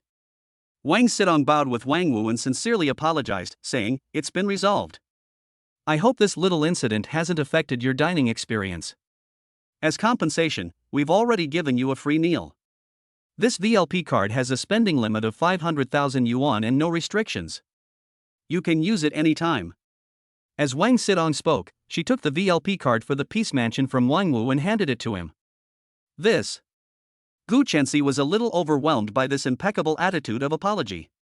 She was thinking, a spending card with a limit of 500,000 yuan was just given away so casually? Isn't this Peace Mansion being a bit too generous? In fact, what she didn't know was that the store manager and lobby manager were able to be so nice, offering a free meal and a 500,000 yuan VLP card, entirely because of Kong Lu, who had come with her. They both agreed that their young master was hiding his identity to woo a girl, so they tried to please Gu Chensi in every way. Only by pleasing the girl that their young master liked could they keep their jobs. Seeing that Gu Chensi was still hesitating, Wang Xiting said again, "Please accept this small gift." Seeing that the other person was so enthusiastic, Gu Chensi didn't want to refuse, so he accepted the card. The two of them let out a sigh of relief, and at the same time glanced at Kong Lu in the corner of their eyes and noticed that his face had improved a lot. After accepting the card, Gu Chensi turned to Kong Lu and asked, "Are you full?" "Yes, I'm full." The two of them had already eaten almost the same amount, and because of this incident, they were now in no mood to continue eating. Looking at the table, there were still a lot of dishes left, some of which had not even been touched with chopsticks. Kong Lu didn't want to waste them, so he said to Gu Chensi, "Let's take these home, don't waste them." Take them home? Gu Chensi didn't seem to want to take the leftovers home. Kong Lu thought about it and felt that it was right. Gu Chensi, who had never worried about food or clothing since she was a child, naturally could not care less about these leftovers. But her next words made Kong Lu realize that he had misunderstood her. Gu Chensi said, "I can't finish all of it if I take it home, and it's not good to ask Xinxia and the others to eat it. You know, girls' minds are more complicated than boys, and they might think I look down on them if I give them leftovers." Ha! Kong Lu laughed and said, "Luckily, we guys don't have so much nonsense in the dorm. Then I'll pack some honeyed lotus root to eat as a snack tonight, and you can take the rest back to share with your roommates." Gu Chensi gave Kong Lu a smile and said, "We can't waste food, right?" "Okay." At this moment, Kong Lu suddenly felt that Gu Chensi was not as spoiled as he had thought. At least she would not waste food like the other second-generation masters around her, nor would she look down on the act of taking out food. Gu Chensi had just risen to get some takeout boxes when Wang Wu very promptly ran over with some takeout boxes, offering to help Gu Chensi pack the dishes. Kong Lu noticed that Wang Wu was quite perceptive, but unfortunately, he was too clever for his own good. "I'm going to the bathroom." Kong Lu said to Gu Chensi, stood up, and asked the store manager Wang Xiting, who had not yet left, where the bathroom was. How could Kong Lu not know where the bathroom was in his own restaurant? Wang Xidong immediately heard the deeper meaning of Kong Lu's words and immediately said, "Sir, you come with me." After stepping out of the private room, Kong Lu stopped pretending and asked directly, "Manager Wang, this Wang Wu is your relative, isn't he?" Seeing that Kong Lu was looking for him to scold, Wang Xidong dared not be negligent and immediately replied, "He is my cousin." This idiot didn't do a good job and made Kong Xiao unhappy. I will go tell him to get lost in a while. Compared to being fired by the angry Kong Lu, Wang Xiting decisively chose to save the boss. After all, as long as she had a job, the two of them would not starve together. No need to. Kong Lu waved his hand and said, "Tell him not to do such ridiculous things again. But if there is a next time, you will roll with him." Wang Xidong almost lost her balance when she heard this, and she nodded in agreement with trepidation. Okay, Master Kong." "Don't call me master, I don't like that name outside." Kong Lu said this and walked straight towards the direction of the toilet. When he came out, Gu Chensi was already waiting for him at the door with a small bag. The packed dishes had already been placed in the car downstairs by Wang Wu, and the two of them went downstairs together. Kong Lu and the others were about to leave, and Chen Junjie was just about to eat. Looking out the window at the two people getting into the car together, Chen Junjie's face was grim and terrible, and the table of delicacies became tasteless. "This is for you." After getting into the car, Gu Chensi gave Kong Lu the VLP card that the store manager had just given him. "Ah?" Kong Lu looked at Gu Chensi in some dismay and asked in puzzlement, "What's it for?" Gu Chensi said without thinking, "It's a gift for you." Kong Lu touched his nose with his hand and asked again, "Why are you giving it to me?" "If you have the card, you can eat whenever you want." Gu Chensi added, "But you're not allowed to bring a woman here with my card." There was a hint of jealousy in her words. Hearing Gu Chensi's words, Kong Lu was even more confused. He wondered, could it be that she wants to buy my personal freedom with a meal card? No need, the card was originally given to you by the manager. Kong Lu waved his hand and said, "Keep it yourself, I won't be able to use it if you give it to me." Kong Lu was telling the truth, he really wouldn't be able to use this card if he came here to eat. Just take it, what are you being so fussy about? Gu Chenxi said, and directly took Kong Lu's hand, and slipped the card into his hand. But I really... Shut up! Gu Chenxi made a little fist, glared at Kong Lu fiercely, but her tone was not at all threatening, and she said, no one has ever dared not accept a gift from me. Say one more word, and I'll punch you. Pa. Looking at Gu Chenxi's little expression, Kong Lu really couldn't hold back and gave a little smile. Looking at the card in his hand, Kong Lu thought to himself, for the first time in my life, I've received a gift, and it's something from my own family. Gu Chenxi looked at Kong Lu's expression as he hid his smirk, and thought that he was just happy to have received a gift. She thought happily, this idiot, he's obviously very happy, and just now he was stubborn and said he didn't want it. End of chapter. Chapter 32, Midnight Call. Bye. The pink Porsche stopped at the bottom of the boys' dormitory. Looking at Kong Lu, who had already got out of the car, today's Gu Chenxi did not, unlike last time, drive directly to the girls' dormitory with the accelerator to the floor. She got out of the car and waved goodbye to Kong Lu reluctantly. Perhaps Gu Chenxi had done so many strange things today that Kong Lu was not surprised when she got out of the car and waved goodbye to him. He politely waved goodbye and said, "Thank you for treating me to dinner tonight." Goodbye. Kong Lu said this and walked into the boys' dormitory without looking back. Gu Chenxi just stood downstairs, watching his back disappear completely, and her heart instantly became empty. Kong Lu returned to the dormitory, and his 3 roommates immediately rushed up to him and berated him, questioning why he had abandoned the group and gone out to pick up girls alone. Kong Lu didn't bother to explain to them, and held up the packed food high. The next second, a beautiful sound resonated through the dormitory. "Father, I just spoke a little too loudly, I deserve to die." "Godfather. Dear Godfather, let me taste that squab." "Father, how did you know I didn't eat tonight?" Seeing such a harmonious and warm scene in the dormitory, Kong Lu was very pleased and revealed a kind smile like an old father. Chen Jirue asked, "Kong, you went on a date with Gu this afternoon, didn't you?" Du Hongyuan immediately smiled and said, "Need I ask?" Wang Qi also revealed a smile and nodded, saying, "That's right, that's right." Lao Lu was still singing for Gu downstairs in the boys' dormitory this morning. Although Kong Lu's photo sent to the dormitory group had blocked Gu Chenxi's face, the 3 could guess from her appearance. Watching the 3 gossiping, Kong Lu pursed her lips, a little speechless. "Nothing can stop your 3 from gossiping, can it?" Kong Lu said, reaching out to close the lid of the takeaway box. The 3 immediately stopped him, saying in unison, "No, no, good dad. If you have time to worry about my business, you might as well worry about yourself." Kong Lu pointed at the 3 of them and said, "Didn't I help you 3 add a lot of girls yesterday? Don't tell me you haven't made any progress at all. How can you say that?" Du Hongyuan covered his chest with a heartbroken expression and pointed at Kong Lu, saying, "After those girls added us as friends, they all came to ask for your contact information." "Really? Are you that lame?" "That's not true." Wang Qi suddenly raised his head and said confidently, "I've made some progress on my side." Yesterday, when Wang Qi carried Kong Lu onto the stage, Kong Lu's strong and powerful figure was noticed by a freshman girl. The girl took the initiative to ask for Wang Qi's contact information, and the 2 of them have been chatting all day today.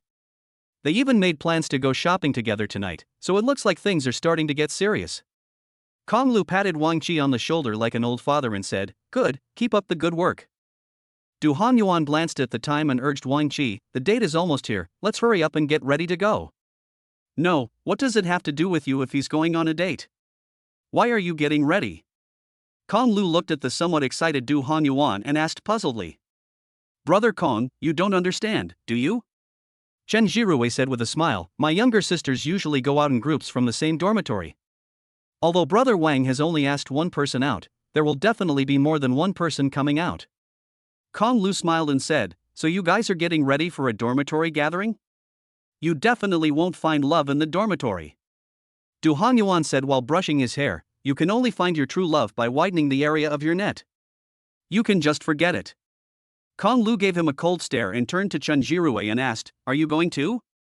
"I don't have anything to do either, so I'll go hang out with them." Chen Jirue scratched his head a little embarrassed and asked, "Kong, are you going together?" Kong Lu answered without hesitation, "No." He had no interest in such frivolous things, and it was hard to get back to school from the outside world. He really didn't want to go out again and just wanted to go to bed early. Chen Jirue nodded and said, "That's right, you already have Gu Xiaohua, so you can't go messing around." Kong Lu heard this and said with a full head of black lines, "She and I are just very special friends." Du Hongyuan picked up the conversation, "Right, so special that she took the initiative to give you a VLP card." When getting off the car, Kong Lu casually slipped the VLP card for the peace residence into the bag. As a result, when the three guys opened the bag, the card fell out, and Kong Lu had to tell the truth and say that it was given to him by Gu Chenxi. He didn't say that there was 500,000 yuan in spending. Naturally, the three men didn't believe Kong Lu's explanation about his special friend. The more he tried to explain, the more confused he became, so Kong Lu simply gave up and changed his shoes. He climbed into bed, intending to lie down for a while before taking a shower. As a result, he actually fell asleep right away. When he woke up again, it was pitch black in the dormitory, not a sound was heard, and his three roommates had not returned yet. Kong Lu rubbed his temples, sat up dazedly from the bed, took out his phone and glanced at it.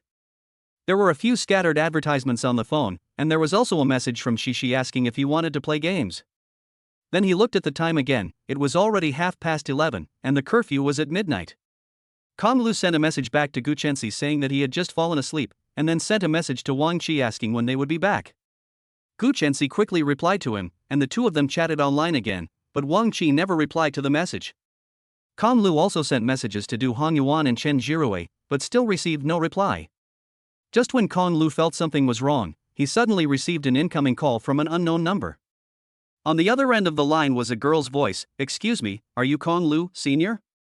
Kong Lu thought she was another unknown suitor when he heard the other party call him Sr. Just as he was about to hang up, her next sentence made Kong Lu frown. "Senior Kong Lu, please come quickly and save Senior Wang Qi." They. Kong Lu frowned, anxiously asking, "What happened to them?" "They were beaten up." "Where are you?" "Bitch, informing on me, are you?" "Ah." A scream suddenly came over the phone, and then it was cut off. Not long after, Kong Lu received a photo sent from the other party using Wang Qi's account. In the photo, Wang Qi, Du Hongyuan, and Chen Jirue were lying on top of each other, covered in blood. Not far away, a burly man was pulling a girl's hair and snatching something. Wang Qi's account sent another message, "Paramount, room 888, Kong Lu, if you have the guts, come, don't call the police, or I'll kill them first." Kong Lu looked at the message on his phone, his face darkened, and he clenched his fists. Although he knew that there was a trick on the other side, he couldn't afford to think too much. Putting on his shoes, he ran out of the dormitory as fast as he could. While running, Kong Lu dialed the phone. "Butler, help me get some helpers over here." End of chapter. Chapter 33, Going to the Meeting Alone. "Driver, please drive faster, I'm in a hurry." Kong Lu, who was sitting in the passenger seat of the taxi, looked at the time on his phone as it passed by minute by minute. He was very anxious, but the driver was taking his time, and Kong Lu couldn't help but urge him on. The driver said with a wry smile, "Young man, it's not that I don't want to go faster, but the speed limit is in effect, and speeding is punishable by a fine." "How much is the speeding fine?" "It's not much, but it's a demerit point." Before the driver could finish his sentence, he saw Kong Lu pull a stack of bills out of his wallet and ask, "Is that enough to pay the fine? If not, I can transfer some more to you with my phone."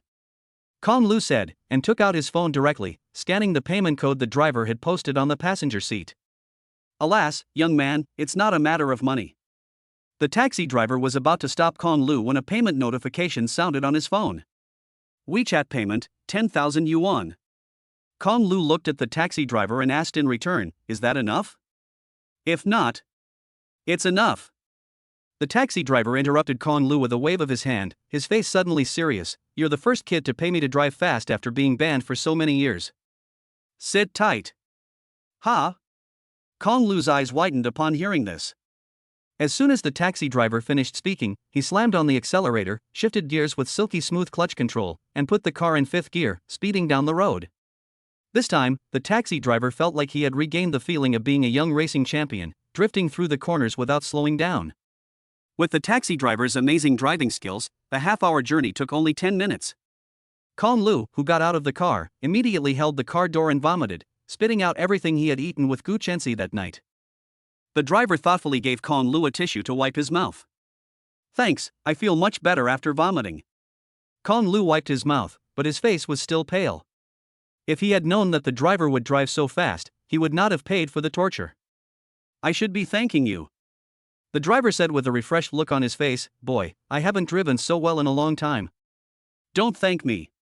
Kong Lu closed the car door, shook his head to adjust his state, picked up a palm-sized stone on the ground, weighed it in his hand, then kicked it into his pocket and walked towards the Paramount KTV. Kong Lu shouted for the thugs, but they hadn't arrived yet. At the moment, he didn't care about that, and he went in to see what was going on. The hot receptionist immediately smiled and greeted Kong Lu. "Sir, do you have a reservation?" Kong Lu said, "Take me to room 888. Room 888? The receptionist asked immediately, "You are a friend of Mr. Qin, right?" Kong Lu frowned slightly and asked, "Mr. Qin? Qin Zijua?" "Yes, it seems that you really are a friend of Mr. Qin." After the doorman finished speaking, her smile became even wider. She reached out to help Kong Lu and said, "Please follow me." Kong Lu originally thought that he had provoked Chen Junjie when he went to dinner with Gu Chenxi tonight, so he asked someone to beat up his roommate. Now that the door attendant had explained it to him, Kong Lu realized that Chen Junjie was not from their school, and would not know his roommate. The only person who would take the initiative to cause trouble for the three of them would be the bastard Qin Ziwo. Kong Lu followed the door attendant and walked towards Qin Ziwo's private room. It was also a coincidence. Qin Ziwo originally just came to the Paramount tonight to sing. While in the hallway, he happened to run into Du Hongyuan hitting on a girl, so Qin Ziwo went up and messed up his good deed. The two enemies met and started arguing as soon as they saw each other. Hearing the quarrel, Wang Qi and Shen Jirue also immediately ran out of the private room. Seeing the three of them, Qin Zitua thought Kong Lu was also there and wanted to rush into their private room to find Kong Lu to avenge his humiliation. Qin Zijua's actions angered the three of them. Du Hongyuan, with his hot temper, picked up a bottle of wine and tried to smash it over Qin Zijua's head. But this was not at school, and the two bodyguards next to Qin Zijua were no pushovers. They subdued Du Hongyuan in a few moves. Wang Qi gave the girl he had a date with tonight a few instructions, asking her to call Kong Lu for help, and then rushed over to help with Chen Jirue. As a result, after a few blows, the two men also fell to the ground one after the other. While the girl Wang Qi had arranged to meet was making the phone call, the other three roommates of hers were preparing to run to the lobby to call for help, but they were also dragged back into the private room by the bodyguards, who pulled them by the hair. Looking at the three people lying on the ground, unable to fight back, Qin Zitua took a wine bottle and smashed it over one of their heads, and then proceeded to beat them with his fists and feet. If the bodyguards had not stopped him, the crazed killer would have probably beaten the three to death. Qin Zijua was not satisfied after lecturing the three, so he used Wang Qi's phone to call Kong Lu over, wanting to beat him up as well. At this moment, in room 888, Qin Zijua was choking a girl's neck, and said to her with a hideous expression, "You're quite pretty, how could you like this bumpkin?" Qin Zijua said, and kicked Wang Qi, who had already passed out. The girl whose neck was being choked was the girl Wang Qi had asked out tonight. Her name was Yang Shuer, and she was the one who had just called Kong Lu. The other three girls, who were sitting in the corner trembling with fear, were Yang Shuer's three roommates. They were all innocent, as they had been having a good time when Qin Ziyu suddenly barged into the box and started fighting for no reason. Wang Qi was awakened by Qin Ziyue's kick. He looked at Yang Shuer, who was being choked, and shouted hoarsely, "Qin Ziyue, you scum, let Shuer go. I'll give you a way out." Qin Ziyue pointed at Wang Qi, who had just woken up, and said to Yang Shuer, "You kiss me in front of this bumpkin right now. How about you kiss me and I'll let one of your roommates go?" 2A. Yang Shuer spat directly in Qin Ziyue's face. ICNM. Pop. Qin Ziyue wiped the saliva off his face and slapped Yang Shuer back. Seeing his sweetheart being beaten, Wang Qi used the last bit of strength in his body to knock Qin Ziyue out, then used his body to protect Yang Shuer. No matter how Qin Ziyue behind him beat him, he wouldn't get up. Pop. The door to the private room was kicked open by Kong Lu, and the female doorman standing next to him looked at the mess inside and was also stunned for a moment. "Keep watch for me, and call security in after 10 minutes. After Kong Lu finished speaking, he stuffed a red banknote into her cleavage as a tip, then he took off his jacket and walked into the private room. "Kong Lu, you finally came." Seeing Kong Lu walk in, Qin Zijua no longer cared about Wang Qi, who had been knocked unconscious again by him, and pulled a bottle of beer out of the wine box and walked towards Kong Lu. "I thought you wouldn't dare come." Kong Lu didn't say anything, took out the stone he had just picked up from the doorway, and stuffed it into his jacket, which instantly turned into a weapon similar in function to a meteor hammer. Qin Zitao also didn't care what Kong Lu wanted to do, and directly shouted at the two bodyguards, "Give it to me." The two bodyguards immediately rushed up and flanked Kong Lu from the left and right. Kong Lu swung his clothes and smashed hard at the temple of one of the bodyguards. Ah! The bodyguard let out a scream and covered his head. Meanwhile, the other bodyguard had swung his fist at Kong Lu's face. If that fist, which could shatter the wind, had hit his face, Kong Lu would definitely have lost his fighting spirit. Kong Lu took a step back, his center of gravity sinking, and dodged the straight punch. After avoiding the attack, he closed his 5 fingers into a palm, turning it into a sharp blade, and jabbed it at the bodyguard's eye with a pointing finger. Ah! Another scream, the bodyguard's eyes instantly streaming with tears of blood. Blinded, he wildly swung his fists, impatiently punching at the air. The bodyguard who had just been hit in the temple also stood back up at this time, full of anger, charging at Kong Lu again.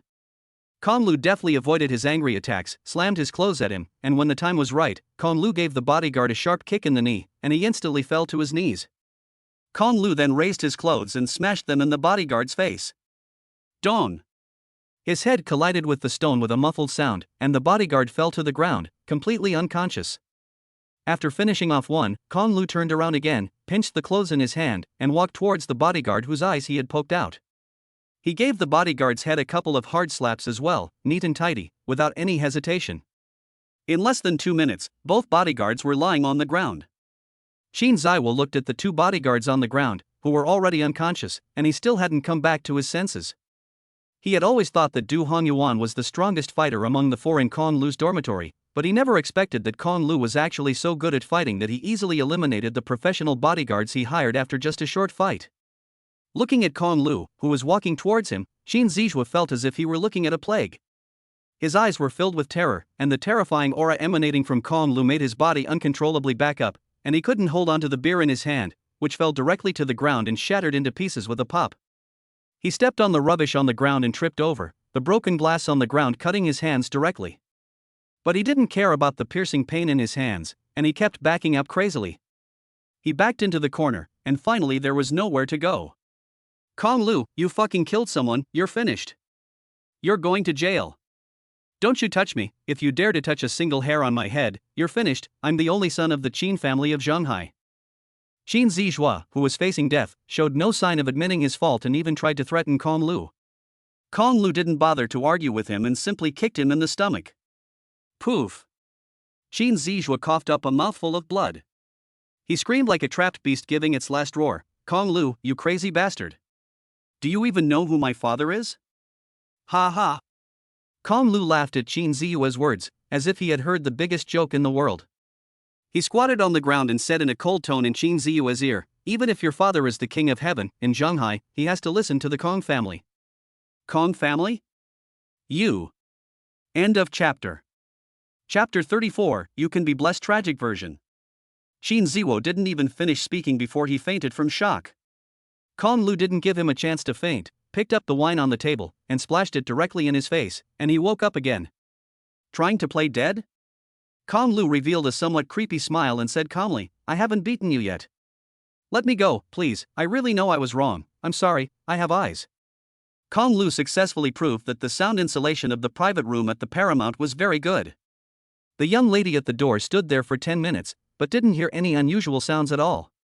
When she called the security guard to open the private room door, Qin Ziwo was lying on the ground in a pool of blood, unconscious. Kong Lu and the other 3 girls were carrying Du Hongyuan and Chen Jirue from the ground to the sofa, while Yang Shuer was hugging Wang Qi, who was still unconscious, with a look of pain on her face. Not long after, the ambulance called by Kong Lu arrived at the scene, and the 3 were taken to the nearest hospital. Fortunately, most of the 3 had only minor injuries, with a few small fractures and mild concussions. With proper recuperation, they would be fine. The 4 girls had suffered some minor bruises and were a little shocked, but they were fine. As for Kong Lu, he was even more unconcerned. After making a police report, he casually grabbed some fried rice noodles from a night food stall and leisurely headed to the hospital. Originally, he was going to be detained for assault, but he made a phone call and was released directly. The reason for his release was also very simple: self-defense. Tonight's incident was entirely Qin Ziwo's responsibility. If anyone is to blame, it is him for his own misdeeds. Kong Lu looked at the time, it was already 4 o'clock in the morning. He could not go back to the dormitory at this time, so he could only go to the hospital to lie down for a while. However, he was not very sleepy now. After all, he only went out after waking up tonight.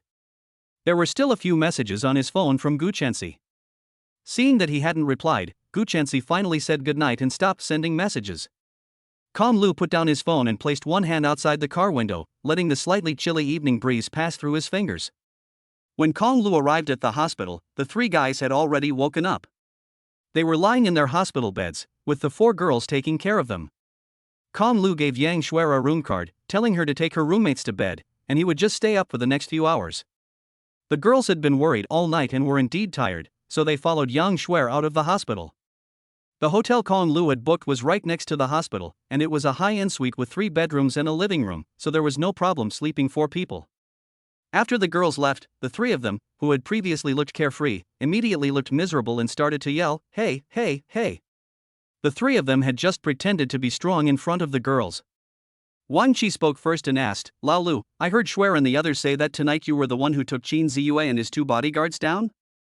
Lu gave a strange look and asked Wang Qi with a smile, "You call each other so intimately, have you two become a couple?" "It's sort of like that." Wang Qi scratched his head a little embarrassed. Wang Qi was able to make such rapid progress, and Qin Ziyue deserves the most credit tonight. Without him pulling this off, Wang Qi and Yang Shuer's relationship wouldn't have progressed so quickly. "Don't change the subject." Du Hongyuan, who was sitting nearby, struggled to get up from the bed and said, "Qin Ziyue's 2 bodyguards were too much for us to handle together, so how did you manage to take them both down alone?" Just lucky." Lu scratched his head, a little embarrassed, and said, "Luck was on my side. I used a dirty trick to get them." Chen Jirue raised his bandaged arm and asked, "Really?" "Absolutely. When have you ever been lied to by Kong?" "I don't believe it." Du Hongyuan, who had grown up fighting and causing trouble, knew how strong the 2 bodyguards were. He said, "Even if you played dirty tricks, you couldn't trick 2 people at once." "Are you hiding something from me?" Ha ha ha. Lu laughed, and immediately said, "We spend every day together, don't you know me well enough? What could I possibly be hiding from you guys? Besides, look at my skinny arms and legs, how could I possibly beat those 2 strong guys without playing dirty tricks?" "But." "No buts." Du Hongyuan was about to say something else, but Lu immediately interrupted, "You brat, just lie there and don't think about anything." Lu was really tired of explaining, and making excuses was not really his strong suit.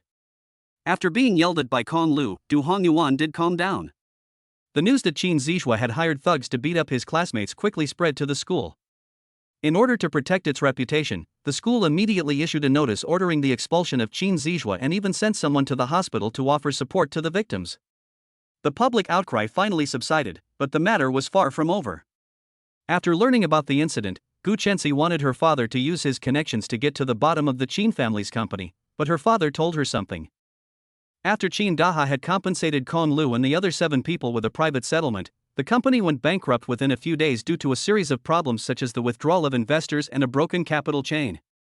Not only that, but a large number of scandals broke out in the Qin family, and Qin Daha jumped to his death directly, while Qin Ziyue went crazy in the hospital. Although she felt that this was a bit too much of a coincidence, Guchensi didn't think much of it. A few days later, the bankruptcy of the Qin's restaurant and the owners jumped from a building spread online. Du Hongyuan looked at the local news on his phone and said to Lu, "Did you know that Qin Ziyue's father jumped from a building?" No." Lu, who was lying in the hospital bed next to Du Hongyuan, was watching a short video and said indifferently, "The Qin family father and son did so many evil things, and they ended up like this. Maybe the heavens are watching." Lu wasn't injured that day, but in order to get compensation, although Lu didn't lack that small amount of petty cash in order to keep his ordinary identity a secret, he had to pretend that he really needed it. So, he also went through the hospital admission procedures and lay in the hospital every day with his friends, just wasting time. Lu didn't go to class, and no one else really cared, but Guchensi really missed him, so much that she couldn't stop thinking about him, and it was driving her crazy. Seeing that her best friend was so distraught, Shenxia suggested that she make him some chicken soup and visit him in the hospital. So, on a sunny afternoon, she brought her own homemade dark chicken soup to the hospital. "Are you sure this is chicken soup?" Sitting on the bench at the end of the corridor, Lu looked at the soup in the thermos, which was a greenish-yellow color, and the grimacing face of the chicken. It looked as if the soup was emitting steam in the shape of a skull. Lu refused this strange food from the bottom of his heart. "Yes. Gu Chensi, however, did not notice Kong Lu's frightened expression. With her hands proudly on her hips, she said with a proud expression waiting for praise, "You are so lucky. This was personally cooked by me. Try it and see if it's good." Gulp. Kong Lu stuttered, You don't cook very often, do you? You know about it already." Gu Chensi's face immediately turned red. She covered her face slightly bashfully and said, "This is my first time. You have to take it seriously." At that moment, Gu Chensi thought to herself, a little shy, haha. Kong Lu was full of black lines, and in his heart he spat out, "You should have said it all. What the hell is the first time? I'm not taking the blame for this." Gu Chensi continued to urge, "Try it, is it good or not?" Kong Lu continued to stall in order to avoid drinking this horrible soup, saying, "By the way, why did you make me chicken soup?" Although the two had somewhat thawed their relationship, there was really no reason for Gu Chensi to suddenly come to the hospital to bring Kong Lu chicken soup and handmade chicken soup at that. Of course, it's because of my sister. You haven't been to my house to tutor me for so many days, and she cares about you, so she begged me to make you chicken soup and bring it to you. You mustn't think too much about it." Gu Chensi waved her little hand and explained a little incoherently.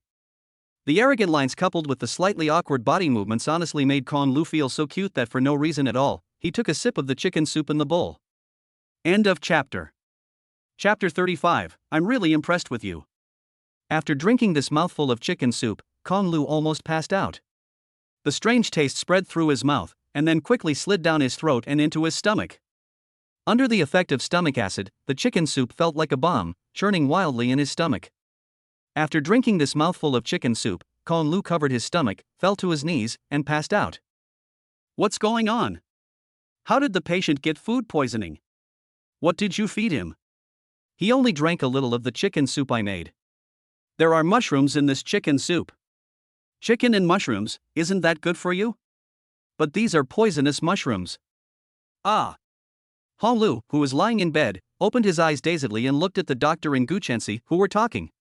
He always felt that what they said seemed to be floating in front of his eyes as if it had materialized as subtitles.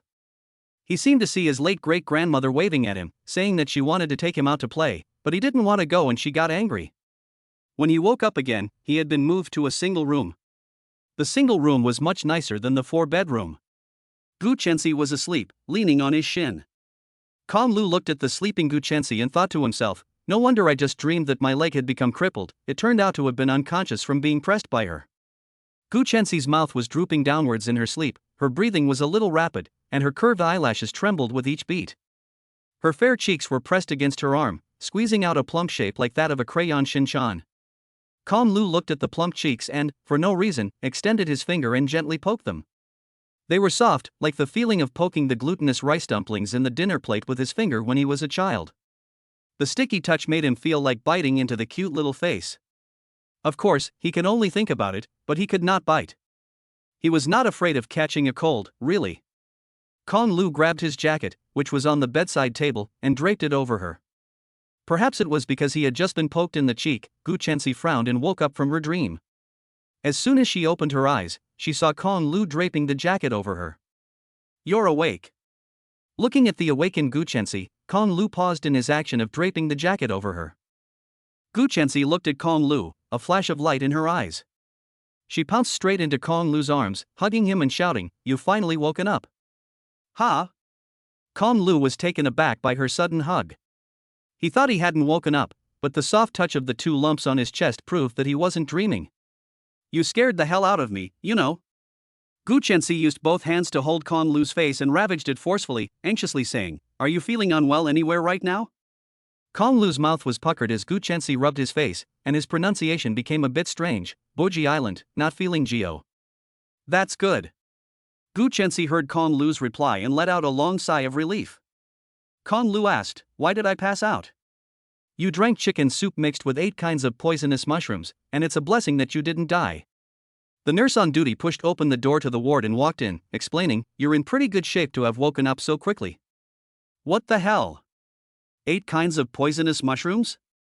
Kong Lu's eyes went wide when he heard the nurse's words, and he thought to himself, no wonder there was a little skull floating in the steam from the chicken soup. "I told you I thought I saw my grandmother. This is the damn solution to the case." Kong Lu turned to look at Gu Chensi, his expression of horror as if he was questioning her. I have no grudges against you, young lady, why would you want to harm me? It's still 8 kinds of poisonous mushrooms, are you afraid that I won't die completely? Gu Chensi was embarrassed by Kong Lu's gaze, blushing and lowering her head. She muttered, I'm sorry. This was the first time Kong Lu had seen Gu Chensi lower her proud head and say the words I'm sorry so sincerely. It was really a rare thing. The nurse drew a tube of Kong Lu's blood and left, leaving only Gu Chensi and Kong Lu in the ward. The atmosphere became particularly awkward. Gu Chensi broke the awkwardness by speaking again, saying, I really didn't know that the mushrooms in my yard were poisonous. You have to believe me. I believe you, big head ghost.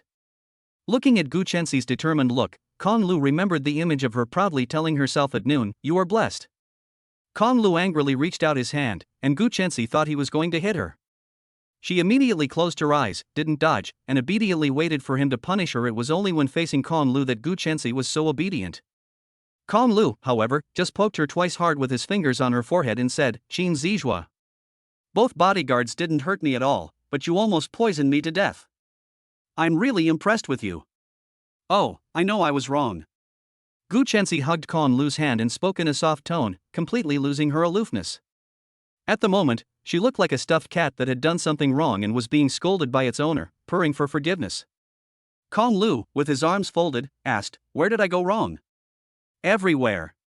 Gu Chensi said, head down, with a pout.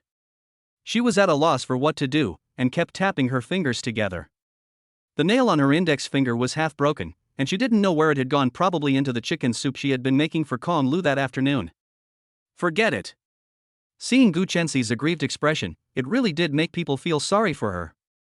Thinking that she had done a disservice despite her good intentions, Kong Lu didn't bother arguing with her anymore, and waved her hand to let it go. If Kong Lu knew that there was still half a fingernail in the chicken soup, he probably wouldn't have forgiven her so quickly. Yes. Seeing that Kong Lu had forgiven her, Gu Chensi raised her hands high in the air, beaming from ear to ear, and said, I definitely won't put any mushrooms in the chicken soup I make for you tomorrow. Poof. Kong Lu almost vomited a mouthful of old blood when he heard this. This silly girl actually wants to make chicken soup for herself. She's treating herself like a guinea pig in her own kitchen. Don't ever make me chicken soup again. If you don't like chicken soup, how about pigeon soup? No. How about pork rib soup? As long as it's soup, it's no good. What kind of dishes do you like? I'll fry you one. Promise me you'll never go into the kitchen again. End of chapter. Chapter 36, Discharge from the Hospital. In the days that followed, Gu Chensi would still send Kong Lu some tonics to the hospital to see him, but most of them were made by the family's IE or bought from the store. She listened to Kong Lu's words and did not cook again. Kong Lu safely spent half a month in the hospital, and returned to school with his 3 roommates. Ah! Du Honyuan breathed in the school air with a big mouth, exclaiming, this is the breath of youthful vitality, it's just great. Wang Qi also agreed, saying, I've had enough of the smell of disinfectant. Wang Qi was holding a bunch of carnations in his hands, which Yang Shuer had given him as a blessing for being discharged from the hospital. Originally, she wanted to pick Wang Qi up herself today, but since she had a full class in the morning, she had to order a bouquet of flowers to be delivered to the hospital. The flowers were not big, but they were full of good intentions.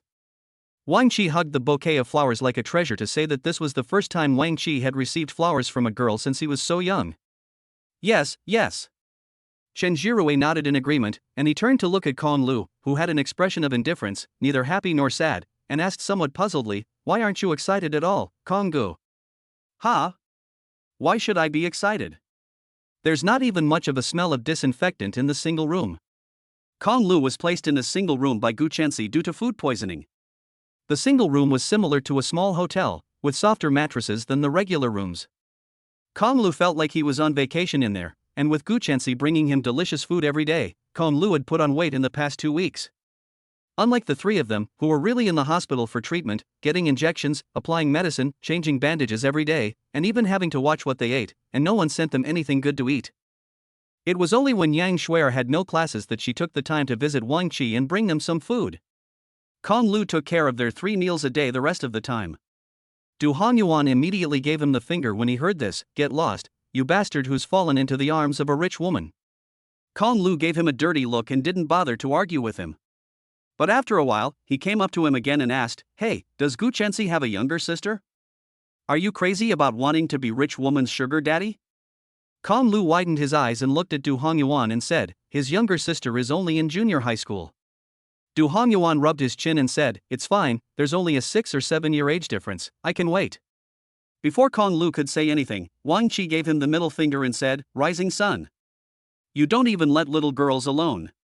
Chen Jirui silently gave him the middle finger too, and Kong Lu of course couldn't be left out. "Damn it, I was just joking, and you guys took it seriously." Du Hongyuan looked at the three people giving him the middle finger and said with a blush, "Is that really the kind of person I am in your hearts?" The three of them nodded in unison and said, "Yes." "Get lost." Du Hongyuan was a little speechless. When they were almost at the bottom of the stairs to the boys' dormitory, Wang Qi patted Kong Lu on the shoulder and said, "Hey, Lu, look, that looks like Gu Chensi." Kong Lu looked up and followed Wang Qi's finger to see a pink Porsche parked under the boys' dormitory. Gu Chensi was holding an oversized bouquet of flowers and waiting for someone under the boys' dormitory. There was no need to think about it, she was definitely waiting for Kong Lu. Students gathered around her to watch the show. Kong Lu put a hand on his forehead, a bit of headache in his heart, and muttered, "What does this guy want to do again? I'll go hide for a while, you guys deal with this for me." Kong Lu raised his hands and patted Wang Qi and Chen Jirui on the shoulders, then turned around and tried to run, but Du Hongyuan, acting like a cheapo, waved towards Gu Chensi and said, "Gu School Flower, look over here." "Kong Lu, don't run." Gu Chensi ran over, hugging the flowers, and the onlookers followed closely behind. While the new fans were still having fun, the old fans had already set up their cameras. Gu Chensi, holding the flowers, looked like she was about to accuse someone, and asked, "Why didn't you tell me when you were discharged from the hospital?"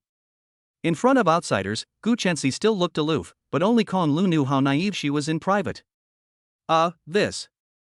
Kong Lu scratched his head and said, "You have been sending me delicious food every day for a while, so of course I couldn't trouble you again when I was discharged from the hospital, right?" "Nonsense." Gu Chensi shot a glance at Kong Lu and said, glaring at him, "I can see that you didn't tell me because you thought I was in the way." "Really, I didn't." Kong Lu, whose mind had been revealed, stuttered a little. Gu Chensi didn't bother continuing with this issue, and in front of the crowd of onlookers, she thrust the flowers in her hand into Kong Lu's arms and said, "Congratulations on being discharged from the hospital, this is for you."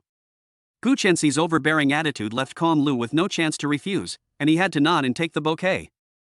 This move made the surrounding melon-eating crowd jealous. "Damn, the milk tea in my hand has suddenly turned into dog food. Bury them separately, one at the South Pole and the other on Mars. I can only wish them happiness." "Wait a minute, that's the cold goddess I've secretly loved for a whole year. What do you call this?" "I only applied to the school because of Goddess Gu." "Brothers, you dropped your ID copies." Pulled out a king-size playing card. "It's a tie." Chen Jirui said with some envy, "Suddenly I understand why girls like watching domineering CEO dramas." "Rich woman. I want a rich woman too. I want a big flower too." Du Hongyuan envied him so much that his back molars were about to bite the dust. Only Wang Qi, holding the small bouquet in his hands, said contentedly, "I think the flowers that Schwer gave me are already the most unique." Du Hongyuan heard this and pointed at him angrily and said, "I order you to get out of the dormitory with him right now, and you two will have a dormitory all to yourselves." Kong Lu looked at the bouquet, with a handwritten greeting card stuck in the middle, which read, "Stay healthy and all bad luck will go away." Oh. Puff. Kong Lu looked at the hand-drawn emoticon on the card and couldn't help but smile a little. Gu Chensi's face also turned a little rosy without making a sound. Kong Lu asked with a smile, "Did your sister also ask you to send the flowers?" Yes." Gu Chensi nodded without thinking. "She begged me to send them. I would never be so boring as to waste my time sending you flowers, and write such a childish greeting card. Kids are a pain in the ass." At this time, Gu Chenxian, who was in class at school, sneezed several times in a row. Gu Chenxian rubbed her little nose and muttered to herself, "Strange, who's cursing me?"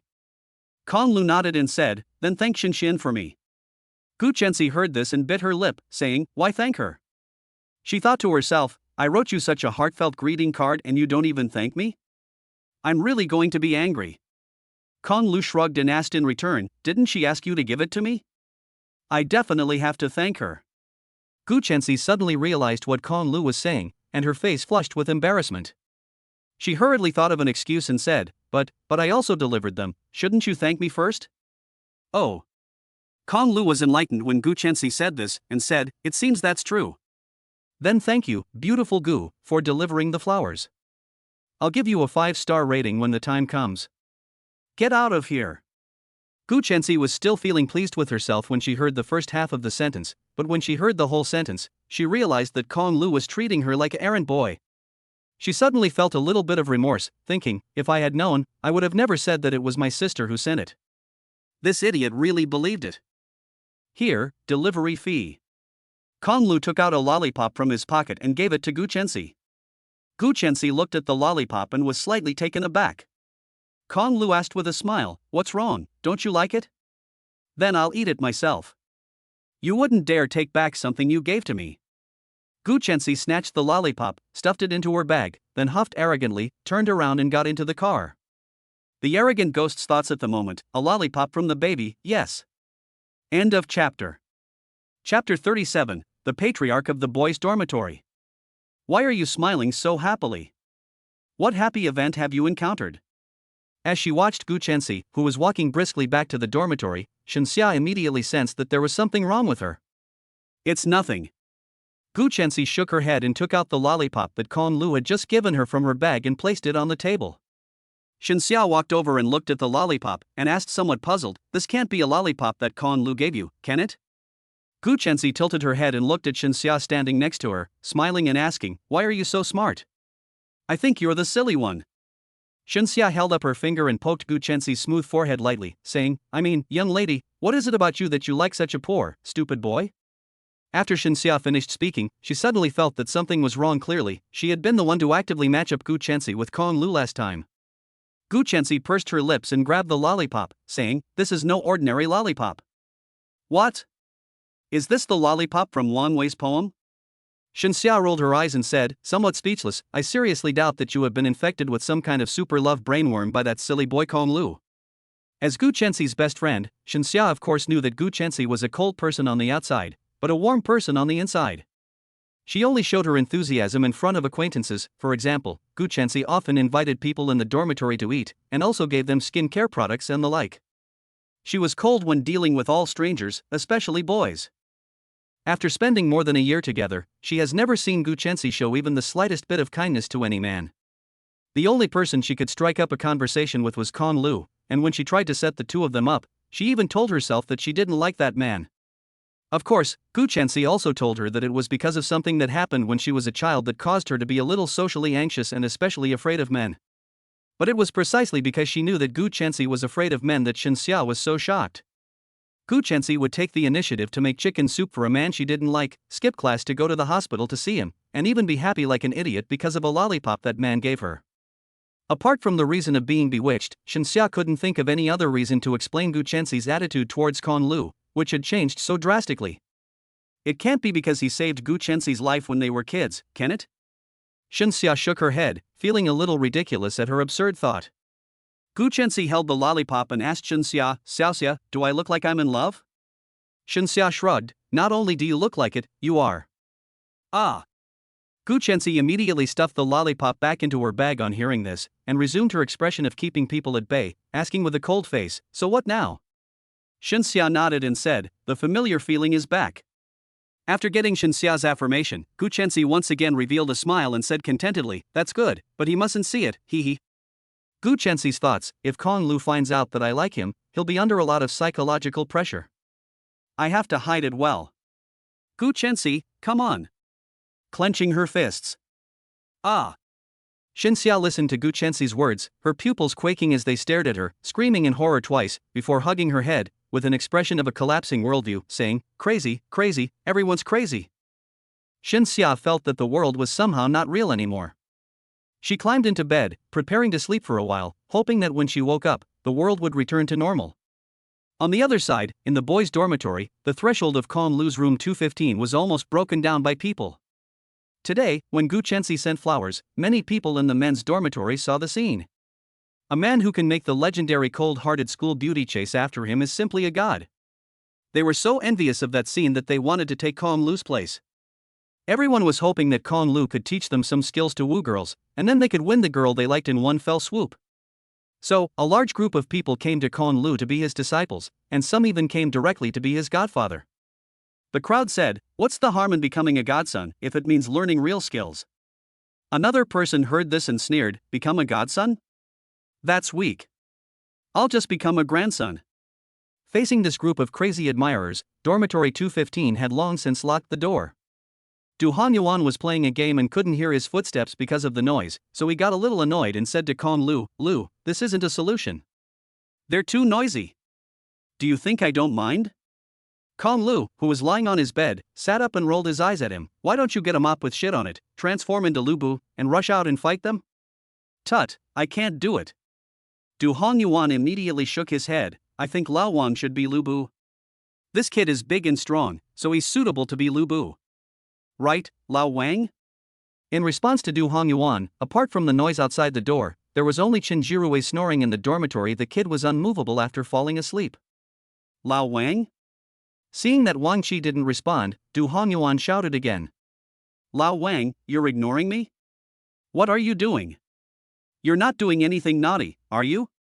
Du Honyuan took off his headphones, walked over to Wang Qi's bed, took a look, and then his fingers started tapping furiously on the screen.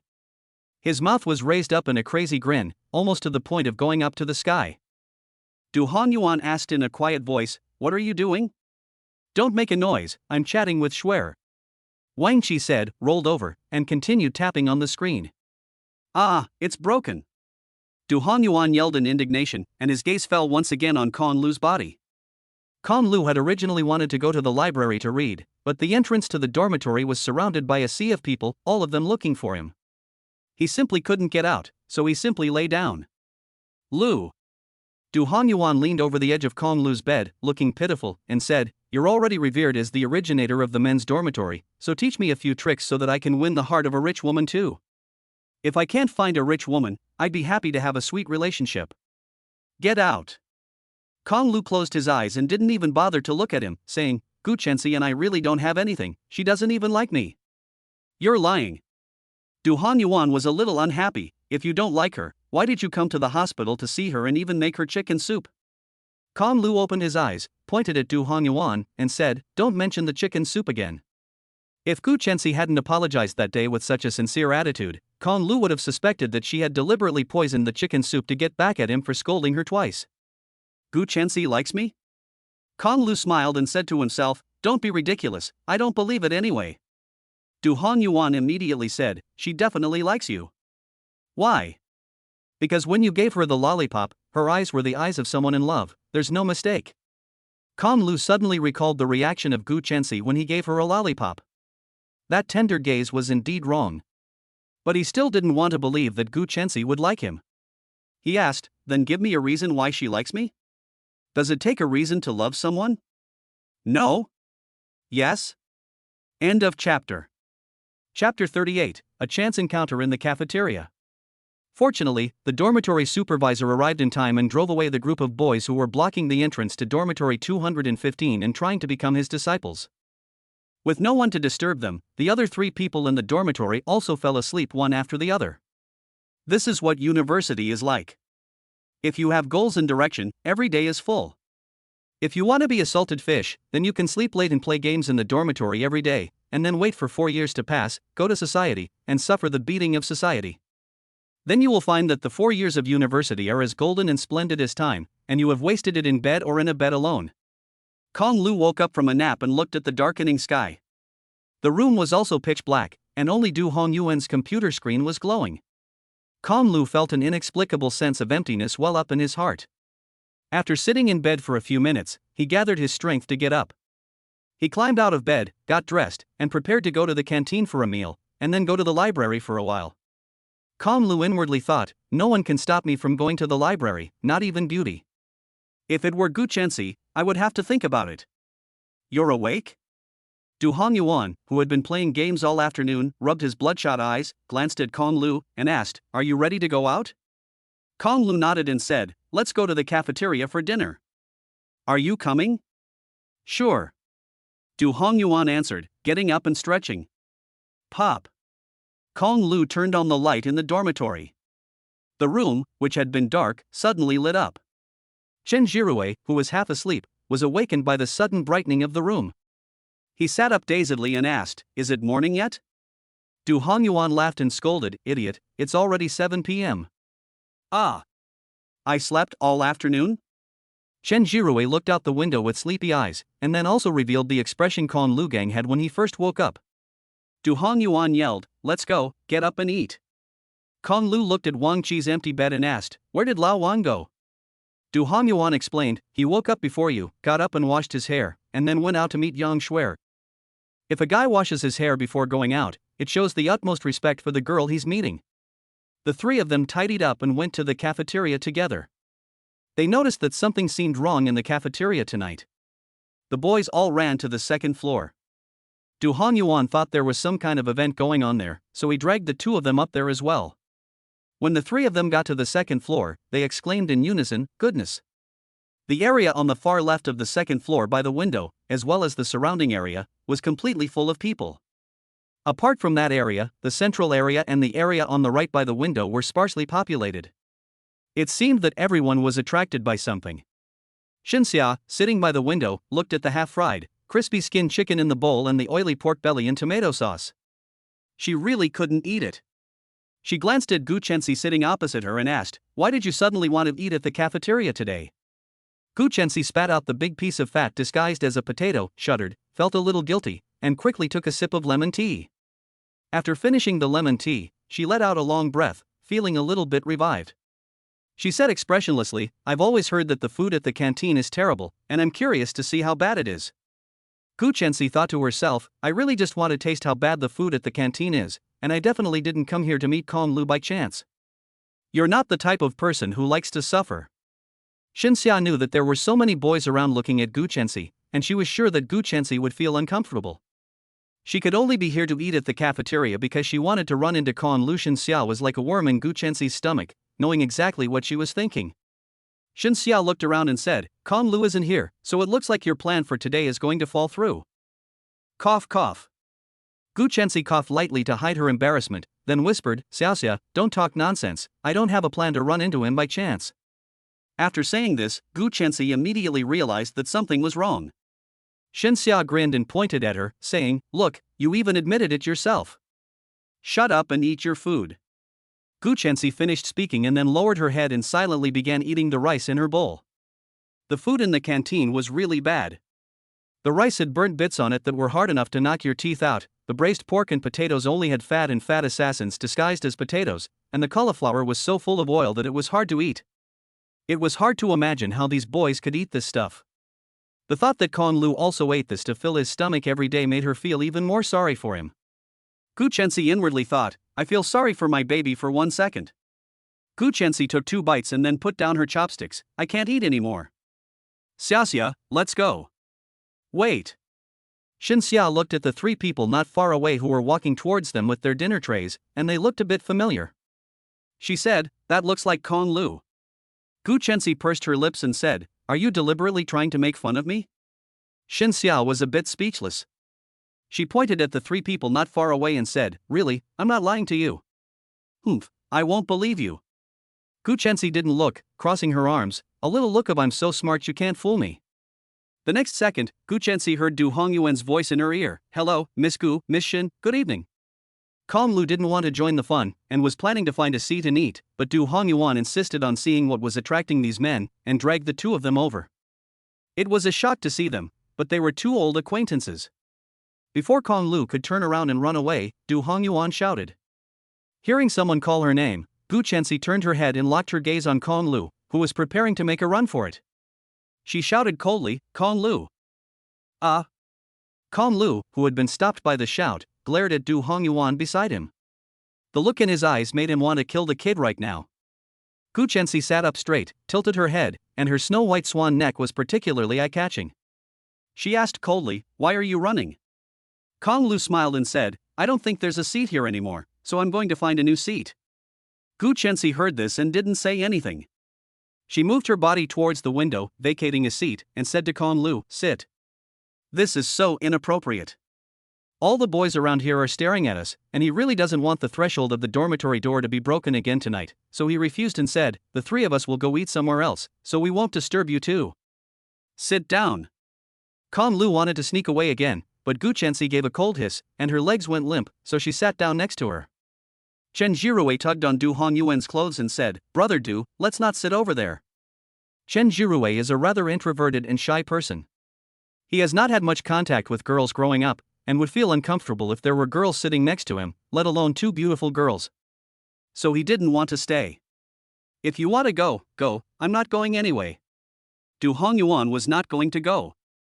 His gaze was fixed on Xinxia. No one could resist the big-wave domineering lady, the kind with a curvy figure. Unfortunately, Xinxia didn't seem to want him to sit here, and she was still occupying the entire bench. Du Hongyuan was also rude, and directly asked, "Miss Shen, can I?" Hey. Xinxia gave him a sly smile, and then ruthlessly refused. "No, my butt is big, I have to sit in two places." "It's okay, my friend and I will find a new place." Du Hongyuan, who had been rejected, dragged Chen Jirue away in a dejected manner. They came and went in a hurry, leaving without taking a single cloud with them, and they even left Kong Lu behind, as if that was their destiny. Kong Lu looked at the departing Du Hongyuan and already cursed him in his heart. "Here you go." Gu Chenxi took a bottle of lemon tea out of her bag and placed it in front of Kong Lu, saying coldly, "I bought too much, so I'm giving it to you because I can't drink it all. Don't think too much about it." Kong Lu looked at the bottle of lemon tea and thought to himself, "You just said it out loud, and I didn't even have time to think about it." Only Xinxia had seen through everything long ago. Xinxia thought to herself, "I wondered why she bought 3 bottles in the first place." End of chapter. Chapter 39, Public Enemy Number 1. "Thank you." Kong Lu politely said thank you, then opened the lemon tea and took a sip. As soon as he set the bottle down, he saw Gu Chenxi looking at him with an expectant expression. "How does it taste?" "It's quite good." Kong Lu looked at her pleading eyes and suddenly felt a little disoriented. She had been so fierce just a second ago. Kong Lu couldn't help but sigh in his heart. Girls are really a strange creature, hard to fathom. "You have good taste." Upon hearing Kong Lu's praise, Gu Chenxi nodded with satisfaction, picked up the bottle of lemon tea in her hand and took a sip, then continued eating the food on her plate. For some reason, Kong Lu's appearance made the food that was originally hard to swallow a little more delicious. Just a little more delicious. Xinxia had put down her chopsticks, and when she saw Gu Chenxi eating again, she asked somewhat puzzled, "Didn't you say you weren't going to eat anymore?" I didn't say that." Gu Chenxi lowered her head, unable to read her expression. She said to Xinxia, "Xiaoxia, if you don't want to eat, just go ahead. I'll finish the rest in my bowl before I leave." "Ha?" Xinxia heard what Gu Chenxi said and her mouth opened wide. Her jaw almost dropped to the ground. She thought to herself, this love-struck brain is really hopeless. If it's not delicious, just dump it. Kong Lu looked at the food in his bowl and said, "You must not have been here often if you don't know which dishes are good. Like the cauliflower and braised pork with potatoes, which are full of oil. People who come here often never order them." Kong Lu pointed to the window where he had just gotten his food and said, "The rice at the small bowl dish window is softer and has less burnt rice at the bottom." After Kong Lu finished, he pushed his tray in front of Gu Chenxi and said, "I haven't eaten yet, so if you don't mind, you can try it." To be honest, after sleeping all afternoon, he wasn't particularly hungry yet. Xinxia looked at Kong Lu's actions and thought to herself, Cici would never eat someone else's food from their bowl. "Brat, just wait until you get scolded. This is embarrassing. Then I'll have a taste." Gu Chenxi smiled and picked up a piece of meat, tasting it. It did taste better than the food she had randomly ordered from the window. "What?" Xinxia exclaimed again. She no longer cared about her image, her eyes wide as she stared at her best friend like she had seen a ghost. Inside, she screamed, she actually ate food from a man's bowl. Has Xiaoxi been possessed? Gu Chenxi glanced at Xinxia, who was sitting across from her, looking at her in shock. She waved her hand a little embarrassed and said, "Xiaoxia, aren't you in a hurry to go to the meeting to recruit new members of the student union? Why don't you go first, I'll come find you later." Xinxia tilted her head, looked at her, and remained silent. But the questioning look in her eyes seemed to be asking her, "You're going to chase me away for a man? So love will disappear, right? Okay." Gu Chenxi was too guilty to look Xinxia in the eye, so she looked away and waved again. "Go ahead, I'll be right there after I finish eating." "Okay, I'll go to the meeting first, and you come early too." Xinxia didn't bother to be a third wheel either, picked up her tray and was ready to go. As she walked away, she left a meaningful remark: "You're the head of the culture and entertainment department, the department needs you, come early." A faint blush appeared on Gu Chensi's cold and beautiful face, and she said a little embarrassed, "Okay, just go." Only our naive Kong Lu was still confused and didn't know what the two of them had just said meant. Kong Lu said to Gu Chensi, "If you like, you can have this meal, I'll order another one." "Don't bother." Gu Chensi shook her head lightly and said, "I don't eat much, and I've almost finished eating, so you can have it." Kong Lu looked at her plate, which was full of food, and it was obvious that she hadn't eaten much. Moreover, the greasy food looked unappetizing. He knew that Gu Chensi must have been embarrassed to buy her own meal, so he tentatively asked, "Can I give you some of my food?" "Great." Gu Chensi agreed without much thought. Kong Lu was also surprised that Gu Chensi could agree so readily. He was a little puzzled. This friend doesn't consider herself an outsider at all. Gu Chensi's thoughts at the moment were, "My baby is so good. Even though he doesn't have any money and can only afford the cheapest meals, he still wants to share his food with me." Kong Lu divided the food in his bowl equally into two parts, one for himself and one for Gu Chensi's bowl. Gu Chensi looked at Kong Lu dividing all the food equally and asked curiously, "Are you OCD?" Kong Lu heard this and froze for a moment, then nodded and said, "If you think so, that's fine." Kong Lu thought to himself, "What kind of OCD is this? I obviously don't want you to say that I've treated you badly." Gu Chensi's personality is sometimes good and sometimes bad, and Kong Lu was really afraid that she would suddenly get angry again. "Thank you." Gu Chensi held the half bowl of rice that Kong Lu had shared with her and said thank you with a smile. Kong Lu looked at Gu Chensi, who was beaming with a bright smile, and was momentarily taken aback. The onlookers were also seeing the cold and aloof school beauty reveal a smile as bright as a flower in front of them for the first time.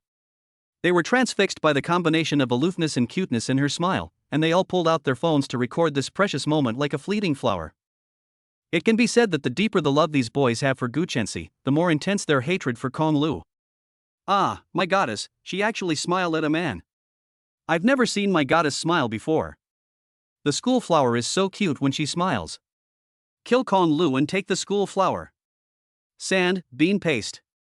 Anyone who shows affection for their girlfriend will die." These were the words of Du Hongyuan, who was sitting far away. Kong Lu felt the malicious glances of the surrounding male compatriots, and she was also overwhelmed with grief. It seems that the dormitory door will have to be locked tonight, otherwise she may not see the sun tomorrow. Gu Chensi was not aware of any of this. She ate the food in her bowl with her gentle little mouth, trying hard to maintain a good image in front of Kong Lu. Kong Lu, however, was on pins and needles. He quickly finished eating his meal and got up to leave. Gu Chensi looked at the rising Kong Lu and immediately pulled him back. "Don't go." "Ha?" Kong Lu looked at Gu Chensi, who was holding him back, a little taken aback, and asked in puzzlement, "I'm done eating, what's the point of staying in the cafeteria?" Gu Chensi said, I haven't finished eating yet, wait for me." In order to meet Kong Lu by chance, she and Shen Xia had eaten in the cafeteria for almost half an hour, and now she had eaten for another 10 minutes just to spend some more time with Kong Lu. In fact, she could have finished the food in just a few minutes. "You eat too slowly, I don't have time to wait for you." Kong Lu refused without hesitation, "I still have to go to the library to grab a seat, bye." Kong Lu's words and actions just now perfectly illustrated what it meant to be a Sigma man who would never fall into a woman's trap. Learn well, or you won't find a partner after you've finished learning. Alas. You. Gu Chensi looked at Kong Lu, who had already walked away, and couldn't care less. She put down her chopsticks and followed him. Gu Chensi stood in front of him, blocking his way, and said, "You're not allowed to go to the library." "Huh? Why?" Kong Lu frowned and thought, "This young lady is meddling in my business." Because Gu Chensi thought for a moment and said, "You still have to tutor my younger sister later." Kong Lu looked at his phone and said, "Isn't tutoring at 9 o'clock? There are still 2 hours left." Gu Chensi went to junior high school that had evening classes, and didn't get out of school until 8 o'clock. But Gu Chensi really couldn't think of an excuse to keep Kong Lu, and after holding it in for a long time, he said, "Later, the student union will be recruiting new members, and I want you to help me." Kong Lu was even more confused when he heard this. He scratched his head, "But I'm not in the student council either." "Oh, never mind." Gu Chensi gave a cold stare and pouted, saying, "Just come when I tell you to, what's the big deal?" After saying this, Gu Chensi took Kong Lu's hand in front of everyone and dragged him out of the cafeteria. Kong Lu, who was being dragged along, had a lot of questions in his head and his eyes were a little disheveled. Kong Lu, what is this tape? Although, Gu Chenxi's little hand is quite soft. End of chapter. Chapter 40. Poor Shen Xia. The recruitment of new members for the business school student union ended as early as noon yesterday, and tonight's meeting is to interview these new students. Gu Chenxi took Kong Lu by the hand and walked all the way from the cafeteria to the small auditorium of the business school. At this moment, the auditorium was full of students who had come for the interview. On the podium, the handsome president Bai Shuizhou, dressed in a suit, was sitting in the middle of the podium. On his left and right sat the two vice presidents, one was Shen Xia, a young lady with big waves in her hair, and the other was a short-haired girl wearing thick lensed glasses. The girl looked like a good student, and her name was Qian Xin. She was the other vice president of the Business College Student Union. Bai Shuizhou was already in his third year. In half a year, the student union would have a leadership change, and his position as president would also have to be filled. At that time, the new student union president would be chosen from these two girls. In fact, Shen Xia didn't care about any of this at all. The reason she joined the student union as a freshman was because on the day of recruitment, Bai Shuizhou, dressed neatly and with a sunny and generous smile, handed her a small leaflet with a kind smile. The young girl's heart, which was just beginning to feel love, stirred at that moment. In order to get closer to Bai Shuizhou and join the student union, she tried her best to show off, and finally won the position of vice president in the second semester of her freshman year. However, the closer she got to her idol, the more she felt that there was something wrong with Bai Shuizhou. Until Bai Shuizhou personally admitted that he liked boys, and that he was a little one. Shen Xia was completely desperate, and even lost her motivation in the student union. Shen Xia thought to herself, it feels like life is fucking with me, and I'm powerless to resist. After learning Bai Shuizhou's secret, Shen Xia became his best friend. She once even took the opportunity to wear sexy and revealing underwear in an attempt to turn Bai Shuizhou gay, but to no avail. Bai Shuizhou's calm gaze proved once again that he was gay, which was a huge blow to Shen Xia, who had always been proud of her figure. Shen Xia looked at the group of young, energetic schoolmates below the stage and knew in her heart that at least half of the young boys were there for Gu Chenxi and herself.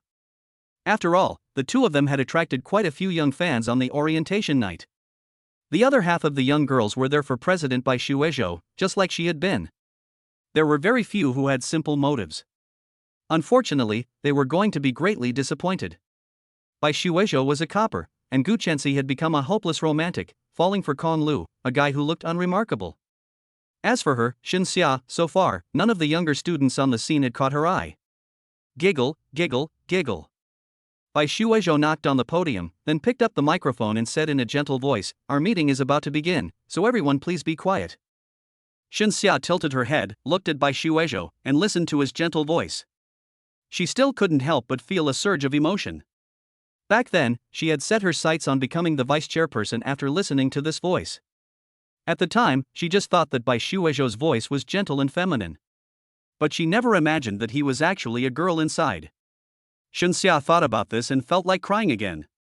At Bai Shuizhou's words, the small auditorium instantly fell silent. Meanwhile, Gu Chenxi also walked in with a cold and indifferent gait. Behind her, Shen Xia looked at the back of Gu Chenxi, her eyes nearly popping out of her head. Her first thought was, how did she bring Kong Lu along too? Bai Shuizhou looked at Kong Lu, who had followed Gu Chenxi like a little brother, and turned to Shen Xia and whispered, "Is that one of our new members too? Don't even think about him." Shen Xia thought Bai Shuizhou was interested in Kong Lu and immediately said, "This is the man Chenxi is interested in." She rolled her eyes. Bai Shuizhou said, "Okay." Shen Xia looked at Bai Shuizhou's expression and said in shock, "Damn, you really like him, don't you?" If she wasn't still on the stage, she would have grabbed Bai Shuizhou by the collar and pointed at him, cursing him out, "You don't like my body, but you like this guy? You're more attractive to me than some loser?" Shen Xia's pride was once again hurt. Bai Shuizhou gave a warm smile, saying, "He looks quite handsome." Shen Xia cursed under her breath. The freshmen in the audience also discussed the matter when they saw Kong Lu, who entered and left with Gu Chenxi. The two of them have really been in the spotlight at school recently. All the confession walls and forums at Jiaodong University have these two on the top of the homepage, with videos, photos, and all kinds of news. In short, the headlines are about them. Gu Chenxi walked to the first row of the audience and found the empty seat with the seat card for the Minister of Culture and Entertainment, and sat down. Kong Lu, who had been dragged in for no reason, wanted to stay away from her, so he wanted to walk back. But as soon as he took a step, Gu Chensi asked coldly, "Where are you going? There's no room next to you either." Kong Lu pointed to an empty seat in the back and said, "I'll find a seat." "Who said there aren't any?" Gu Chensi said, her gaze falling on the ministry member sitting next to her. The cold gaze made the staff member can't help but shiver, and he immediately got up and said, "Minister, I'll sit in the back." Then he ran to the back dejectedly. The staff member sitting on the other side of her, although not stared at by her, also ran to the back row with the staff member who had just left. Now, the seats on both sides of Gu Chensi were empty. Gu Chensi folded her arms across her chest and said proudly, "Okay, pick a seat." Kong Lu cursed in his heart, "Evil bureaucracy." Then obediently sat in the chair to Gu Chensi's right. Seeing that everyone was almost here, Bai Shuizhou didn't waste any time and directly began the introduction of the recruitment interview for the evening. Bai Shuizhou on stage was speaking eloquently, while Kong Lu below whispered to Gu Chensi, "I'm not a student council member, is it a bit inappropriate to sit here?" Gu Chensi asked a little puzzled, "What's wrong with it?" Kong Lu continued, "I feel like everyone around me is staring at me." Gu Chensi waved his hand and said, "It's fine, just ignore them."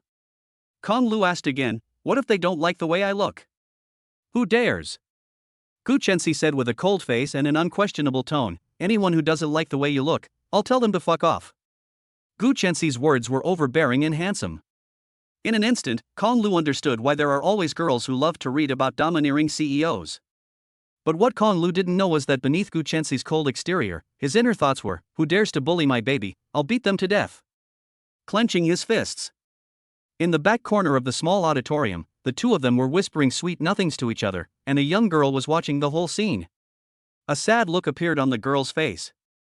End of chapter. Chapter 41 Suya. This year, there were an unusually large number of people who signed up to join the business school student union mainly because the welcome party was well organized this year. Even students from other schools came to join the business school student union, but they were all rejected by Bai Shuizhou. The 1-hour interview activity that used to take place in previous years had already lasted for almost 2 hours and was still not over. "How many people are left?" Kong Lu tilted his head and asked Gu Chensi, who was interviewing new members for the cultural and recreational department. Gu Chensi's cold eyes showed a hint of weariness as he said, "The Department of Cultural Affairs still has a long way to go, and there are still more than 10 people to be interviewed." Kong Lu immediately became agitated when he heard Gu Chensi's words, "That won't do, I still have to go to your house to tutor your sister." Although the time for tutoring was not fixed, it was not good to be late, and during the time he was in the hospital, Gu Chensi's mother also transferred his salary to him. Kong Lu had refused at the time, but he could not stand Aunt Luyun's enthusiasm and could only reluctantly accept it. "Sit down." Gu Chensi grabbed Kong Lu, who was about to stand up, and bossily pushed him back into his seat, saying, "I'll go with you after this interview, and I'll leave the rest to Xiaoxia." "Okay." Kong Lu agreed, obediently sitting in his seat. Gu Chensi looked at the well-behaved Kong Lu. If it weren't for the crowd around them, she would have been embarrassed, but she really wanted to give Kong Lu a patting the head kill. Kong Lu sat there bored, and actually found a small bag of melon seeds in the pocket of his jacket. After thinking about it, he realized that they seemed to be the ones that Du Hongyuan and the others had taken and stuffed into his jacket when they went to the buffet with him last time. It had been sitting there for so long, he wasn't sure if it was still edible. Bored as he was, Kong Lu tore open the package, peeled off 2 melon seeds, and tasted them. He was delighted, spiced, and quite delicious. The next interviewee was still getting ready, so Gu Chensi took a moment to glance at Kong Lu next to her, and seeing him with his head down, she asked, "What are you doing? Eating melon seeds? Do you want some?" Kong Lu looked up, with a little melon seed crumb at the corner of his mouth. He held up a handful of melon seeds in his hand and held it out in front of Gu Chensi's face. "Pop." Gu Chensi couldn't help but laugh at Kong Lu's innocent look. She waved her hand and refused, saying, "You eat them yourself, I'm busy." She extended her white, slender fingers and gently wiped the melon seeds from the corner of Kong Lu's mouth. How childish. This scene was witnessed by Gu Chensi's subordinates, and their eyes nearly popped out. This was the first time they had seen their cold and aloof minister show such gentle eyes, and it felt a bit surreal.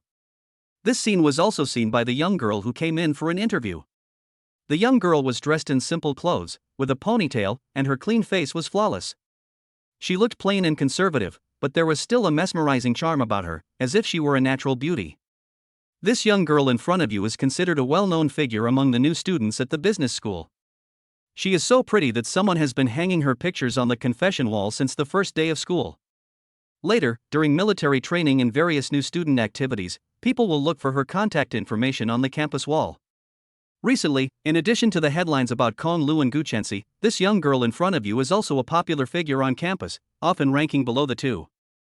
The news has already spread online that she will be the new school flower of Jiaotong University this year. After all, the once aloof school flower Guchensi already rumor has it has a boyfriend, and these single guys are in urgent need of a new source of spiritual sustenance. This young girl, with an unmade-up face and dressed in simple clothes, doesn't need any makeup and is enough to outshine all the other women, so everyone affectionately calls her the civilian school flower. At this moment, the young girl, who was regarded as the school beauty, had an undisguised gaze on Con Lu, and the emotions in her eyes were somewhat complicated. Guchensi of course also noticed the young girl's unkind gaze. As a woman, her natural sixth sense told her that the young girl in front of her was a dangerous person, and her goal was Con Lu. Guchensi looked at her coldly and asked, "What's your name?" The girl's affectionate gaze met Guchensi's cold eyes, as if an electric spark had been sparked. Facing Guchensi's powerful sense of oppression, she did not show weakness and said, "Suya."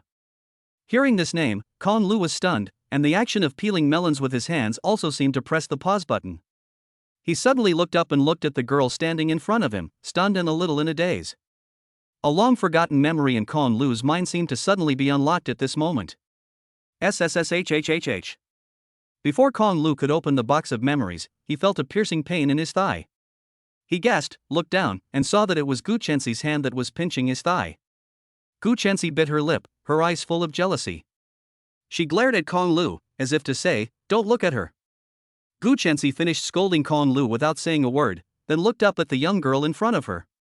Her expression was even more cold. "Why did you join the student council and come to the Department of Cultural Affairs?" She had asked this line over and over again like a repeat, and she had no idea how many times she had asked it tonight. This time, however, her emotions were obviously different. Because of him. The girl pointed her finger directly at Con Lu, who was standing next to Guchensi. "I saw Con Lu singing on stage that day, so I admired him and joined the student council." Upon hearing Suya's words, Guchensi's face turned black, as if a pot of vinegar had been overturned, and a sour smell spread around. The member sitting to Guchensi's left immediately reminded him, "Classmate, this senior is not from our student council, he is just a friend of our minister." "Oh." Suya responded lightly, and said resolutely, "In that case, I give up joining the student council." "I disagree." "Huh?" Suya was dumbfounded, looking at Guchensi with some shock. She had thought that Guchensi would have no hesitation in telling her to get lost, but Guchensi didn't do that. Suya's gaze met Guchensi's again, and Guchensi's eyes held a hint of playfulness. Guchensi said, "We're not playing games here, you can't just come and go as you please." Suya retorted, "Hasn't your look already told me the result of this interview?" Suya knew that, given Guchensi's personality, she would never let her stay on in the student council. "No, I like people with character like you." Guchensi gave an intriguing smile and continued, "So, congratulations on becoming a member of our culture and entertainment department." "Huh?" Suya was clearly taken aback by Guchensi's words. Suya didn't know what Guchensi was thinking, but Con Lu, who was standing next to her, knew exactly what she was thinking. Con Lu thought to himself, keeping someone annoying on your team is a surefire way to get them to try and get you in the future. Con Lu was right. Guchensi was afraid to let go of an enemy like Suya, who was full of danger. Keeping her by his side meant he could keep an eye on her at all times and suppress her from time to time, so that she would know when to give up. Guchensi thought to himself, "How dare you compete with me for a man?" Chapter 42, The past is like the wind, as flat as water. Guchensi stuffed Suya's information into a folder and handed it to a member of staff nearby, saying, "I have to go ahead a bit. Vice President Shin will come and pick up my work later." "Okay, bye, Minister."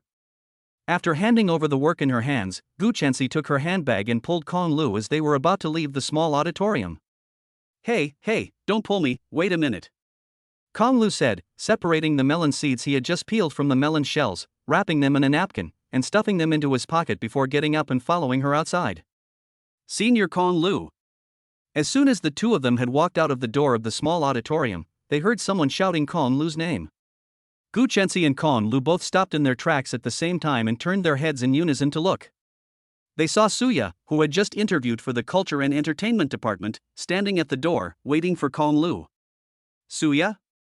Kong Lu frowned and asked her, "Why haven't you left yet?" "Waiting for you." Gu Chensi heard the two of them talking and a bad feeling rose in her heart. She tugged on Kong Lu's arm and asked, "Do you know each other?"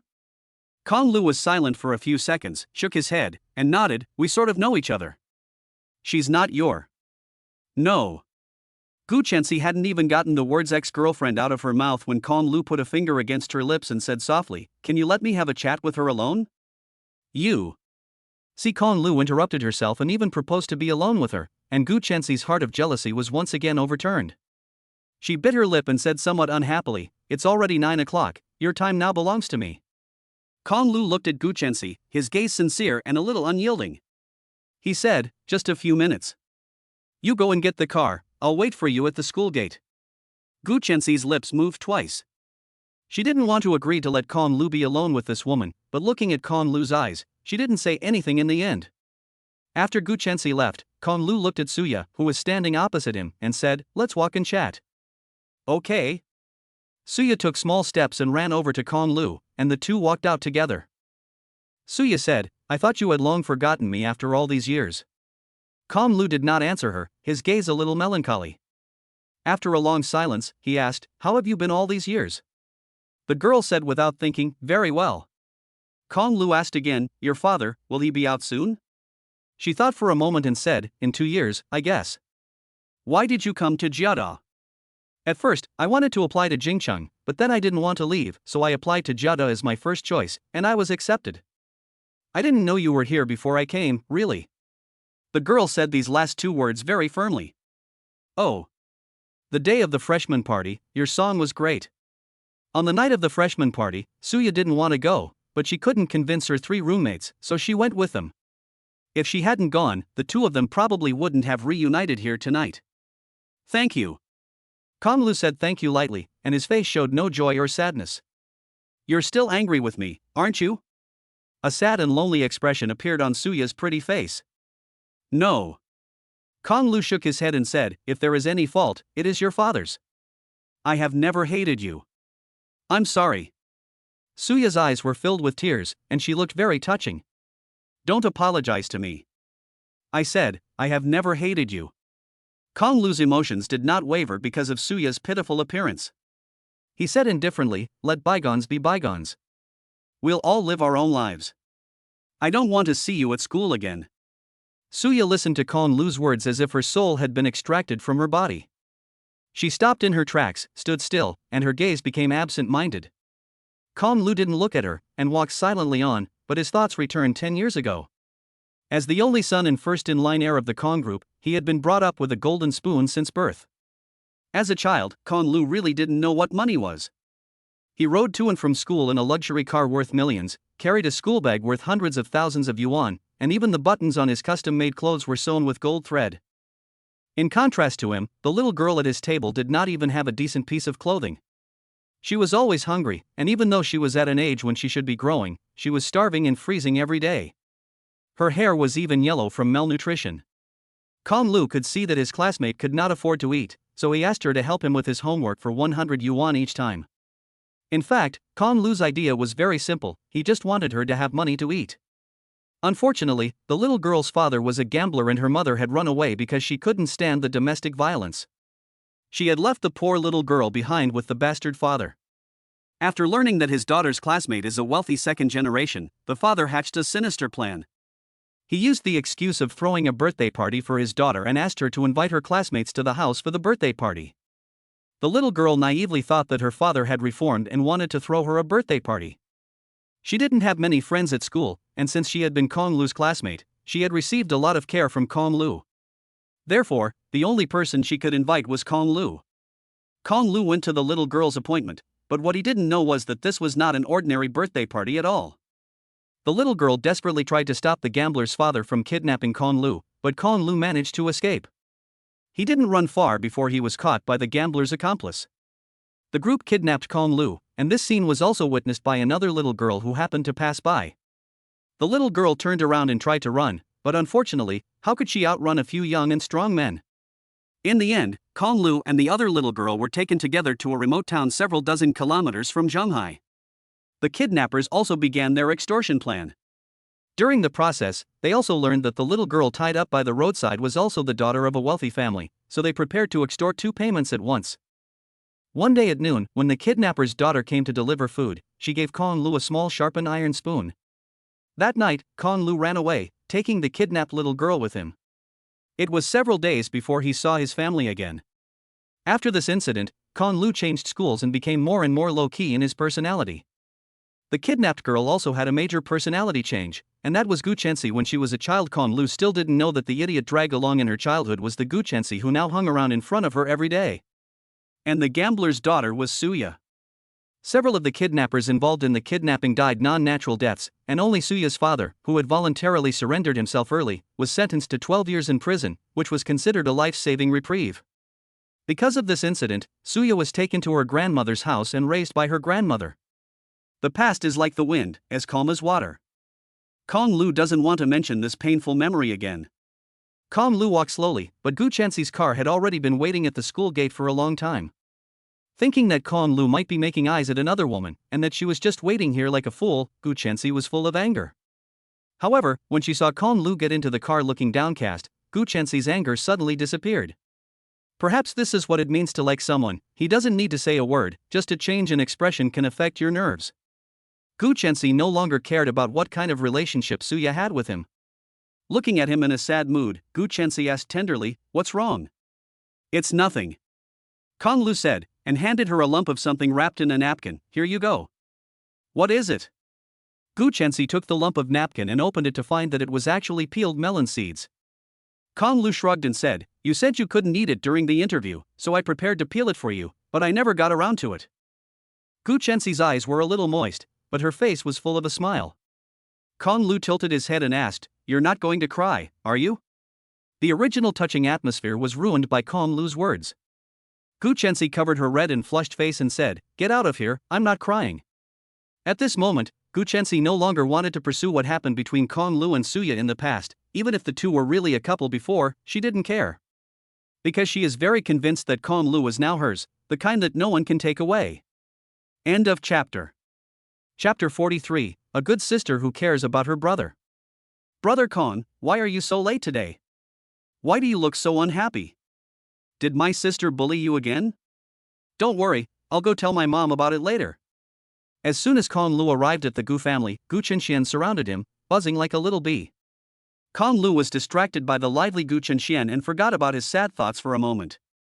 He smiled, petted Gu Chenxian's head, and asked, "Why do I feel like you're in a good mood today?"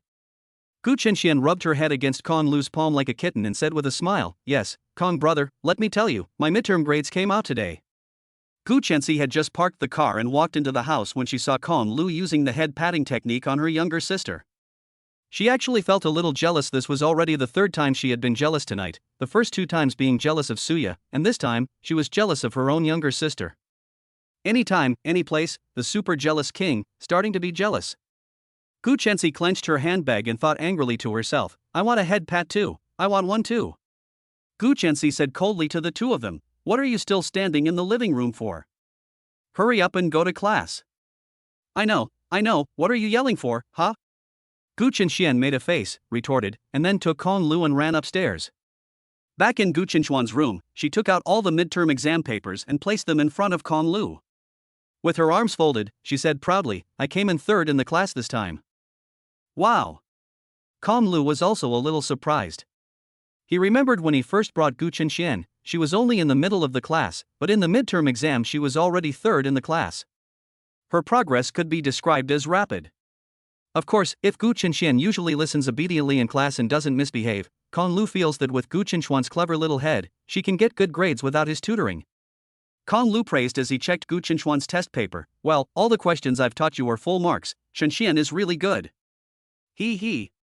Gu Chenxian, who had been praised by Kong Lu, scratched his head and smiled shyly. Kong Lu organized the test papers and quickly thought of his teaching task for the evening. "Come, I'll explain these wrong questions to you, and next time try to come back first in the class." Gu Chenxian nodded seriously and listened attentively to Kong Lu's lecture. After the lecture, Gu Qinshan leaned into Kong Lu's ear and whispered, "Kong brother, my mom said I did well on this test and wants to reward me by taking me to Disney World. You should come with me." Facing this little girl's invitation, Kong Lu didn't refuse, but instead asked, "When?" "This weekend." Gu Qinshan blinked her big, expressive eyes and asked expectantly, "Are you free?" Kong Lu thought for a moment and said, "I should be free." "Don't say should." Gu Qinshan grabbed Kong Lu's arm and shook it twice, cooing, "You must be free, right?" Unable to resist Gu Qinshan's cooing, Kong Lu gave a wry smile and nodded, saying, I'm free." "Yes." Gu Qinshan jumped up from her chair in delight and said, "I'll go tell my mom to buy your ticket too." Sigh, I. Kong Lu just wanted to say that she didn't need to buy it for herself, but Gu Qinshan had already run off without a trace. After a while, Gu Qinshan returned to the room with a sad face. Kong Lu looked at her lost expression and asked, "What's wrong? Is it not convenient to bring me along?" No. Gu Qinshan immediately shook her head and said, "My mother agreed, but my sister." "Your sister doesn't want me to go?" Kong Lu smiled a little, as if he wasn't too surprised. He thought to himself, this little girl really holds a grudge. While he was thinking, Gu Qinshan shook her head again and said, "No, it's my sister who wants to go with us." "Huh?" Kong Lu tilted his head and looked at her and asked, "Your sister wants to go?" "Yes." Gu Qinshan pouted, exasperated, and said, "Obviously, when I asked her in the afternoon if she wanted to go, she said no. But then, as soon as I finished talking to my mom about taking you with us, my sister suddenly popped up out of nowhere and said she wanted to go with us." "Is that what happened?" Kong Lu thought that it was Gu Qinshan who didn't want him to go, and that was why Gu Qinshan had come back with a sad face. After understanding the reason, he asked, "Why are you unhappy about your sister taking you?" "I don't want her to take me." Gu Qinshan pouted and said, "She's a coward. Every time she takes me to the amusement park, she doesn't let me play the exciting rides. It's obvious that she's afraid herself, but she says it's for my own good." Gu Qinshan's words had not finished when someone grabbed her ear from behind. The two looked back at the same time, and Gu Qinshan had actually entered the room at some point. Gu Qinshan grabbed her sister's ear, and a thin layer of rosy pink spread across her cold and handsome face. She said viciously in her sister's ear, "If you dare to talk nonsense again, I'll believe I'll pull your ear off." "Ouch, it hurts." Gu Qinshan screamed in pain, while begging for mercy, saying, "I'm sorry, sister, please let me go." Gu Qinshan then let go of her hand, and then used her long, slender fingers to poke her sister hard in the forehead, saying, "Mom already agreed, I'll take you to Disney World this weekend." After Gu Qinshan finished speaking, she looked at Kong Lu and pointed her white finger lightly, saying, "And you, come with me too." Her tone was peremptory and her attitude haughty, as if she wasn't there to remind the two of this matter, but rather was ordering them, like a female emperor, announcing her new decree to her subjects. After she finished speaking, she didn't wait for a response from the two and left her sister's room first. After leaving the room, Gu Qinshan's originally cold and handsome face suddenly turned red. She thought to herself, "Gu Qinshan, you little brat, why did you reveal my true colors in front of Kong Lu? This is so embarrassing." Gu Qinshan covered her ears, which were still red from being pinched, and looked pitifully at Kong Lu, saying, "Brother Kong, look, she's so fierce, who would want her in the future? Unlike me, I'm just a good sister who cares about her gaijai." Puff, haha. Kong Lu was amused by Gu Qinshan's sarcastic words, and he reached out and touched her ear, asking, "Does it hurt a lot?" Gu Qinshan's big eyes were filled with grievances, and she said, It hurts a lot, ooh." Gu Qinshan. If she had half the skills of her sister, Kong Lu would have been pregnant a long time ago. Ugh, she would have been pregnant with Kong Lu a long time ago. End of chapter.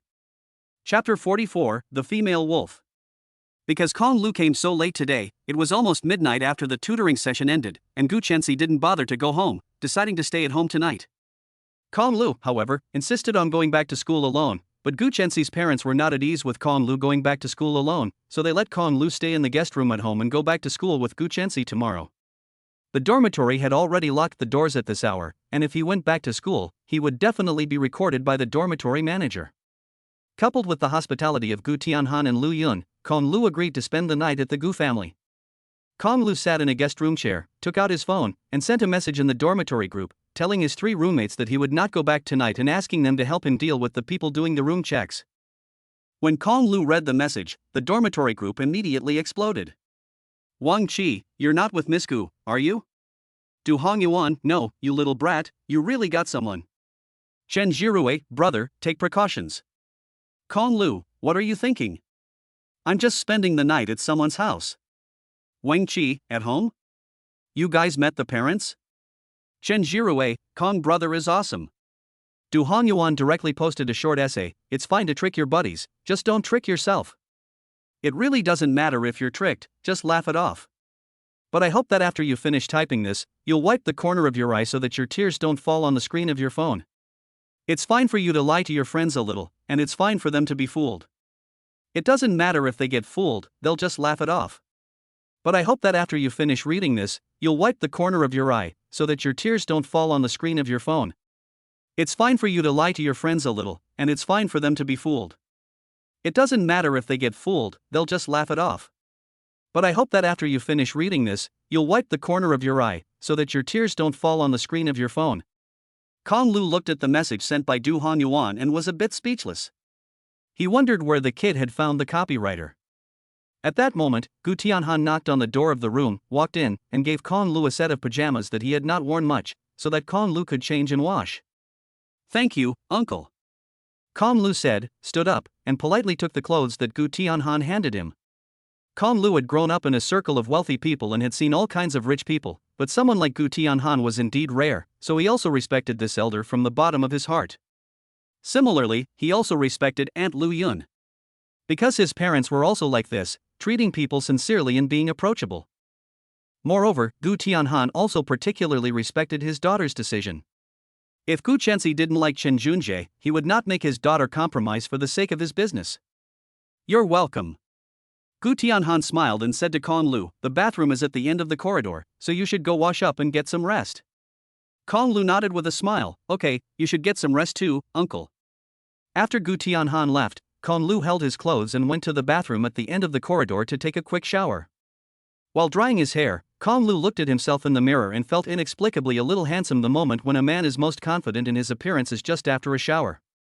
After drying his hair, Kong Lu opened the bathroom door in his pajamas. Ah! Ah! As soon as the door opened, a figure pounced towards him, accompanied by a scream. Kong Lu was also startled. He widened his eyes and looked down. Gu Chenxi was hugging his waist, and her fingers were rubbing back and forth on his belly. The figure at the toilet door just now was Gu Chenxi. Gu Chenxi thought to herself, her waist is quite thin, and it looks like she has abs? I'm not sure, I'll feel around a bit more. Kong Lu looked at Gu Chenxi and asked, puzzled, what are you doing? Good evening. Gu Chenxi pushed Kong Lu away, stood up straight, and put her hands behind her back, feeling at a loss for words. She mumbled something about good evening, trying to ease the awkwardness. But the more she tried to explain, the more awkward it seemed to become. Kong Lu asked in shock, good evening? Cough cough. Gu Chenxi coughed 3 times lightly and quickly regained her composure. She said, I came to use the bathroom.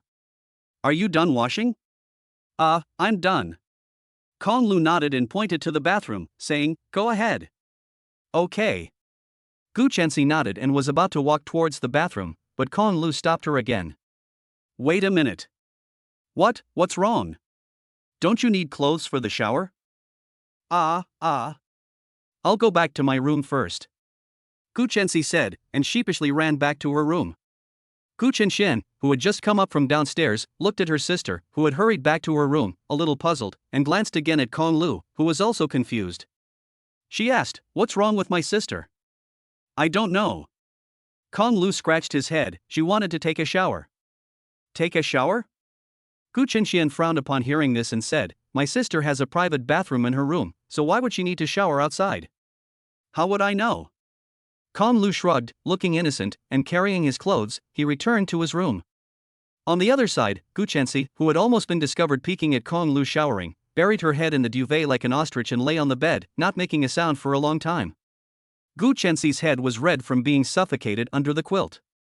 She said to herself, Gu Chenxi, what were you doing just now? You actually wanted to peek at a man showering. Are you crazy? This is so embarrassing. Luckily, he didn't notice. This is so embarrassing. It's a shame. But at least I felt his abs. Ha ha. Wait, what was I thinking? Gu Chenxi has proven with her actions that girls are also lustful, they just lust after boys they like. What, you're asking why your goddess doesn't lust after you and doesn't peek at you in the shower? We're just saying, is there a possibility that your goddess simply doesn't like you? Early the next morning, Kong Lu got up from bed early and stretched. Although the guest room bed was big and soft, much more comfortable than the bunk beds at school, Kong Lu was more used to his own bed, and the unfamiliar environment made it impossible for him to sleep peacefully. It was only a little after 6 o'clock, and Gu Chenxi's family was still asleep. After a brief wash, Kong Lu returned to his room and sat there a little bored, not knowing what to do. Kong Lu suddenly felt a sense of helplessness. He was staying at his fiance's house, but couldn't sleep, and the next day he woke up too early, so he just sat in his room waiting for her parents to wake him up for breakfast. He sat on the bed for half an hour brushing up on a short video to pass the time, and finally Kong Lu waited until Gu Chenxian knocked on his door and called him to breakfast. Gu Tianhan didn't have time for breakfast. After getting dressed, he grabbed a few slices of bread at the table and got into the car to leave the house. Gu Chenxian was in a hurry to get to school, and like her father, grabbed 2 slices of bread and ran to the car. Lu Yun was in her room doing her morning facial care, and incidentally drinking a detoxifying meal replacement tea. She definitely wasn't going to eat breakfast. Only Kong Lu and Gu Chenxi were silently eating breakfast at the large dining table. The breakfast was crab roe soup dumplings and shrimp roe ravioli made by the maid in the kitchen. The soup dumplings were delicious, and the ravioli was also very good, so Kong Lu ate a lot. Kong Lu was full and in a good mood after this breakfast, but when he looked up, he saw Gu Chenxi staring at him coldly, and Kong Lu's good mood suddenly cooled. Looking at Gu Chenxi's cold, dead face, Kong Lu thought to herself, "Damn it, this woman must be cursing me in her heart for eating too much." In fact, beneath Gu Chenxi's cold exterior, she was thinking, "My baby is so cute when she eats. Eat more, eat more." End of chapter. Chapter 45, Harming Others Will Eventually Harm Oneself. After having breakfast at the Gu family's home, Gu Chenxi drove and took Kong Lu back to school. Since she had classes in the morning, she didn't drive back to the dormitory building, but instead parked under the teaching building. The sight of the two of them getting out of the car together and walking into the teaching building together attracted a crowd of onlookers, and many people thought that Kong Lu had found a rich woman to depend on. Shen Xia arrived early in the classroom and took Gu Chenxi's seat, and also brought her textbooks with her. When she saw the two of them walk into the classroom at the same time, her eyes widened. Shen Xia was occupying a double seat today, so Kong Lu had no choice but to sit with the two of them, just like last time. Gu Chenxi felt a little disappointed. "The baby isn't sitting next to me, I'm not happy." "Oh." Shen Xia tilted her head, looked at Kong Lu, who had run to the back of the classroom and found a 4-person seat, and then looked at Gu Chenxi, and asked, "You didn't go back to the dormitory last night, so it's not him." "Xiaxia, what are you talking about?" Gu Chenxi blushed, gave Shen Xia a gentle nudge on the shoulder, and said, "He tutored my younger sister in her homework, and stayed at my place for the night because it was so late." "Ah." Shen Xia was surprised to hear this. "How dare you sleep together in front of your parents? There's more than one bed in my house." Gu Chenxi said, a little speechless, "He stayed in the guest room, I stayed in my own room." "Shay." Shen Xia said with some contempt, "I thought you guys were making rapid progress and had already started making little O's. Don't talk nonsense." Gu Chenxi covered Shen Xia's mouth, afraid that Kong Lu would hear something she shouldn't hear. She glared at Shen Xia and said, "You're a girl, why is your head full of dirty thoughts?" Shen Xia broke free of Gu Chenxi's hand and said, "Who says girls can't be lustful?" Shen Xia said, pouting her chest with her 2 proud assets. Gu Chenxi viciously scolded her, "Show off again and I'll squeeze your breasts until they burst when we get back to the dormitory. You're a vicious woman, you're just jealous." "Pish, I don't care." Gu Chenxi waved his hand in disdain, but then lowered his head without saying a word to take a look at his own chest. He whispered to himself, "My breasts are not small either. No, what on earth am I thinking about? I must have been infected by Shen Xia, this female wolf." Kong Lu, who was sitting further back, didn't know what strange topic the two were chatting about. He was sending a message to his roommates, asking them to help him carry his textbooks. Although there is not much difference between having books and not having books for university classes, you have to give the teacher some face, right? Du Honyuan was the first to say in the group chat, Fine, you and your pretty girlfriend partied all night, and in the morning you want us to bring your books to class for you? Pa, scumbag, don't even think about it." Du Honyuan, thumbs down emoji. Then the other two followed suit and sent an emoji of a thumbs down. Kong Lu didn't waste any time and directly posted a picture of the seat he had occupied to the group chat, accompanied by a comment, "I was thinking of helping you guys occupy a seat in the back row, so that it would be more convenient for you to play games during class, but it seems that I was being presumptuous. The three of them immediately withdrew the middle finger emoji as soon as they saw it. Du Hongyuan, father, I admit that I spoke a little too loudly just now. Kong Lu, that's more like it. You're a smart boy. With Kong Lu taking the seat, the three of them felt emboldened, and they leisurely walked into the classroom only just before class started. As soon as Du Hongyuan sat down, he grabbed Kong Lu's arm and tried to speak, but Kong Lu directly held his finger in front of his mouth, having already anticipated what the boy wanted to say. Kong Lu preemptively answered, "Nothing happened last night, don't ask." Du Hongyuan gave Kong Lu the finger on the spot and said, "You're useless, I don't have a worthless rebellious son like you." Kong Lu rolled his eyes and ignored him. Seeing that Kong Lu ignored him, Du Hongyuan turned his head to Wang Qi.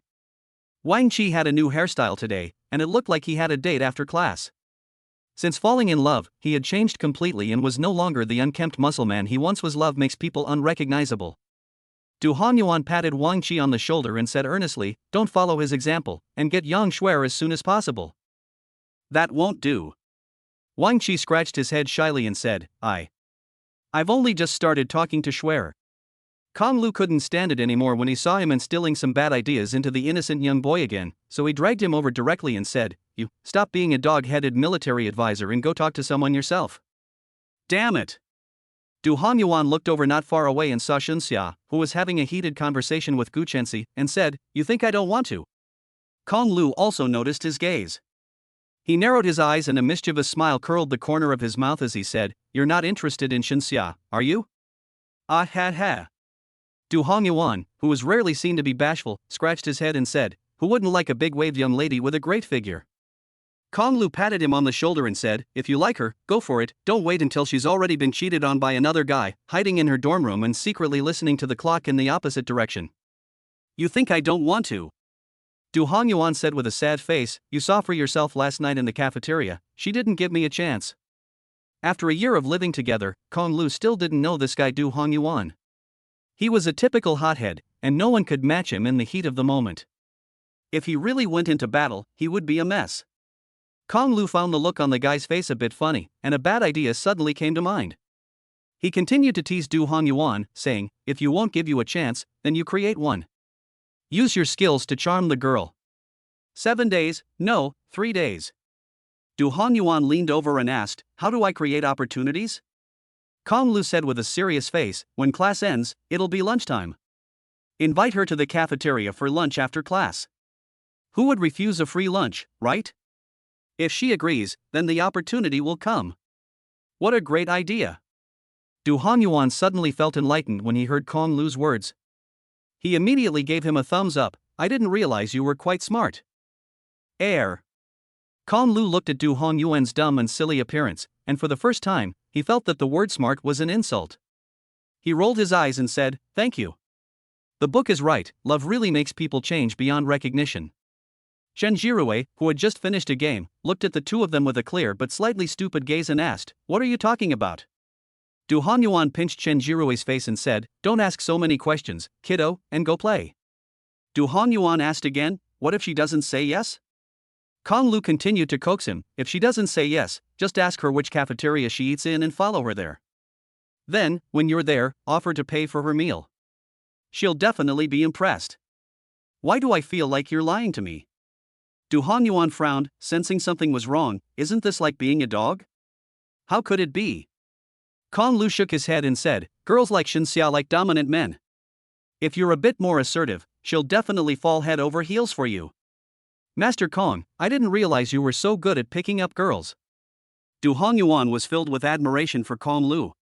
After being fooled by Kong Lu, as soon as the bell rang at the end of the class, Du Hongyuan rushed to Xunxia's side. Before he could say a word, he felt his feet slip, and then his legs went weak, and he performed a perfect sliding kneel, kneeling before Xunxia. The surrounding students were all dumbfounded, exclaiming, "Is it really that silky?" Xunxia looked at Du Hongyuan, who had slid and kneeled over, dumbfounded, and said half-jokingly, "It's not New Year's Eve yet, and it's a bit too early for you to wish me a Happy New Year, isn't it? I didn't prepare a red envelope for you." Gu Chenxi, who was standing next to Xunxia, also frowned in confusion, wondering what the boy wanted. Puff. Ha ha ha ha. Kong Lu, who had already sensed that Du Hongyuan would be embarrassed, had already taken out his phone to record it in advance. When he saw the image of Du Hongyuan sliding and kneeling over, he couldn't hold back and laughed out loud. Du Hongyuan's embarrassed face turned red like a pig's liver. He immediately stood up and stuttered, I want to. Just say a few words. Du Hongyuan felt like someone had plucked his vocal cords, and he couldn't make a sound for a long time. Xinxia frowned and asked, what do you want? I just had a humiliating scene, which made his brain a bit down. Du Hongyuan looked at Kong Lu with a pleading gaze. However, Kong Lu was laughing so hard that he didn't even look at him. Du Hongyuan suddenly had a bright idea. He pointed at Kong Lu and said, he wants to invite you two to dinner in the cafeteria. Gu Chenxi and Xinxia turned their heads and looked at Kong Lu behind them. Kong Lu's smile suddenly stopped, his mouth froze, and he looked at Du Hongyuan blankly, thinking to himself, where's the catch? End of chapter. Chapter 46 Two Channels. On the way to the cafeteria, Du Hongyuan said apologetically to Kong Lu in a low voice, I'm sorry, for the sake of my friend's love, you'll have to put up with it. I'll pay for your meal when we get back to the dormitory. Thank you so much. Kong Lu glared at Du Hongyuan, but didn't say much. He wasn't worried about the money, but was a little angry that the kid had sold him out. The food in Canteen 3 was tastier than that in Canteen 1, but it was also a little more expensive. The three of them spent more than 80 yuan in total, which Kong Lu paid. He had originally wanted to help Du Hongyuan pay for the food, but Du Hongyuan paid for it himself. It costs almost 100 yuan to eat lunch, which Kong Lu doesn't mind, but Gu Chenxi doesn't feel the same way. She saw that Kong Lu's jacket was torn yesterday, but he didn't buy a new one, so he must not have any money. Today, he even treated her to lunch. Gu Chenxi felt a little moved, thinking, my baby is so good to me. In fact, the last time Kong Lu went to Paramount to save someone, he used this shirt to fight. After the incident, the shirt had a little tear, which Kong Lu himself didn't notice, but Gu Chenxi did. She naively thought that Kong Lu didn't have the money to buy a new shirt. In fact, Xin Zijua's family had not yet spent any of the medical expenses they had paid to Kong Lu, and it was all still in the account. If he wanted to buy a shirt, he could buy many with that money. Xinxia, who was standing nearby, saw her best friend, who had been pampered with riches since childhood, almost cry from being touched by Kong Lu's invitation to a meal that cost less than 20 yuan. She couldn't help but want to beat this love-struck brain to death on the spot. Kong Lu finished eating the food on his plate in no time, and when he looked up, he caught Gu Chenxi's gaze. Her expression was exactly the same as it had been this morning when they had breakfast at her house. Kong Lu misunderstood again. He wondered, I didn't eat her rice for lunch, so why is she looking at me like that? In fact, Gu Chenxi was thinking, should I buy him some clothes? What size does he wear?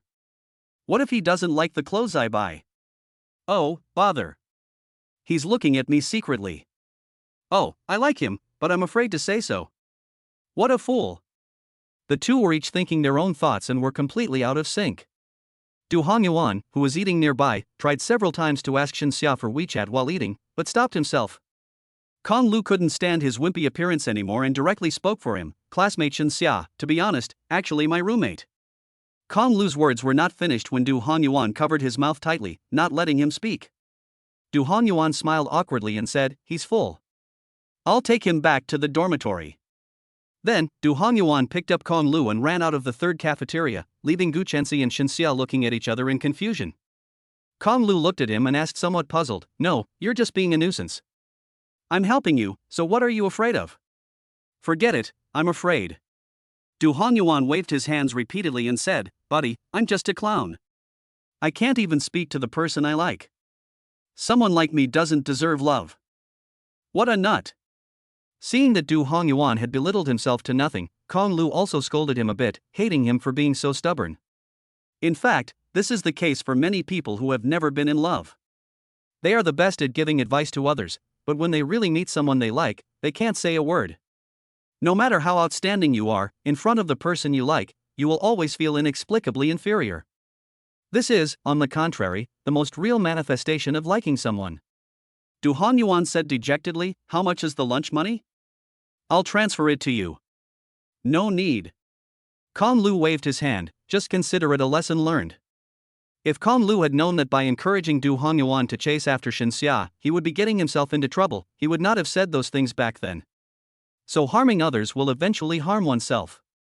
Ha? Du Hongyuan asked in puzzlement, what do you mean by a lesson learned? Ahem. Kong Lu coughed twice awkwardly and said, "It's nothing." There was an afternoon class in the afternoon. Kong Lu didn't go to the library to read, but instead followed Du Hongyuan back to the dormitory and took a nap. Wang Qi, this kid, didn't know where he went at noon and didn't return to the dormitory for the whole afternoon. Du Hongyuan lay on the bed, not sleeping for the whole afternoon, wondering what he was thinking. In the dormitory, only Kong Lu and Chen Jirue slept soundly. In the afternoon, there were 3 introductory classes, which were very difficult to get through. Du Hongyuan and Chen Jirue played video games directly. Wang Qi, who hadn't slept at noon, slept on the table for 2 classes, and in the 3rd class, he also joined the team playing games. Only Kong Lu listened carefully to the 3 classes, and he was full of drowsiness. After class, Kong Lu wanted to go back to the dormitory to catch up on sleep, but Gu Chenxi stopped him at the door of the classroom. "Follow me." Gu Chenxi grabbed Kong Lu's arm and, without giving him a chance to say no, dragged him downstairs. The 2 of them, surrounded by the strange stares of the people around them, made their way to the parking lot, where Gu Chenxi opened the car door. Kong Lu looked at Gu Chenxi in shock and asked, "Where are we going? It's not even tutoring time yet." To be honest, after 3 classes, he didn't want to go anywhere right now, he just wanted to get a good night's sleep. "Get in the car first," Gu Chenxi said, and without waiting for Kong Lu's consent, he directly shoved him into the car. End of chapter. That's all for today, I'm a bit out of it. Chapter 47, Helpless and Weak. "So, you hurriedly took me out of school just to buy me clothes?" Kong Lu looked at Gu Chenxi as he drove into the underground car park of the shopping mall and couldn't help but ask in return. At first, Gu Chenxi hurriedly dragged him into the car, and Kong Lu thought she was asking for his help with something important. As it turned out, they had arrived in the city center before Gu Chenxi told him that she was taking him shopping. In fact, Gu Chenxi had originally wanted to buy Kong Lu some clothes directly and give them to him, but she didn't know what size Kong Lu wore, and she had never bought clothes for someone else before, so she was worried that she wouldn't be able to pick the right ones. She was also afraid that Kong Lu would not want to go with her if he knew about it, so she didn't tell him when they were at school, and only mentioned it when they were almost there. "Well," Gu Chenxi nodded, her gaze fixed on the car window. She couldn't believe that they couldn't find a parking space in this huge underground parking lot. "I don't lack clothes, why did you bring me here?" "Don't say anything yet." Kong Lu's words were cut short when Gu Chenxi covered her mouth with one hand. Gu Chenxi's gaze was fixed on a car that was warming up its engine. After that car left, a parking space would become available. However, the other car in the opposite lane seemed to have noticed this as well. That car had arrived earlier than they had and had also been wandering around the parking lot for a long time without finding an empty space. At the moment, both cars had their headlights on, looking like they were about to fight for the parking space. The moment the rear wheel of the parked car left the parking space, Gu Chenxi quickly accelerated and matched his actions with the car, using both hands and feet. With a silky, dragon-like tail-wagging motion, the car drifted directly into the parking space and parked in a handsome manner.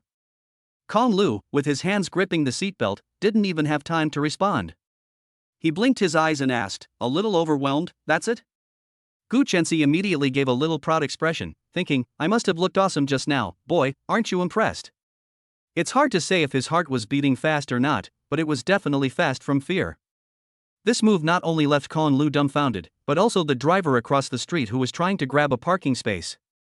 When he saw that it was still a woman driving the car, he admired her even more, rolled down his window, gave her a thumbs up, and then left in a huff. "Let's go," Gu Chenxi said, opening the car door and getting out. Kong Lu, however, stayed in the car and didn't want to get out. He continued to say what he had not finished just now, "I still have a lot of clothes, I don't need to buy new ones." In Kong Lu's house, there is a large walk-in closet between his room and the private bathroom. It is full of clothes that his parents bought for him, from handmade custom-made suits to the latest single items of each major luxury brand for the season. Basically, you can find them all in his closet. So Kong Lu really doesn't lack clothes, it just depends on whether he wants to wear them or not. Gu Chenxi had long since guessed Kong Lu's response, and he didn't give him the chance to refuse. Just like the last time he took him out to dinner, Gu Chenxi pulled open the passenger door, leaned in and unbuckled Kong Lu's seatbelt, then pulled him out of the car. Gu Chenxi grabbed Kong Lu's arm with one hand and his clothes with the other, saying, "They're all torn to pieces like this, and you still won't change them? You say you have clothes?" After Gu Chenxi finished speaking, she raised her eyebrows slightly and glared at Kong Lu, saying, "If you go to the amusement park with me like this on the weekend, I'll be angry." Kong Lu looked at the tear in his shirt, scratched his head, and said, I didn't notice that the shirt was torn, but I still have clothes in my dormitory. Before Kong Lu could finish speaking, Gu Chenxi held up her index finger and placed it against his lips, saying, cut the crap, I'll buy you 2 new ones. After saying this, she took Kong Lu's hand and walked into the elevator in the parking lot. Kong Lu looked at Gu Chenxi blankly, still a little confused. He asked, why do you suddenly want to buy me clothes? Just because we're going to the amusement park this weekend? Ah. Gu Chenxi suddenly realized that her actions seemed a bit inexplicable when Kong Lu asked her that. She thought to herself, I just wanted to take him out to buy clothes, but I didn't think of a good excuse. What should I say now? The excuse of going to the amusement park doesn't seem very reasonable. I'm so annoyed, my head is empty. Seeing Gu Chenxi's stern face, and after a long silence, Kong Lu asked carefully, are you? No.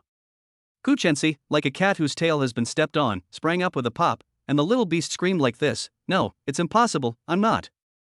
Hi. Cough cough. Before she could finish the words like in two, Gu Chenxi had already realized her faux pas. She immediately put on a composed fake expression and said, what do you want to say? Maybe people with social anxiety have 2 faces. Kong Lu comforted himself in his heart and said to Gu Chenxi, I want to ask, do you think I look poor dressed like this? Huh? Right. Gu Chenxi didn't hear what Kong Lu was saying at all, she just nodded absent-mindedly and echoed. As soon as she had agreed, Gu Chenxi suddenly realized something. She thought, wait a minute, what did he just say? Oh no, I actually admitted that he looked poor. He must feel that I look down on him, and if that's the case, won't he become even more inferior? Then, won't he be even more afraid to face date with me? Gu Chenxi, you idiot, look at what you've done. Kong Lu, who had been acknowledged by Gu Chenxi as looking poor, secretly rejoiced, I've actually been recognized, it seems that my disguise as an ordinary person was very successful. In fact, it's fine for a man to be poor, but if he's also ugly. Gu Chenxi wanted to say something to comfort the sad Kong Lu, but as soon as she opened her mouth, she felt that her words didn't sound right, so she immediately shut up again. She said to herself, Gu Chenxi, do you want to hear what stupid things you just said? Kong Lu pointed at his own face innocently and asked in return, huh? Am I ugly? Gu Chenxi waved her hands again and said, no, I'm not saying you're ugly. What I mean is that it's okay if a talented guy is a bit poor, because gold always shines. So, you think I'm poor, ugly, and have no talent. Kong Lu thought to himself, so I'm really that ordinary in other people's eyes? I like being treated like an ordinary person. No, I don't feel that way. Gu Chenxi covered her face, feeling that any defense she made at the moment would be so feeble and powerless. Her heart was ashen with despair. She thought, it's over, the more I try to defend myself, the worse it gets. Will he be struck with Yu disease because of me? What if he quits purple sand pottery because of me? No, I can't lose my boyfriend. Gu Chenxi thought of this, her heart hardened, and she grabbed Kong Lu by the collar and pulled him in front of her. Kong Lu looked at Gu Chenxi's face gradually enlarging in front of his eyes, and there was a little more panic in his eyes. She's not going to hit me, is she? Gu Chenxi said seriously, listen carefully, you're not bad at all, you're very good. Huh? After Kong Lu heard her words, he revealed a clear and stupid look, and thought to himself, is she praising me? Her expression is so cold, I'm a little scared. Weak and helpless.ing. Ding. The moment the elevator door opened, the 2 of them couldn't separate in time. The people waiting outside to get in the elevator saw the 2 of them tugging at each other in the elevator, especially Gu Chenxi's cold face. They thought the 2 were young lovers arguing, and they didn't dare to be the first to get in the elevator. Gu Chenxi's face flushed with embarrassment, and she dragged Kong Lu towards the outside of the elevator. Gu Chenxi, what a shame. Weak and helpless.ing. The end of this chapter. Chapter 48, If You're a Brother, Come and Cut Me. Although Kong Lu kept refusing Gu Chenxi still dragged her into a store selling brand name clothing. Gu Chenxi slung her small bag over one shoulder and said in a domineering manner, pick whatever clothes you like. Really, it's not necessary. Kong Lu said with a wry smile, I really don't like clothes. The young salesperson looked at Gu Chenxi, who was dressed in luxury goods and carrying an Hermes bag, and immediately came up to him with a smile, saying, Sir, we've recently added new products to our store. You can take a look. It's okay if you don't buy anything, you can just try them on. What if you like something? No, you go ahead, Kong Lu politely smiled at the salesperson. The salesperson continued, "It's okay, sir, just try them on. You have a great figure and they'll look great on you. Don't you like these clothes?"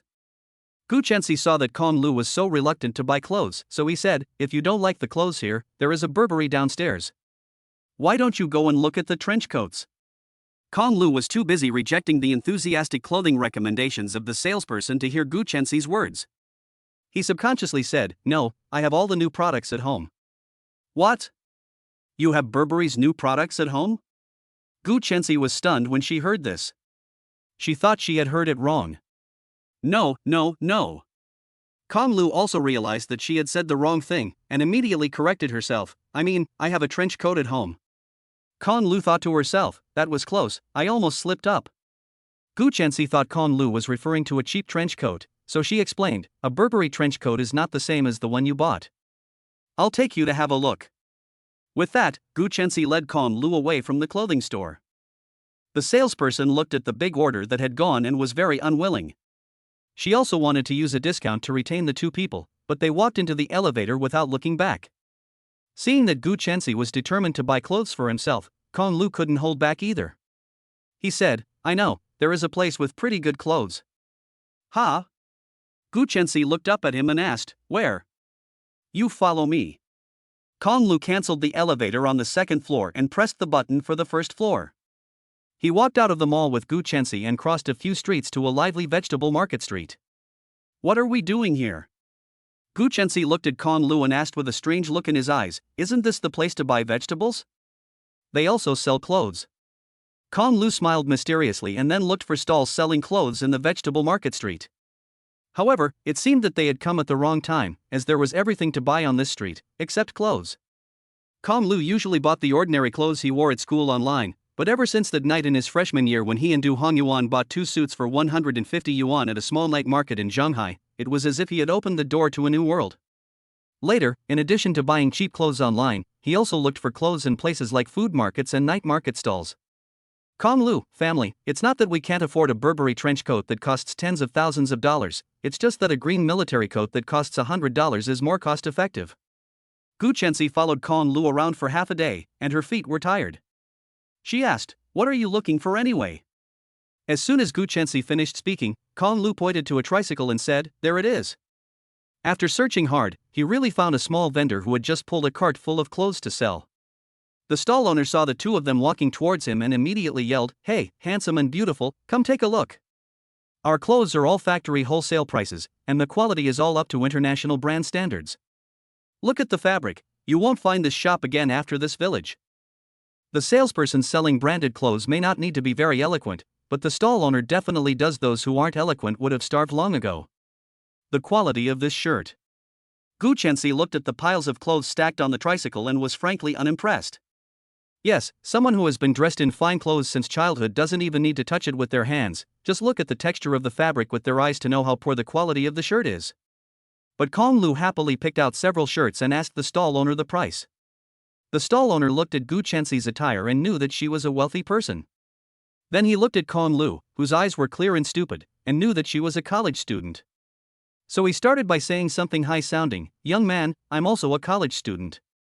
I'm just starting out and can't make ends meet in a physical store, so I've come to set up a street stall. I just opened today, and I see that we're kindred spirits.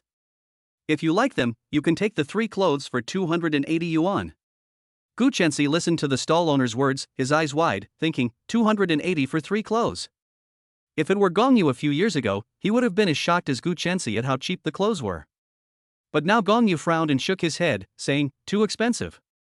Gu Chensi's eyes nearly fell out when she heard Kong Lu's words, and she exclaimed in her heart, my god, is it really expensive to buy 3 clothes for 280 yuan? Kong Lu directly spread out a palm and said, 50. Gu Chensi looked at Kong Lu like a dumb animal, her eyes shrunk into 2 small beans. She looked at Kong Lu with a dumbfounded expression. She wondered, how dare Kong Lu bargain like that? Will the boss really stab him with a knife? After hearing this, the boss did indeed look embarrassed and said, no, this one piece of clothing alone is worth more than 50 yuan. You want to buy 3 pieces for 50 yuan, that's a loss for me.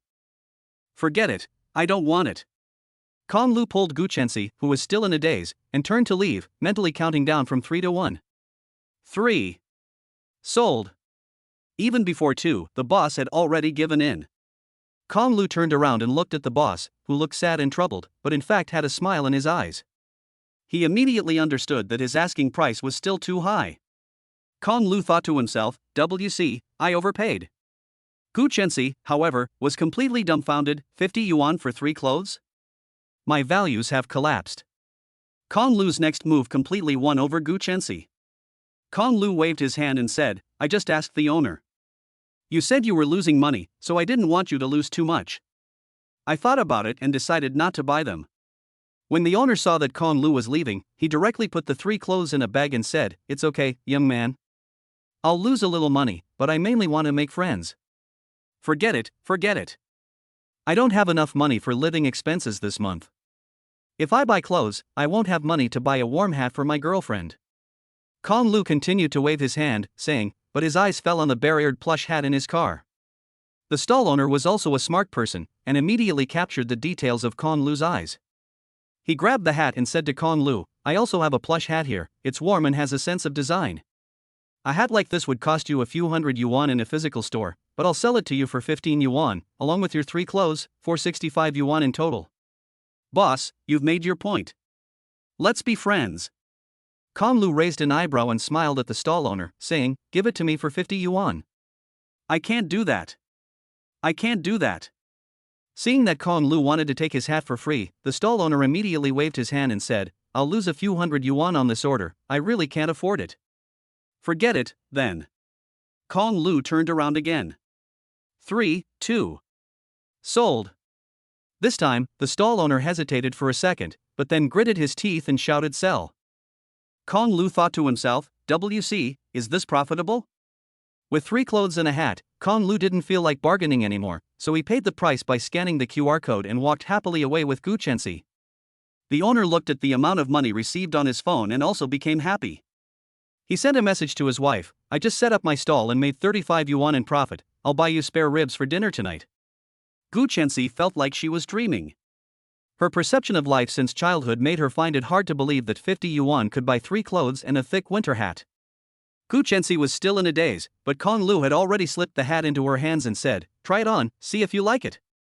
Gu Chenxi looked down at the little bear hat in her hands.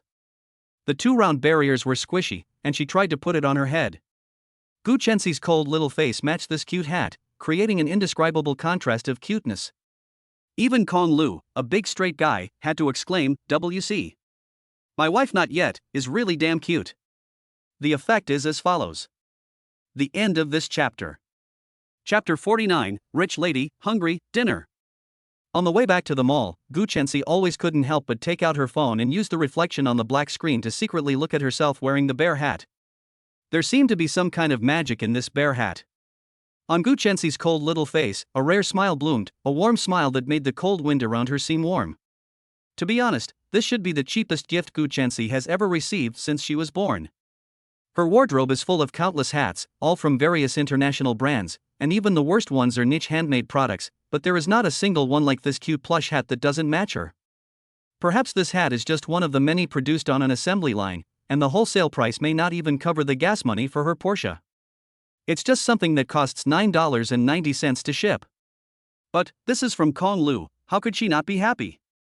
She was really super happy, a joy that came from the bottom of her heart. The last time she was this happy was when she received the Lena Bell from Kong Lu for her birthday. Gu Chenxi held up her screen-off phone and looked at herself in the black mirror while wearing the bear hat, while also secretly looking at Kong Lu following behind her. She was thinking, baby is so good to me, I love him even more, hee hee. Kong Lu was carrying the clothes he had just bought and walking behind Gu Chenxi. He also noticed that Gu Chenxi was looking at him. Looking from behind, if you don't look at her face, Gu Chenxi, wearing a bear hat with 2 fluffy ears on top of her head, is quite cute. Kong Lu even had a strange urge to reach out and pinch the 2 barriers on her hat. However, he restrained himself. Kong Lu thought to himself, you can't touch a tigress's butt. Gu Chenxi would probably be furious if she knew Kong Lu was thinking this about her. Kong Lu knew Gu Chenxi was looking at him, but he didn't say anything, and pretended he hadn't seen anything, looking away. Yikes! Suddenly, Gu Chenxi let out a cry. Kong Lu immediately withdrew his gaze from elsewhere and looked at Gu Chenxi, asking, what's wrong? Gu Chensi turned his head and said with a shameful look on his face, "It seems that I brought you here to buy clothes, but now you're the one giving me things." I was wondering what was going on. Kong Lu heard this and shook his head with a somewhat helpless smile, saying, "It doesn't matter." Gu Chensi looked down at the cheap handbag in Kong Lu's hand and thought for a moment before saying, "Let's go to the mall and I'll buy you 2 more. No. Seeing that Gu Chensi still wanted to buy expensive clothes for himself, Kong Lu immediately waved his hand and said, "I really have a lot of clothes in my dormitory, it's enough, don't waste money." Then, Gu Chensi still felt a little bad about it, thought about it, and said, "Then I'll give you 50 yuan, and these clothes will be considered a gift from me." Kong Lu waved his hand and said nonchalantly, "No, it's only 50 yuan.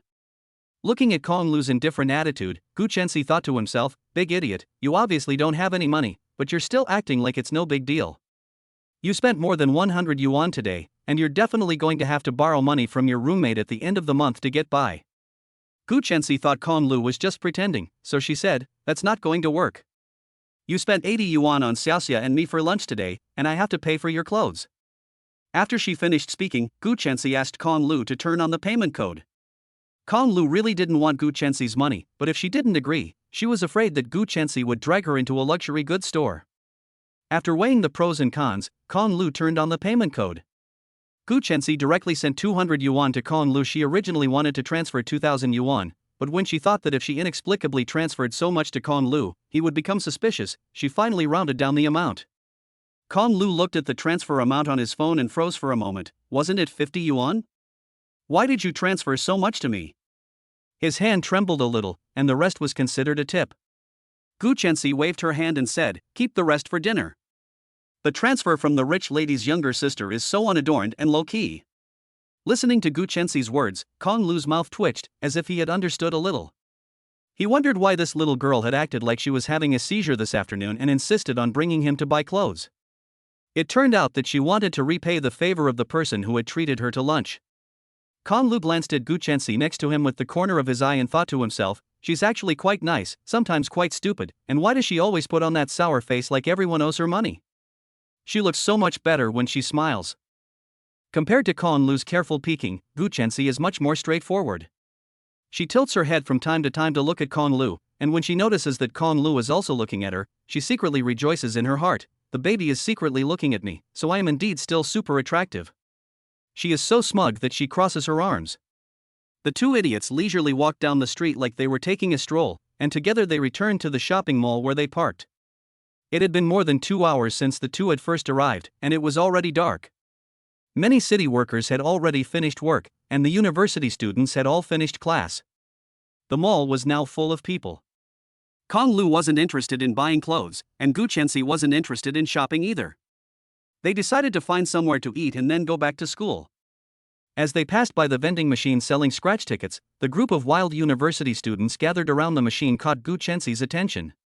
She poked Kong Lu and pointed at the group of people, asking, "What are they doing?"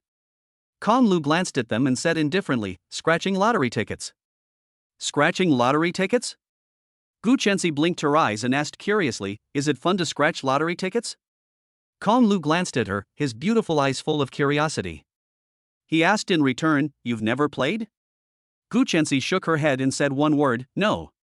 Gu Chensi had never been poor since she was a child, so she had never lacked money. She was also not interested in things like lottery tickets. Occasionally when she shopped in the mall, she would be curious when she saw these vending machines for lottery tickets, but that was about it. In fact, Kong Lu had only played this kind of thing after going to university, and it was Wang Qi who had introduced him to it. Every time Wang Qi came to the mall, he would buy a 10 yuan scratch card, whether he won or not. He would just buy one, and not more. In his words, "If you don't buy it, you'll never win. If you buy one occasionally, you'll lose it as an investment, but if you win 1,000,000 one day, won't the investment be returned?" However, Kong Lu has gone out with him so many times, and he has never seen him win a few times.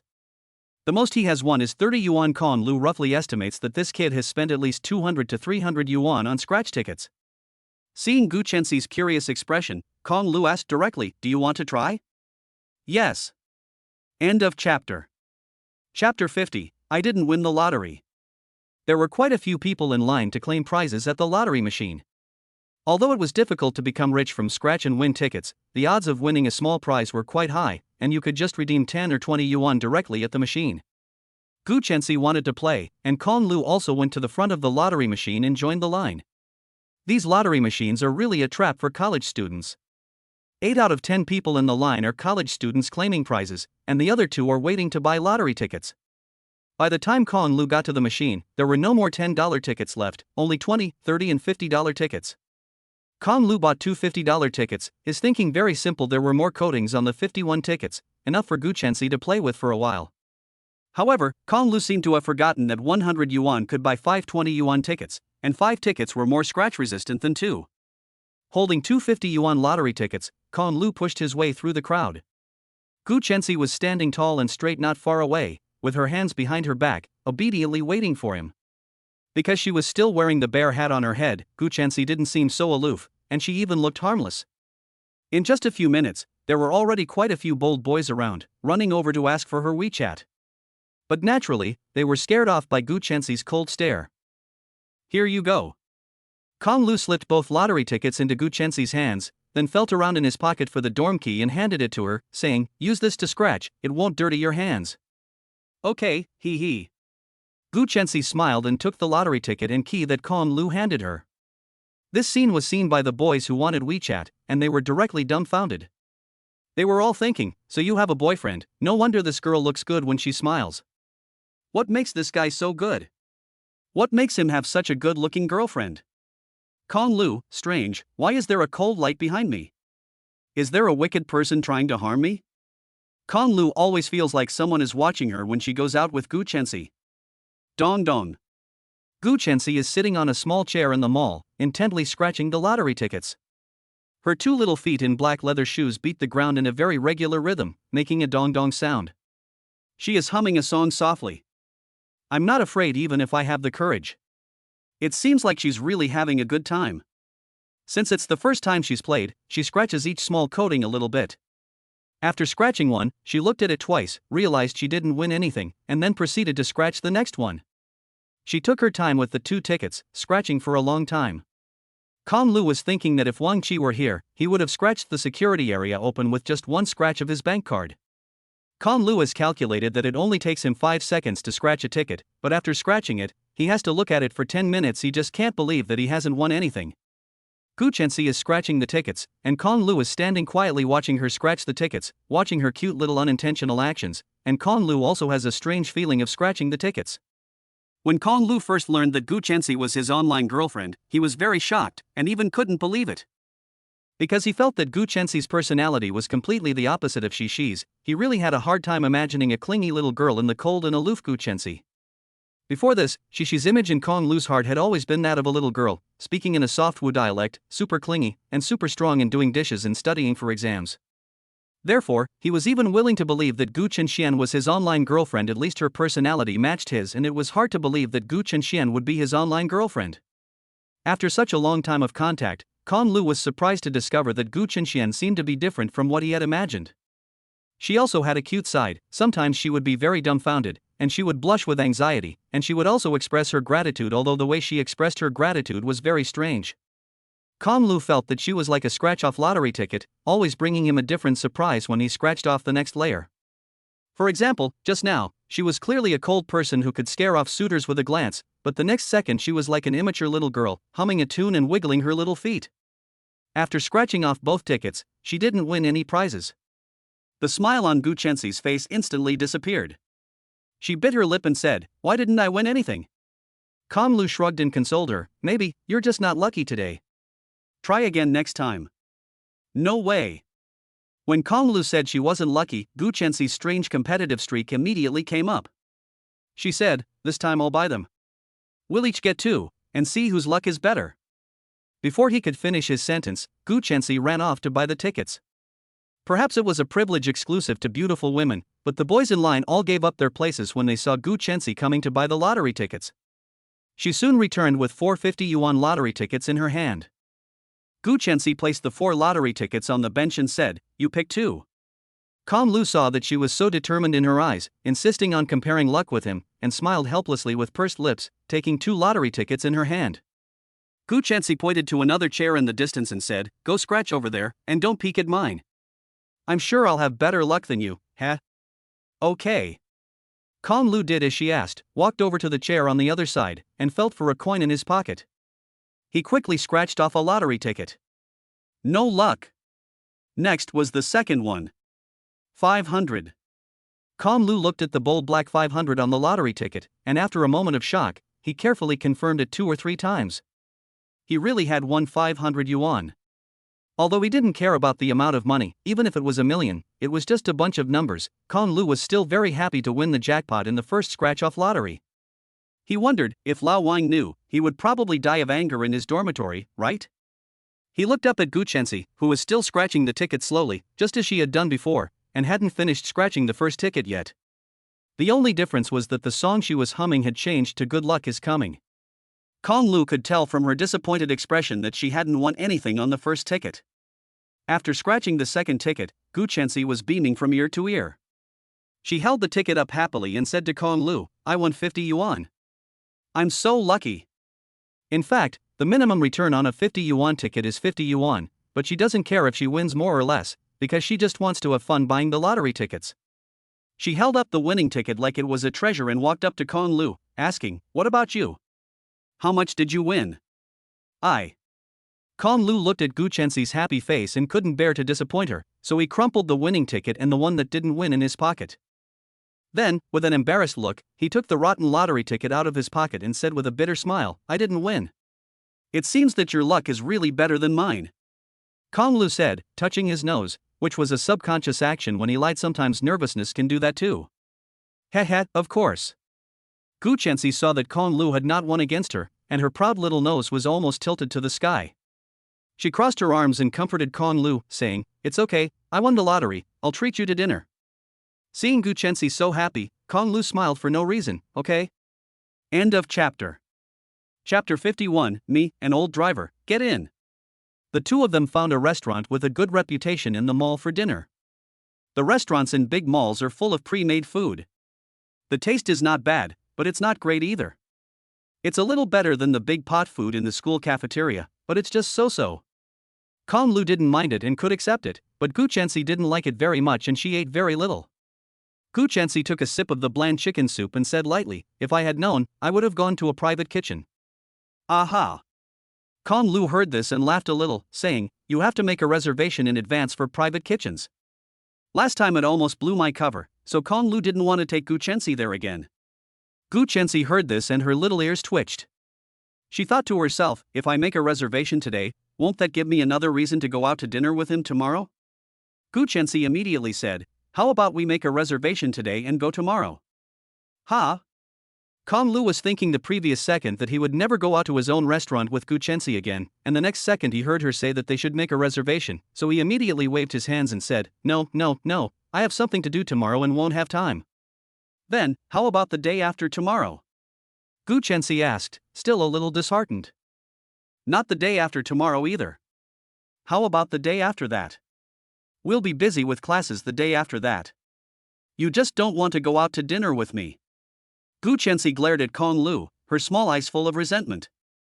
"Aha, no, why would I?" Kong Lu said awkwardly, laughing, "We eat in the school cafeteria anyway, right? I'll treat you to dinner in the cafeteria." Well. Gu Chenxi immediately realized her mistake after hearing Kong Lu's words. She had wrongly accused him of not wanting to eat with her. Gu Chenxi pretended to be very reluctant and said, "Fine, we can eat in the cafeteria." Seeing that she wasn't obsessed with private kitchens, Kong Lu was secretly relieved. After a simple meal, the two returned to school together. This time, Kong Lu didn't take any leftovers, not because he didn't want to, but mainly because the portions were so small. The two of them ordered 4 dishes, and when they were almost done eating, there was only 1 chicken soup left. The soup was bland and not as good as the soup in the instant noodles with chicken soup. The chicken was also inedibly bad, so there was no need to take any leftovers. Gu Chenxi drove her pink car slowly down the street in Zhonghai. The pink Porsche attracted the attention of many passers-by, and some people took out their phones to take pictures. Gu Chenxi looked at the taillights of the car in front of her, which were close at hand, and sighed. It wasn't that she didn't want to drive fast, but the evening rush hour was just too congested. Kong Lu was sitting in the passenger seat, looking at his phone a little bored. Usually when the car is driving fast, the scenery outside the window is so beautiful that she doesn't feel bored. But now the car is stopping and starting, and the atmosphere in the car is a little awkward. Kong Lu has no choice but to take out his phone and pretend to be busy, in order to relieve the awkwardness. Gu Chenxi looks at him and says, "Stop playing around and chat with me." She is also very bored, and not being able to drive fast is a kind of torture for her. "What do you want to talk about?" Kong Lu actually quite wanted to chat, but as she was driving, he was afraid of disturbing her. Now that she had taken the initiative to bring it up, Kong Lu naturally put down his phone. "Well." Gu Chenxi thought for a moment and said, "Do you know how to drive?" Kong Lu shook his head. "I haven't taken my driver's license test yet." Gu Chenxi asked, "Why not?" "My family has a chauffeur, and I don't have the money." Kong Lu almost let slip again, but fortunately he reacted in time. He was very surprised that whenever he talked to Gu Chenxi, he would inexplicably let his guard down. Gu Chenxi said directly, "I'll pay you to get a driver's license." "Ah." Kong Lu glanced at Gu Chenxi, who was staring straight ahead at the road. He could only see her good-looking profile, with a perfect silhouette like the heroine in a young girl's comic book, carefully refined over and over again by the artist, finally three-dimensional and exquisite. Kong Lu asked in return, "Why?" Gu Chenxi tilted her head slightly, a charming smile curving her lips, and said, "You got your driver's license so you can be my chauffeur, and I can free my hands." "Ha!" Kong Lu laughed a little at this, and said, "You paid me to get my driver's license so you could be my chauffeur?" "Yes." Gu Chenxi nodded. "Driving is so tiring, it's much more comfortable to ride in a car." Gu Chenxi said, and shifted her little bottom to make her sitting position more comfortable.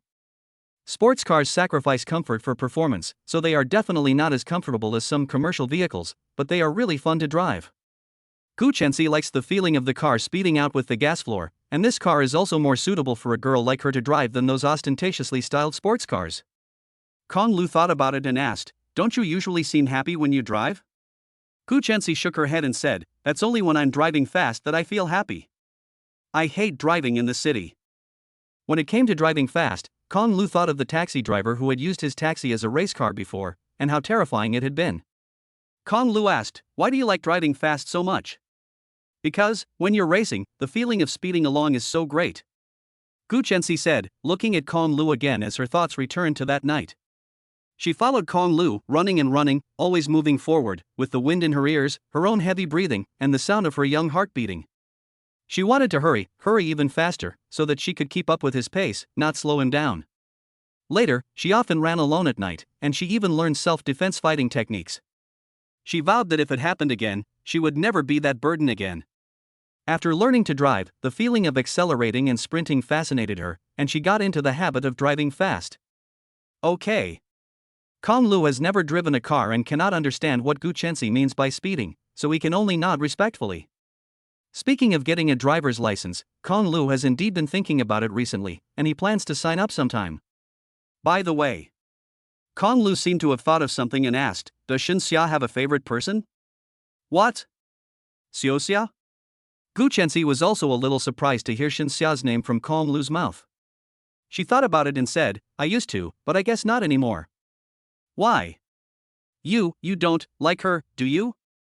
Gu Chenxi put an emphasis on the last word, and her eyes became sharp. "It's not me." Kong Lu waved his hand and said, "My roommate, Du Hongyuan, knows, right?" Gu Chenxi heard this and felt relieved, but when she thought about her best friend's name being mentioned by Kong Lu, she still felt a little jealous. The super jealous king's main characteristic is that he can take any kind of jealousy. Gu Chenxi said bluntly, "He's no good. Xiaoxia is a face-obsessed person, and she probably won't look at your friend." TSK. Gu Chenxi looked at Kong Lu's expression and reminded him with a jealous tone, "Don't even think about it.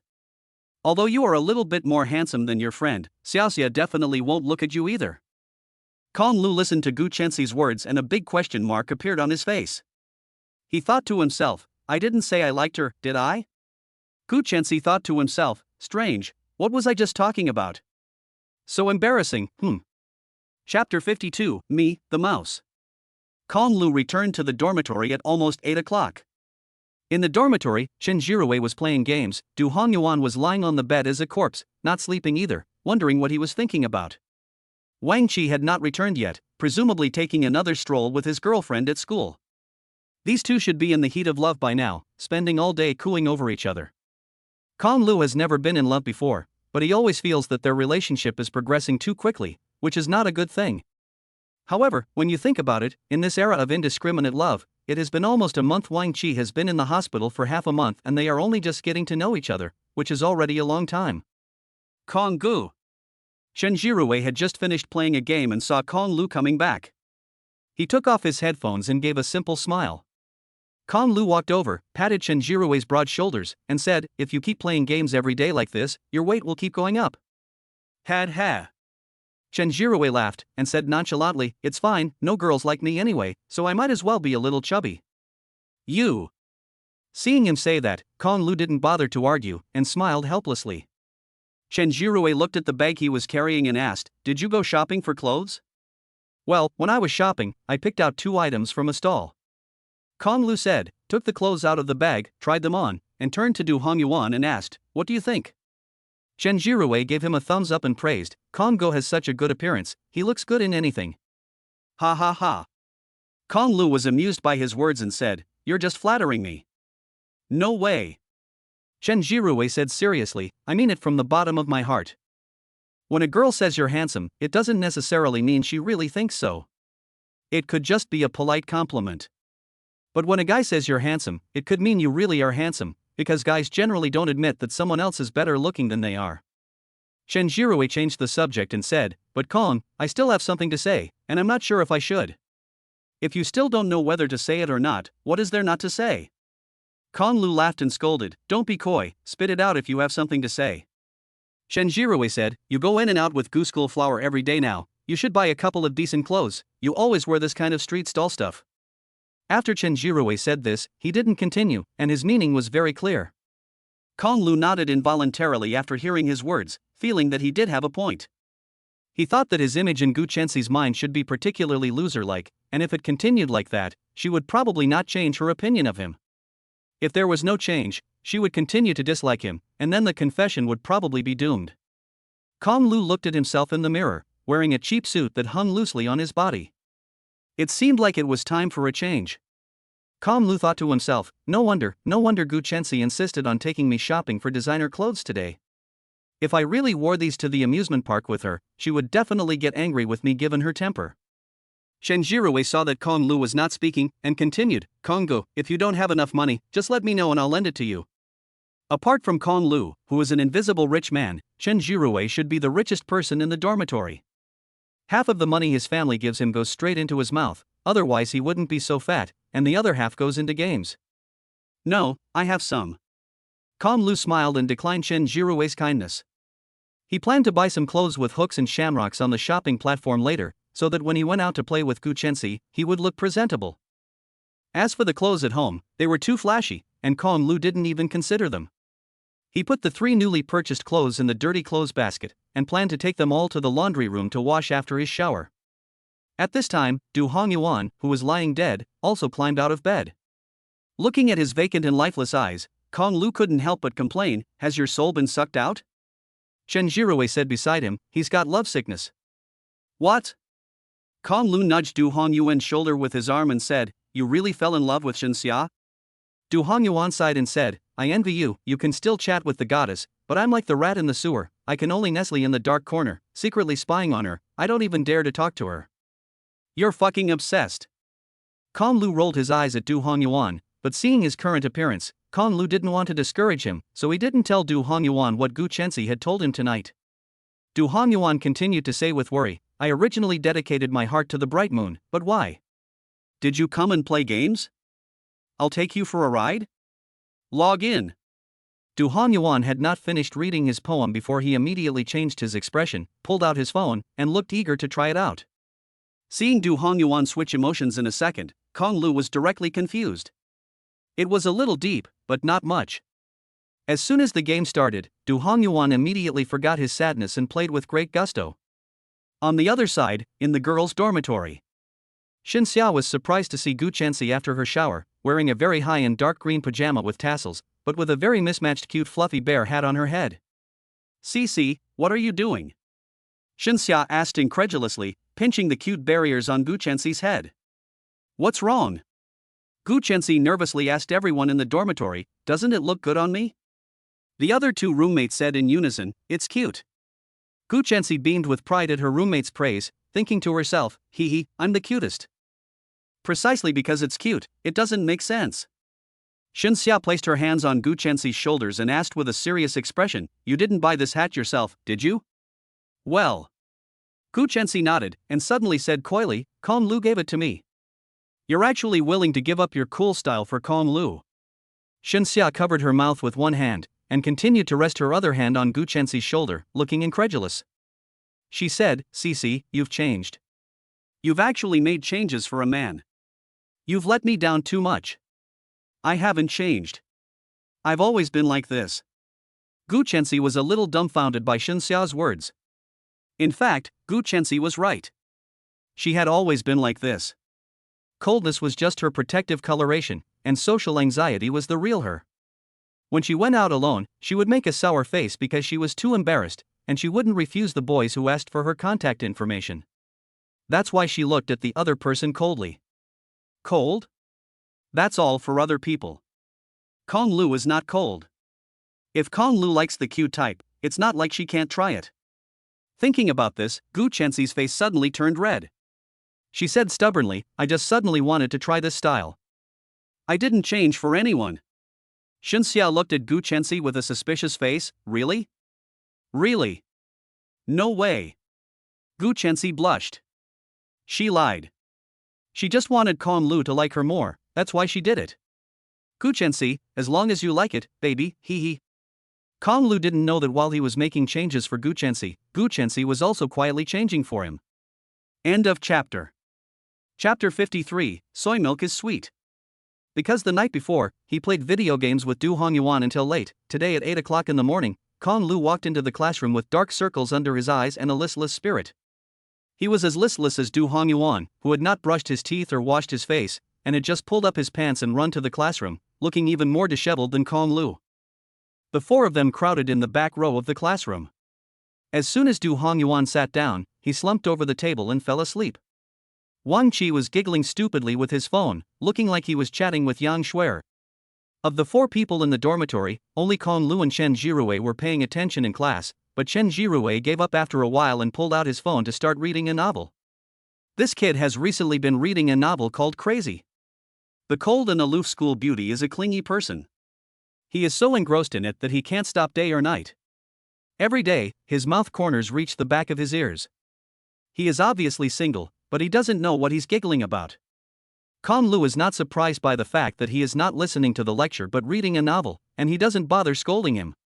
This kid is only enthusiastic about three things except eating. Looking around, there weren't many people in the whole classroom listening to the lecture. The morning of a college student equals going to class to sleep. The last class in the afternoon equals thinking about what to eat tonight. The main point is not to learn anything. At the end of the day, your limbs are sore, your head is empty, your stomach is full, and you have endless energy, but you can easily die. Kong Lu finished the first class with a yawn, and as soon as recess started, he immediately fell asleep on the table. Speaking of catching up on sleep during class, Kong Lu thought of the days when he was in his senior year of high school. Those precious 10 minutes during class were practically tailor-made to save the sleep-deprived suffering high school students. "Hey, wake up." "Huh?" Kong Lu had just closed his eyes and hadn't slept for 2 minutes before he was woken up, along with Du Hongyuan, who had slept through the entire class. The two looked up at the same time and looked ahead. Xinxia, with a smile on the corner of her mouth, was standing in front of Kong Lu, holding a cup of hot soy milk in her hand. "For me?"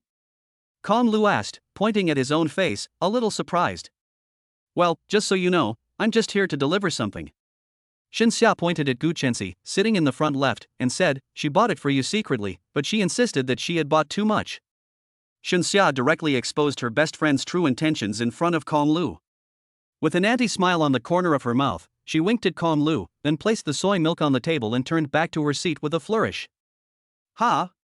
Kong Lu sat up straight, picked up the cup of hot soy milk, the temperature just right to drink, and his gaze shifted from the soy milk to Gu Chenxi's body. Gu Chenxi was also looking at him, and a faint smile was on the corner of her lips. She thought to herself, this idiot came so late, so he must not have had time to buy breakfast.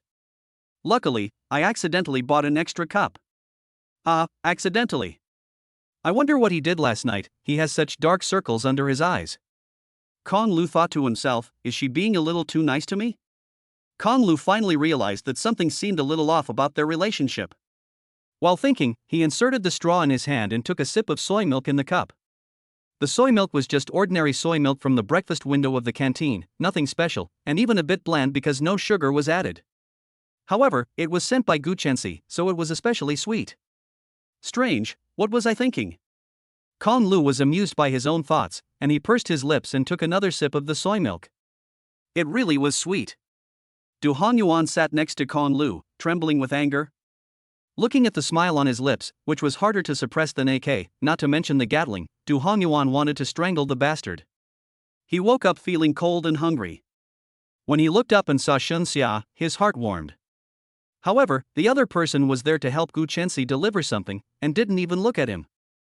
Seeing Kong Lu happily drinking the soy milk that Guchensi had sent, Du Honyuan's resentment was now stronger than a ghost. Du Honyuan, the anger of a single dog, all you lovebirds, disappear from this world. What's that look on your face? Kong Lu squinted as he drank the sweet soy milk that Guchensi had sent, sizing up Du Honyuan. Du Honyuan stared at him and asked, is the soy milk good?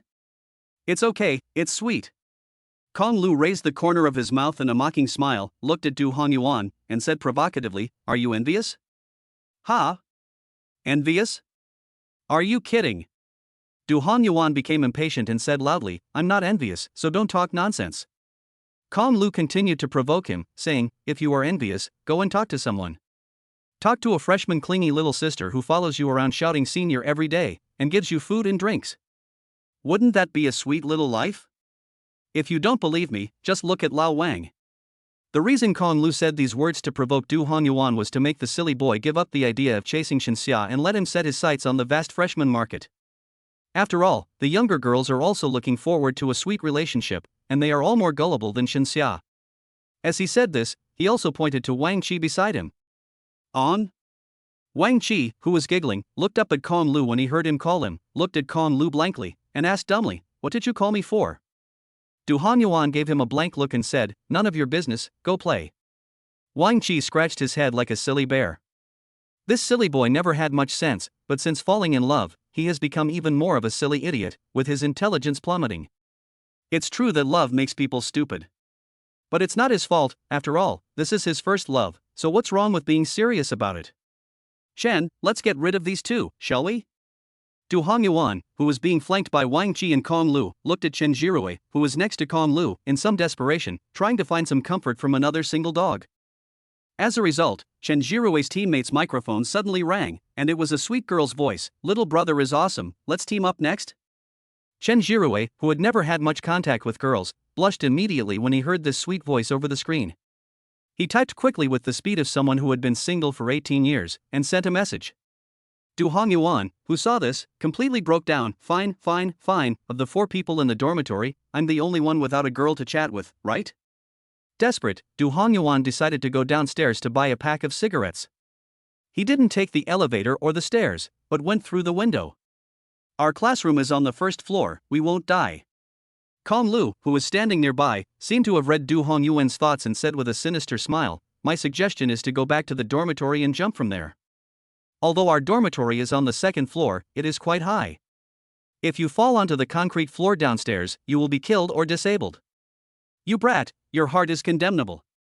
After listening to Kong Lu's words, Du Honyuan angrily covered his chest and pointed at him, saying, even if I die, I'll drag you down with me. We're all suffocating. Ha ha ha. Kong Lu laughed loudly. Guchensi, who was sitting in the front row, propped her head up with her hand and looked back at Kong Lu, thinking to herself, my baby really looks good when she smiles. Hey, stop smiling, young lady. Shun Xia pinched Guchensi's smooth little face and squeezed hard, saying, if you keep smiling, your saliva will drip. Guchensi gently patted Shun Xia's hand and said, ouch, Xiaoxia, you're hurting me. The end of this chapter. Chapter 54, Shun Xia, the Golden Assistant. Since she had promised Guchensi to go to the cafeteria to eat with her yesterday, after the last class in the morning, Kong Lu did not walk with Du Honyuan and Chen Jirui, but waited for Guchensi in the classroom. The two of them directly cursed Kong Lu for this behavior. Traitor. Wang Qi was also called a traitor, but he couldn't hear it because he rushed out of the classroom as soon as the class ended and ran to go eat with his girlfriend. After Gu Chenxi stuffed everything on the table into her bag, put on her jacket, and followed Xinxia out of the classroom. She looked at Kong Lu, who was obediently waiting for her by the door, and felt an indescribable sense of happiness. Kong Lu saw the two of them come out and said, "Let's go, to the third cafeteria?" Gu Chenxi nodded, "Okay." Cough cough. Xinxia, however, gave a light cough beside him, then gave Kong Lu a wink and whispered, "The bag." Kong Lu looked at Xinxia's expression, first stunned, and then immediately reacted. Xinxia was asking him to carry Gu Chenxi's bag. If a girl is going out with you and has something in her hands, offering to take it for her is definitely a plus. Kong Lu, who had received Xinxia's indication, also immediately responded, and took the initiative to walk up to Gu Chenxi and take her bag for her. "Let me take it for you." "Yes, please." Gu Chenxi readily agreed, and her mood was so happy that the way she looked at Kong Lu became even more tender. Xinxia looked at her best friend's worthless appearance and couldn't help but want to slap her on the back of the head and scold her. "Where's the airs of a rich girl? Even if you really like him, you don't have to be so blunt, at least pretend." In the end, Xinxia held back, and she planned to go back to the dormitory and give this unworthy love-struck brain a good scolding. The three of them went to the third cafeteria together. Kong Lu wanted to treat them, but Gu Chenxi grabbed the bill instead. Kong Lu scratched his head and asked, "Yesterday, didn't we say that I would treat you? You should keep the little money you have for yourself." Gu Chenxi waved her hand nonchalantly and said, "You don't need to treat me. You just need to accompany me to dinner." Kong Lu didn't know how to respond to her, so he simply shut up. Xinxia avoided Gu Chenxi and said to Kong Lu, "What is it about you that is so attractive that you have managed to turn my best friend into a retard in just a few days?" "Ha? I didn't do anything." Kong Lu gave a wry smile. In fact, he also wanted to know why Gu Chenxi's attitude towards him had changed so drastically in less than a month. Could it be because he had defended her in front of Qin Ziyue? Because he had helped her get rid of Chen Junjie? Or because he helped her out at the school supermarket that night? Or maybe because he sang well? It couldn't be because he gave her a cheap little hat, could it? Wait, could it be that she found out that I was her online love interest? Kong Lu shook his head and dismissed this unrealistic possibility. He consoled himself, given Gu Chenxi's personality, if she really knew about it, she would have come straight away and confronted him. There was no way she would have hung around with him for so long. Compared to the highly improbable possibility of being discovered, Kong Lu was more willing to believe that it was his recent frequent contact with Gu Chenxi that had caused her to change her previous opinion of him. She must no longer dislike him so much, but she definitely still doesn't know that he is her boyfriend. Yes, that must be it. Thinking this, Kong Lu nodded to himself. This was the most reasonable explanation that Kong Lu could come up with. "Forget it, I don't even want to know what kind of tactics you used to get her." Xinxia waved her hand and continued, "You haven't confessed to her yet, have you?" Confess?" Kong Lu innocently shook his head, "No." "You brat." Xinxia slapped Kong Lu on the back of the head and said, "She has already brought you breakfast, taken you shopping for clothes, and invited you to dinner. Isn't that obvious enough? Are you still waiting for her to confess to you?" "Ha?" Kong Lu touched the back of his head, where he had been slapped without knowing it, and asked a little foolishly, "So, I have to confess to her? What do you think?" Xinxia gave him a blank look, and when she saw Gu Chenxi come back, she stopped talking to Kong Lu. "Confess?" Kong Lu looked at Gu Chenxi. Compared to the word confess, Kong Lu felt that the word confess was more reasonable for him and Gu Chenxi. Reminded by Xinxia, Kong Lu also thought seriously about it. His current relationship with Gu Chenxi has definitely broken the ice, and she should not dislike him anymore. Since Xinxia said to confess on his own, it proves that Gu Chenxi must still have some kind of favorable impression on him. Why not find an opportunity to confess? This thought suddenly popped up in Kong Lu's mind. "Go, what are you standing there for?" Gu Chenxi turned her head and looked at Kong Lu, who was still standing there in a daze, and called out to him. "Oh." Kong Lu then came back to his senses, carrying his tray, and followed the two girls to a quiet spot, where he sat down and started eating. During the meal, he was distracted, thinking about what kind of opportunity he should find to confess to Gu Chenxi. In fact, he was still a little apprehensive. If Gu Chenxi got angry, the two of them would probably no longer be friends. Somehow, he was actually a little afraid that after confessing, he would lose Gu Chenxi. After being in contact with Gu Chenxi for such a long time, He seemed to have grown somewhat fond of the other person. But if he said he liked her, he wasn't sure if that feeling he had for Gu Chensi was really like liking. Conley had been single since birth, and had never been in love or suffered the pains of love, so naturally he didn't know what love was. Growing up, the only two girls he can remember vividly are Suya, who was his classmate when he was young, and Gu Chensi. He can't put his feelings for Gu Chensi into words. Perhaps it's because she has two identities in his heart, so his emotions for her are so ambiguous? Kong Lu looked at the food on his plate with a vacant stare, wondering, do I like her? Is the food not to your liking? Gu Chensi looked at Kong Lu, who had been staring at the food and hadn't taken another bite for a long time, and asked with concern, if you don't like it, I'll ask Shenxia to buy you another one. Shenxia, huh? Shenxia was happily showing off her rice when she heard Gu Chensi's words. She stuffed her mouth with rice and, before she had a chance to chew, looked up, dumbfounded, like a hamster in a wheel, at Gu Chensi. Her sad little eyes seemed to be questioning her. You ordered me around for a man? Fine, when you're Gu Chensi's best friend, I deserve to die. No, it's delicious. Kong Lu immediately came back to his senses, waved his hand, looked down and gulped down 2 mouthfuls of rice, then smiled at Gu Chensi. Good. Gu Chensi's face showed no expression as she watched Kong Lu proudly show off the rice she had bought for him, but her heart was overflowing with joy. She could never tire of watching her baby eat. She took out a fragrant handkerchief from her bag and handed it to Kong Lu, saying, there's oil all around your mouth, it's so dirty, wipe it off quickly. Her tone was disgusted, but her smile was hard to hide. Shenxia, who was standing nearby, was full of resentment. She instantly felt that the rice in the bowl didn't even smell good anymore.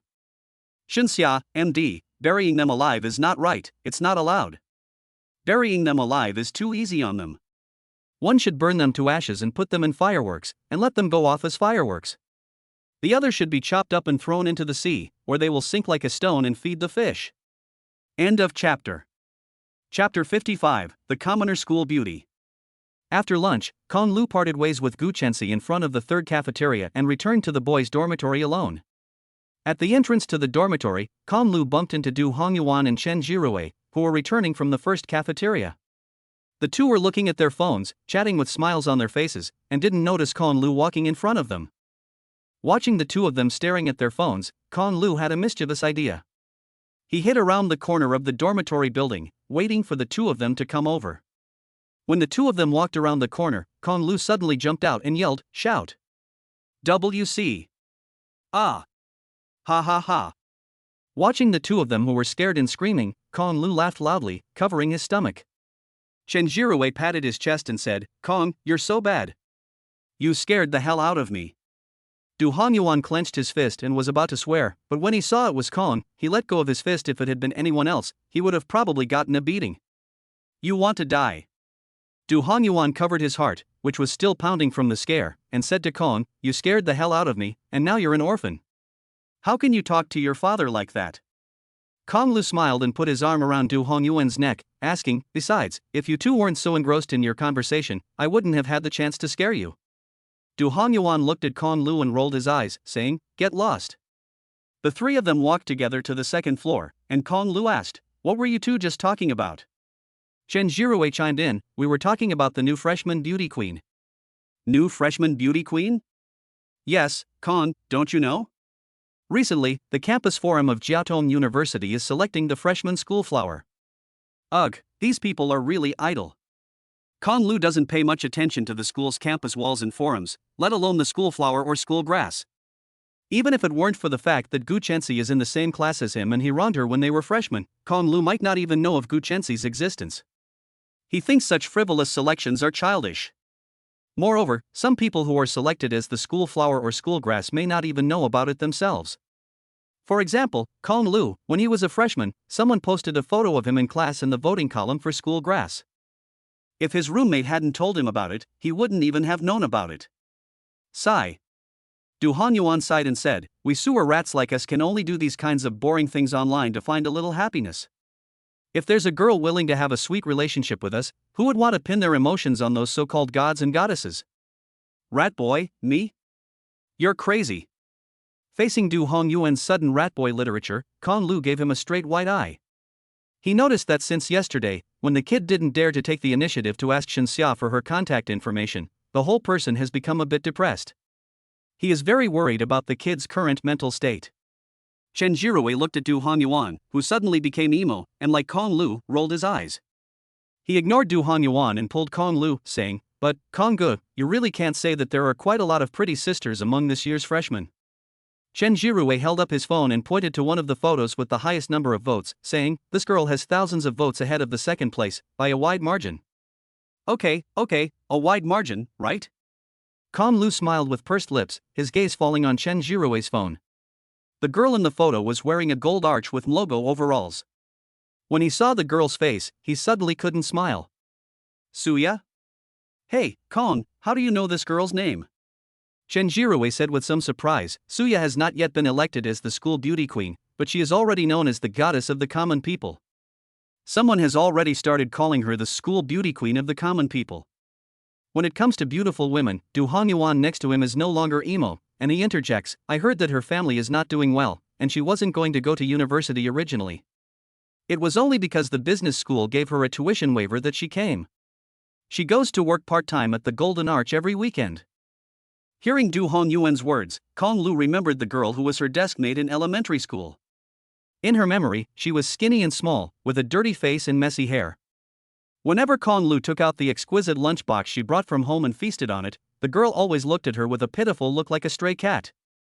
The look made Kong Lu feel an inexplicable sense of guilt when eating in front of her. So Kong Lu gave her half of the food. To thank Kong Lu for the food, she stole her father's cigarettes and gave them to Kong Lu naively. She had seen her father offer cigarettes to other men, so she thought this was a way to thank Kong Lu. When her father found out, he beat her up.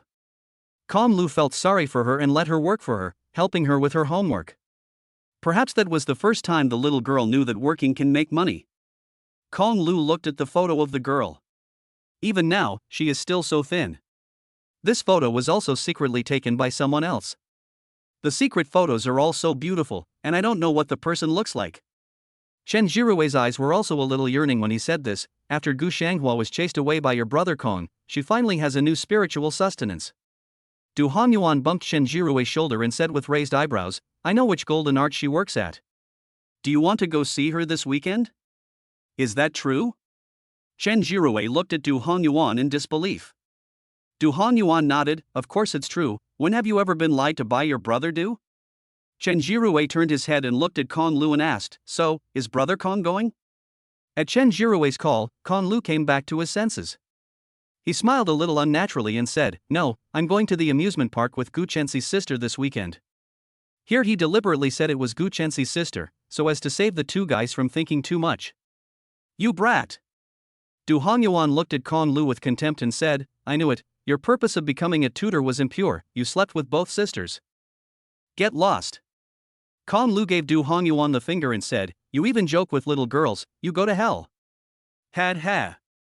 Du Hanyuan laughed and didn't say anything more. After returning to the dormitory, Chen Jirui continued to browse the school forum. After a while, he suddenly said to Du Hanyuan, who was already lying in bed, "Brother Du, it seems that someone is chasing Suya." "ND, who?" "Who?" Du Hanyuan, who was originally still lying on the corpse, suddenly sat up in surprise, holding onto the railing of the bed, sticking his head out and looking at Chen Jirui and asked, "The school flower hasn't even been selected yet, and someone has already started? I finally found some spiritual sustenance. This kid is a freshman, and it seems like he's a rich kid too." Chen Jirui said, holding up his phone for Du Hanyuan to see. "Look, he's quite handsome."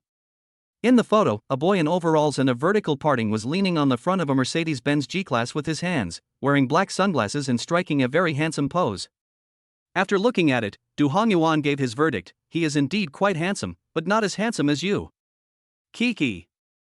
Just as the two were discussing, the dormitory door was knocked on. "Who is it?" Chen Jirui walked to the door and opened it. Overalls, center parting. The person in front of him was actually the rich second generation he had just been discussing. Without waiting for Chen Jirui's reaction, he strode into the dormitory. He asked the three of them, "Which one of you is Kong Lu?" Ha! End of chapter. Chapter 56, Bad Luck in This Life. Kong Lu, who was sleeping, heard someone shouting and sat up with his hands propping himself up. Looking at the strange man under the bed, Kong Lu asked in a shocked voice, "What do you want?" The boy looked at Kong Lu twice, then shook his hair and said indifferently, I thought he was handsome, but so what? Kong Lu was full of question marks, looking at this inexplicable kid, and asked again, do you have something? Introduce yourself, my surname is Su, my name is Su Kuan. After Su Kuan finished, he shook his hair again and continued, to be honest with you, I like Suya, so don't be ungrateful and take the initiative to stay away from her.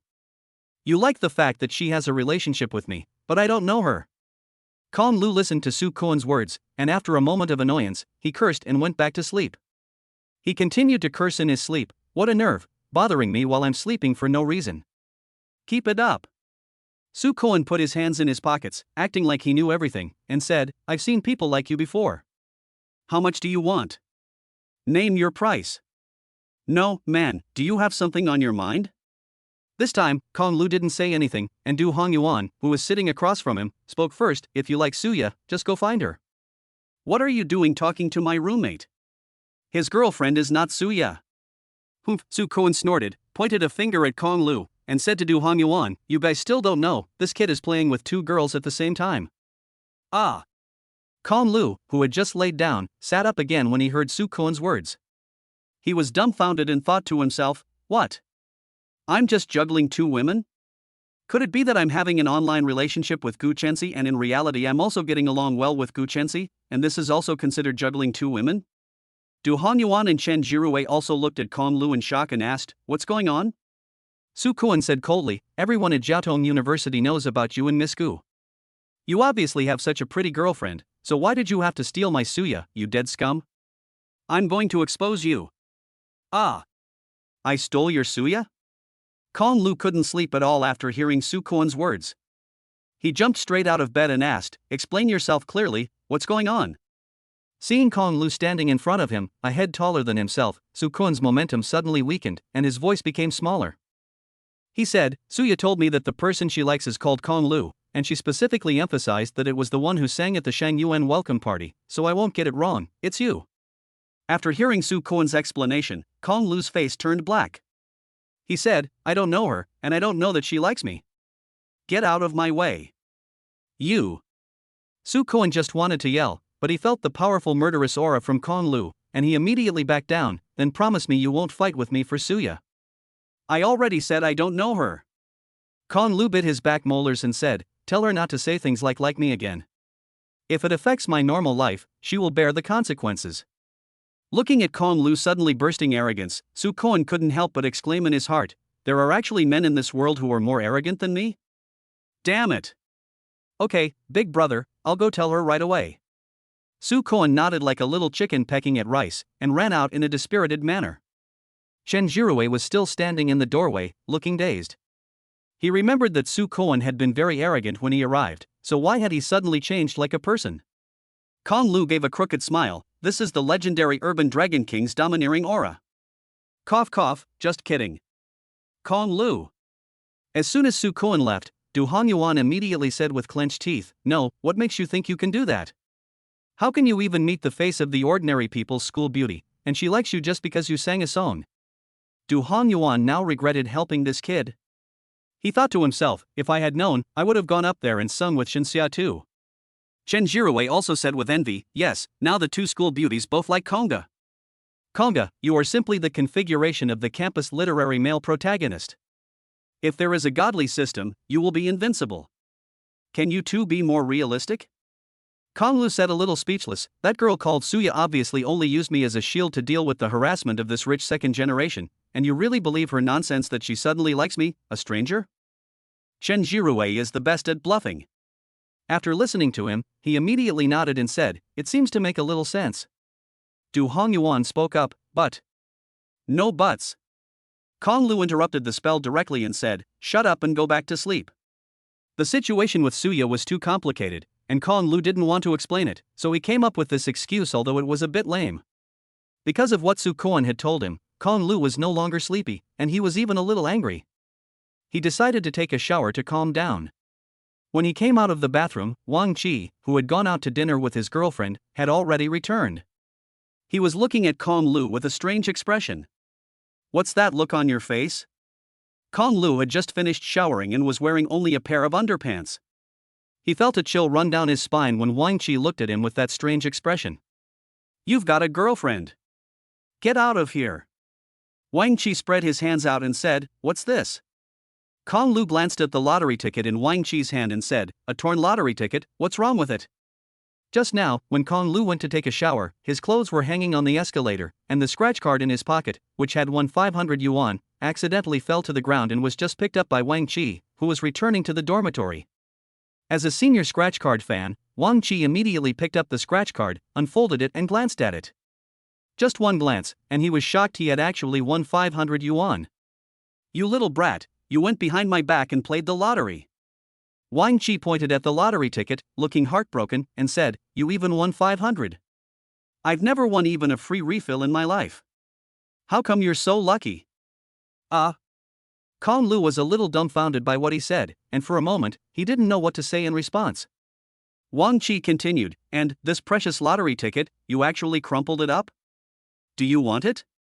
Kong Lu said nonchalantly, "If you want it, you can have it. I haven't claimed the 500 yuan yet." "You haven't claimed it?"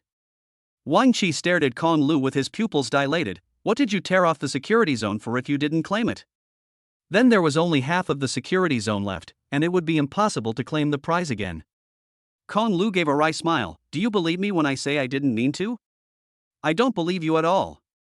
Wang Chi threw the lottery ticket into the trash can, but after a few seconds, he picked it up again and put it on his desk. Kong Lu watched his actions and couldn't help but ask, "Why do you want to win the lottery so badly?" "Because." Wang Chi hesitated to speak, and finally sighed and shook his head. "I just feel like I've had bad luck since I was a kid." "Never mind." Seeing that Wang Chi didn't want to talk about it, Kong Lu didn't ask anymore, but just patted his shoulder and said, you will definitely win the lottery, I believe in you." Wang Chi silently stared at the lottery ticket without saying a word. The end of this chapter. Chapter 57, The Playground Song. After class one day, Kong Lu casually ate a few bites in the cafeteria if possible. He hoped that one day humans could stop eating and replenish their energy through other methods, and the time saved could be used to do more meaningful things. After eating, Kong Lu returned to the dormitory. He was going to put his textbooks back in the dormitory and then go straight to the library. But Du Hongyuan stopped him at the door of the dormitory and said, "Every day, all you do is go to the library to read. Can't you have some more elegant hobbies?" Kong Lu thought for a moment and said, "Music, chess, calligraphy, painting, poetry, wine, flowers, and tea, are these hobbies elegant enough?" Du Hongyuan pointed at Kong Lu and was momentarily at a loss for words. "I'm just teasing you. I almost thought you were serious and it scared me." Du Hongyuan patted Kong Lu on the shoulder and said, "As college students, we should do the things that we should do at this age, rather than wasting our lives on studying." "You're starting to sound like a cult leader again." Kong Lu rolled his eyes and said, "So tell me, what should we be doing at our age?" Du Hongyuan said with a smile, "If there's nothing to do today, then it must be going to a brothel to listen to music." "Get lost." Kong Lu scolded him mercilessly. "Brother Du, I beg to differ." Chen Jirue poked his head out of bed and said, "I think the meaning of life is to go to the docks and get some fries." Kong Lu looked at Chen Jirue and said, "You're not much better." Kong Lu took his school bag and pushed Du Hongyuan away, saying, "If there's no activity, I'll go to the library." "Wait, there's activity." Wang Chi, who had been silent, suddenly said loudly, "Shuer just told me that there are clubs singing on the playground. She and her roommate have already gone to the playground and asked if we want to go." Du Hongyuan immediately agreed when he heard about the beauty. "Let's go." Chen Jirue had just finished playing a game and didn't have anything to do, so he nodded. The three of them fixed their gaze on Kong Lu at the door. "If I don't go, I'll be the dormitory public enemy again, right?" Kong Lu shook his head helplessly, laughed, and threw his school bag on his desk. "Let's go." "That's more like it." Du Hongyuan nodded with satisfaction. The group changed their clothes and left the dorm happily. Kong Lu looked at the three clowns walking in front of him and thought they were very interesting. In fact, before going to university, Kong Lu's life was quite boring. Since he was young, he didn't have many friends, and he was tired of flattery. Slowly, he also got tired of communicating with people. As for the circle of second-generation masters at Zhenghai University, he didn't look down on them and couldn't get along with them. In fact, having money is not a good thing. What a surprise. Because he has no worries about food and clothing, the dreams and aspirations of ordinary people are all within his reach. But material abundance has made his spiritual world incredibly barren. He likes to read, but that doesn't mean he likes being alone or quiet. He just tries hard to find that little sense of belonging left between the lines of the words to fill his empty heart. After entering university, he met a few good friends, and every day they played and fought together. The spiritual void from lacking companions in childhood seemed to be gradually filled. So, he tried hard to maintain this rare friendship. In fact, Kong Lu did not realize that there was still a place in his heart that was empty, and that place could not be filled by friendship. As Wang Qi said, the big playground was bustling with activity tonight. In the center of the playground was a circle surrounded by colorful lights, with all kinds of musical instruments inside. The instruments were being played, and outside the circle were many smaller circles formed by students watching the performance. Everyone was sitting on the grass, quietly listening to the music. They were now singing Little Love Song, and when they reached the climax, the crowd burst into enthusiastic applause. The event was organized by the Music Club, a club of the College of Humanities and Arts next to the Business College. The handsome guys and beautiful girls singing were also professional music students, so their singing was naturally not bad. The reason they organized such a program in the playground today was to, first, make the club famous, so that they could attract more students to join the music club. The school provides funding for various clubs every year, and the amount is largely related to the size of the club, which is determined by the number of members. The second reason is for the benefit of everyone. The music club hopes that after the military training is over, these freshmen will also have the opportunity to gather in the playground, meet more people, and encounter their own love. After all, if conditions permit, who wouldn't want to start a sweet relationship in college? Recently, Jiaotong University has been filled with a strong atmosphere of love, and the instigators are Kong Lu and Gu Chenxi. The sweet song from the business school's welcome party has been going viral on campus, and the love rate at the school has skyrocketed recently. So much so that it is now trending on the internet. If you want to get a girlfriend, go to Jiaotong University. Kong Lu looked at the lively scene in the playground and suddenly thought of Gu Chenxi for some reason. He wondered, given Gu Chenxi's personality, she wouldn't come to a place like this, would she? Ah. Why did I suddenly think of her again? It's strange. Kong Lu shook his head, trying to dismiss the thought that had inexplicably appeared in his mind. Drip. Kong Lu had barely managed to forget about Gu Chenxi when his phone rang with a message alert. It was from Gu Chenxi, using her own number. Baby, what are you doing right now? Kong Lu replied, on the playground, watching someone sing. Gu Chenxi almost replied immediately, that's so boring. Watch, I'm playing a game. Kong Lu looked at her message and suddenly felt a little lost. He thought to himself, sure enough, with her personality, it's no surprise she wouldn't come. Why does my heart feel so empty? Perhaps Kong Lu himself hadn't noticed, but apart from friendship, that extra empty space in his heart had actually been occupied for a long time. I won't tell you who it is, but you can guess. You'll be right every time. After a moment of hesitation, Kong Lu replied, okay, you play first, I'll come back to the dormitory and play with you later. This time, Gu Chenxi didn't reply immediately. In the girls' dormitory, Gu Chenxi suddenly sat bolt upright in bed. Damn, you scared the shit out of me. Shenxia looked at Gu Chenxi, who quickly climbed out of bed, and asked, do you have to jump out of bed like that? Xiaoxia, hurry up, get dressed, let's go out, I'll take you to play. Gu Chenxi said, picked out 2 clothes from the closet, and ran into the bathroom. Ha! Shenxia was a little dumbfounded by Gu Chenxi's inexplicable actions, and thought to herself, what's gotten into this girl? What Gu Chenxi was thinking was, I'm going to suddenly appear and surprise him. However, Kong Lu on the playground had already been surrounded by Yang Shuer's 3 roommates. Last time in the karaoke bar, Kong Lu had saved the day, and the 3 of them had all fallen for him at the same time. Judging from their passionate stance, they would have been happy to marry Kong Lu together. Du Hongyuan and Chen Jirui were envious and jealous, gnashing their back molars. Back molars, oh no, it's coming for me. Kong Lu, surrounded by the 3 younger girls, looked weak and helpless, but there was also a trace of relief in his heart. Fortunately, Gu Chenxi didn't come. End of chapter. Chapter 58, The Person in My Heart. After the performance by the leaders of the music club, an interactive session began. They invited the audience to come up and sing, and they would provide the accompaniment. Of course, they could also use the original soundtracks from their own phones. There were so many men and women there, who wouldn't want to show off a little? Sing well, and you'll get the priority in choosing a mate. But, not many people actually volunteered. After all, only those who sing well have priority in choosing a mate, and those who sing badly will only become a laughingstock. Senior, why don't you go and sing a song? Yes, Senior, you sing so beautifully, it would be a shame not to show off your talent.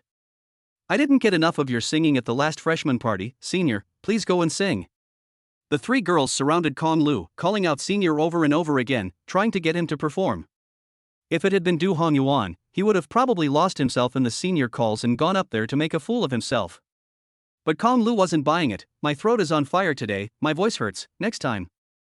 Kong Lu's calm exterior, the real thoughts in his heart, so what if you're a junior? No one can boss me around. He was a little annoyed by the three schoolgirls' noise and got up to leave.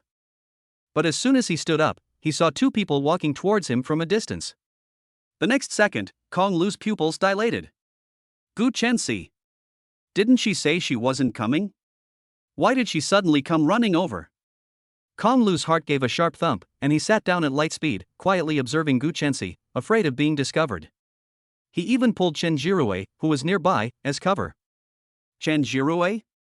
Gu Chenxi kept her head down, her eyes wandering through the crowd, as if she were looking for something.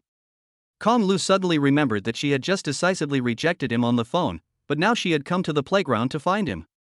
His heart suddenly felt a little panicky. Wait. Something's wrong. Kong Lu suddenly realized a problem. Gu Chenxi seemed to still not know that I was her online boyfriend, right? After figuring this out, Kong Lu suddenly realized that Gu Chenxi wasn't looking for him, but for her online boyfriend. Kong Lu thought to himself, no wonder she said so decisively that she couldn't come. It turned out that she was afraid that her online boyfriend would run away. Kong Lu was a little relieved that he hadn't sent her any photos, and at most she was just looking for him based on her feelings. Otherwise, he would really have been caught by her tonight.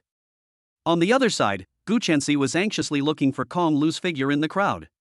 She thought to herself, strange, why can't I find him? He wouldn't have gone home early, would he? Shunxia watched Gu Chenxi's strange behavior and already guessed what she was doing. She thought to herself, only I, the aggrieved one, would change my clothes in the middle of the night to go out with her to find Kong Lu. Chen Jirue looked at Kong Lu, who was lying in his arms, and whispered, Kong, there are so many people watching. This isn't a good idea, is it? Shoo, don't talk. Kong Lu lowered his voice, looked over at Gu Chenxi, who was looking anxiously but not at him, and felt very uncomfortable. Kong Lu wondered to himself, is this online boyfriend really that important to her? Yes, he was jealous. And he was jealous of her. And, do you want to try it? Kong Lu, who was listening to the host of the evening's program asking if anyone else wanted to go on stage, stood up by some strange force. Kong Lu said, I want to try. Looking at Kong Lu, who volunteered, the host said with a smile, everyone welcome. Applause broke out, but it wasn't very enthusiastic because the previous few volunteers had been so mediocre that it had dampened people's enthusiasm. The host asked Kong Lu with the same line he had just used, young man, why do you want to perform on stage? It was because of the audience. Reaction that Kong Lu's gaze fell in the direction of Gu Chenxi, who had also noticed him long ago. Their eyes met, and at that moment, their hearts both skipped a beat. Before the host could finish the second half of the sentence, Kong Lu answered, I just want to show off my talent. Kong Lu said to himself, show off my talent, that's all, definitely not to get Gu Chenxi's attention. Yes, that's all. The host nodded and asked again, so what would you like to sing? Pigeon. Oh, I know there are two doves, Su XX's doves and Song XX's doves. Su. That's a coincidence, I remember the tune of the song, I'll accompany you. Thanks, no. Kong Lu waved his hand and continued, can I borrow a guitar? Wow. The host was dazzled by the news and asked, this young man actually wants to play and sing. Is he also a freshman in our music program? No, I just know a little bit. Kong Lu smiled as he accepted the guitar handed to him by someone else, adjusted the height of the microphone, and said, I may not sing very well, so please forgive me. As soon as the words fell, the prelude began. After the brisk prelude, Kong Lu slowly spoke. I like a girl. The moment the song started, the originally noisy scene instantly quieted down. Just like at the welcome party at the business school last time, everyone listened quietly to the beautiful melody. Compared to the gentle voice of the original singer, Kong Lu's magnetic voice was slightly lower pitched but extremely penetrating. It was as if a seasoned person was telling the story of unrequited love. The words were full of bitterness. When he sang, Dear Pigeon, don't mind, just listen to this song casually. Kong Lu suddenly looked up and looked at Gu Chensi. He noticed that Gu Chensi was also looking at him, and she was actually smiling at him. At this moment, he felt that Gu Chensi's gaze had become so gentle, and her smile was really pretty. The deep jealousy in Kong Lu's heart suddenly disappeared, and even the originally low-pitched, regret-filled singing became cheerful. As a result, when Kong Lu sang the second half of the song, the atmosphere, which had been a little sour, suddenly became sweet. This sudden change took the audience by surprise.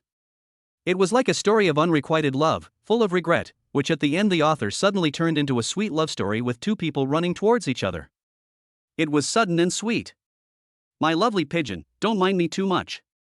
When I grow up, I will definitely come find you. Finally, Kong Lu ended the performance with a light melody. After listening to the song, Gu Chensi excitedly grabbed Shenxia's arm. She was so moved that she almost cried. If she could, she would rush up to Kong Lu right now, embrace him, and kiss him hard on the lips in front of everyone there. Shenxia looked at Gu Chensi, who was about to have another love brain attack, and gently patted her face with her hand. You, calm down, don't get so excited. Gu Chensi's face turned slightly red as she looked at Shenxia and said, Xiaoxia, do you know the English word for pigeon? Dove? What's wrong? It has another interpretation.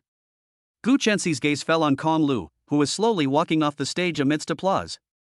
In Gu Chensi's eyes, Kong Lu was shining like a dazzling little star. Gu Chensi's eyes were also full of hearts, and she said, Dove can also be interpreted as do you love me? The end of this chapter. Chapter 59, I and the spring breeze are both passers-by. Du Honyuan shouted loudly, this is my roommate. Those who want to add him on WeChat should add me first.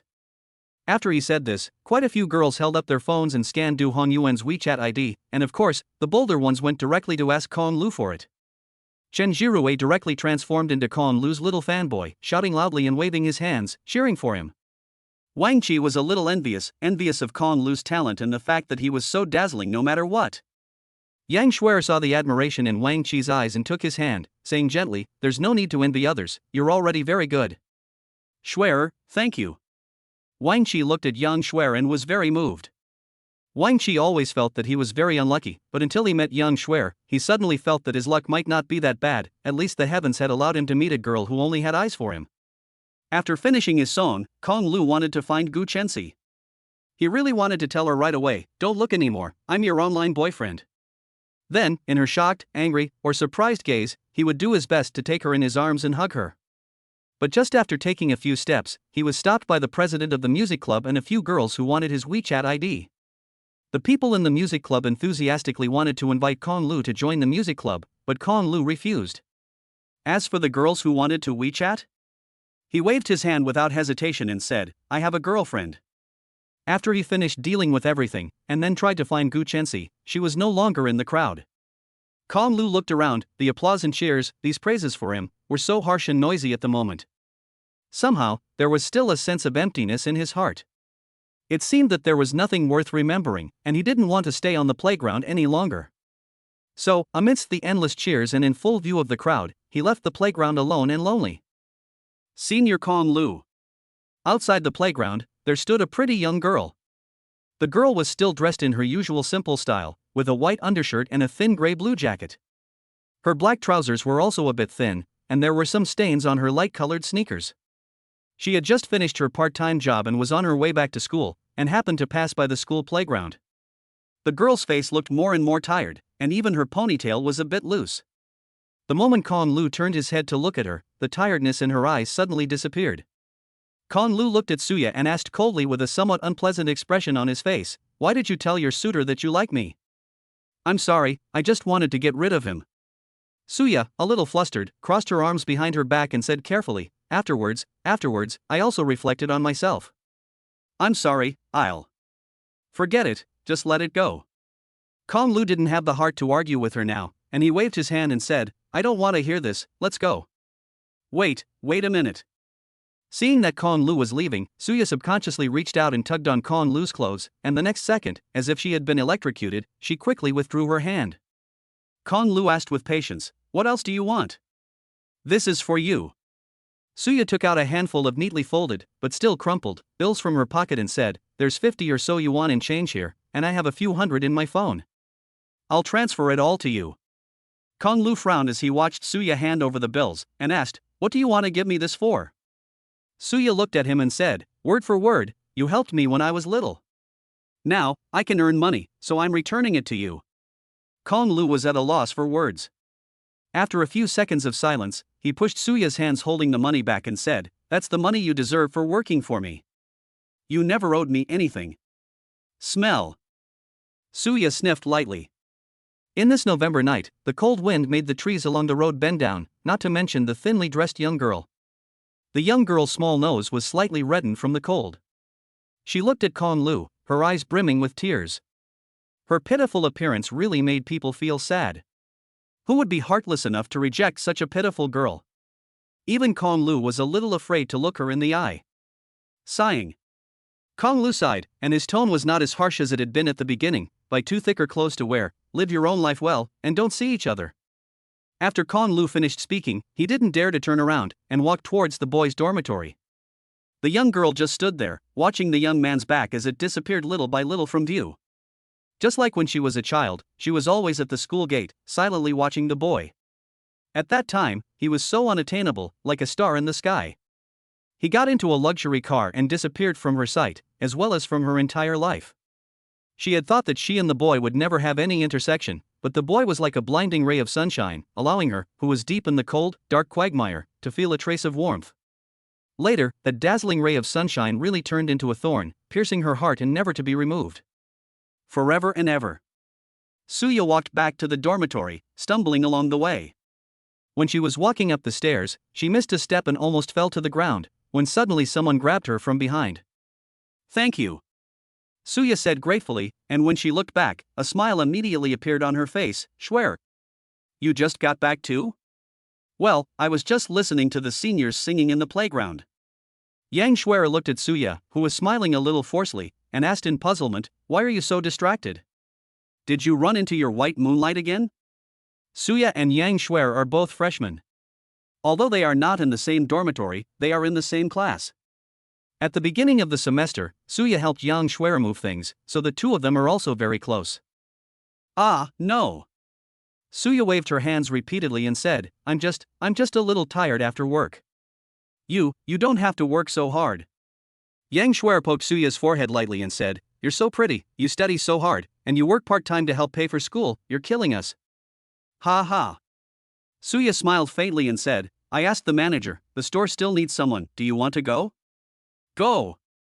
Yang Schwer nodded vigorously, "I want to work part-time and earn some money to buy my boyfriend a cotton-padded jacket." Suya said, "You really are good to your boyfriend." Yang Schwer shook her head and said, "He's such a fool, every time we go out he's the one who pays, and refuses to accept it, so I have to return the favor." Suya pursed her lips and said, "Sometimes, I really envy you." End of chapter. Chapter 60, You Hold the Autumn Water and Embrace the Galaxy. Don't be so desperate. Yang Schwer took Suya's hand and said, "Always holding yourself back will make you unable to hold on. Sometimes you should enjoy life, fall in love, and so on. You are gentle, considerate, kind, and beautiful. There are so many guys after you, why hang yourself on just one tree?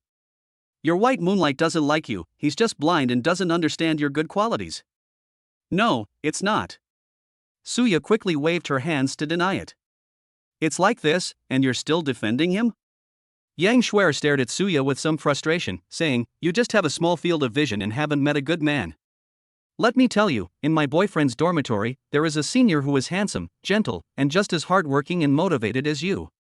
He usually goes part-time as a tutor to earn a living. I think you two are a perfect match." Suya lowered her head and said, No, I'm not good enough for him. "Look at you, you're so uninspiring."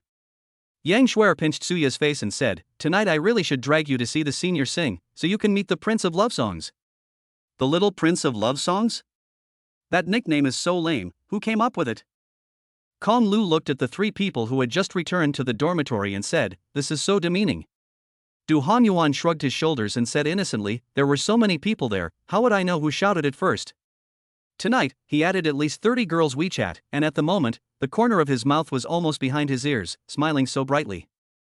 Shinjirui took out a notebook and walked up to Kong Lu, saying, "Konggu, I think you have the potential to become a big star in the future, so could you sign my notebook now?" "What's wrong with you?" Kong Lu scolded him with a smile, but still signed his notebook. He walked up to Wang Qi and asked, Wang Gu, let me ask you something. Wang Qi, who was texting his girlfriend, glanced at Kong Lu and asked, what is it? Kong Lu seemed a little embarrassed, and after hesitating for a moment, he said, have you ever confessed your love? What do you think? Wang Qi looked at Kong Lu and said, if I hadn't confessed my love, where would I get a girlfriend? Kong Lu asked again, then can you tell me how you confessed your love to Yang Shuer? Me and Shuer. As soon as he mentioned his girlfriend, Wang Qi seemed to have opened a floodgate of words, and he began to talk non-stop. After he protected Yang Shuer that day, the affection between the two soared. Later, Yang Shuer came to visit him in the hospital. On the day of his discharge, Wang Qi asked Yang Shuer out for a walk, dinner, and then a movie. At the end of the movie, Wang Qi gave her the flowers he had prepared and formally confessed his love. It was then that the two confirmed their relationship. After listening to this, Kong Lu had a general understanding of the whole process of confession. He secretly took what Wang Qi had said to heart. Wang Qi looked up and down at Kong Lu and asked, why are you suddenly asking this? What do you mean? Du Hongyuan, who was standing nearby, said with a wicked smile, he's preparing to confess to Gu Shuahua. Chen Jirue also leaned over and asked, really? Kongga is going to confess? Well, sort of. Kong Lu scratched his head shyly, which was the first time he had shown an embarrassed expression in front of his roommates. Yo, you're blushing. Du Hongyuan said with a sneer, damn, there will soon be two couples in the dormitory. That said, what do you guys think about confessing in an amusement park? Kong Lu looked up and looked at the three of them. Great. Wang Qi gave him a thumbs up and said, I didn't think you were such a romantic. Chen Jirue thought about it and said, there are a lot of people in amusement parks, it feels a bit social death.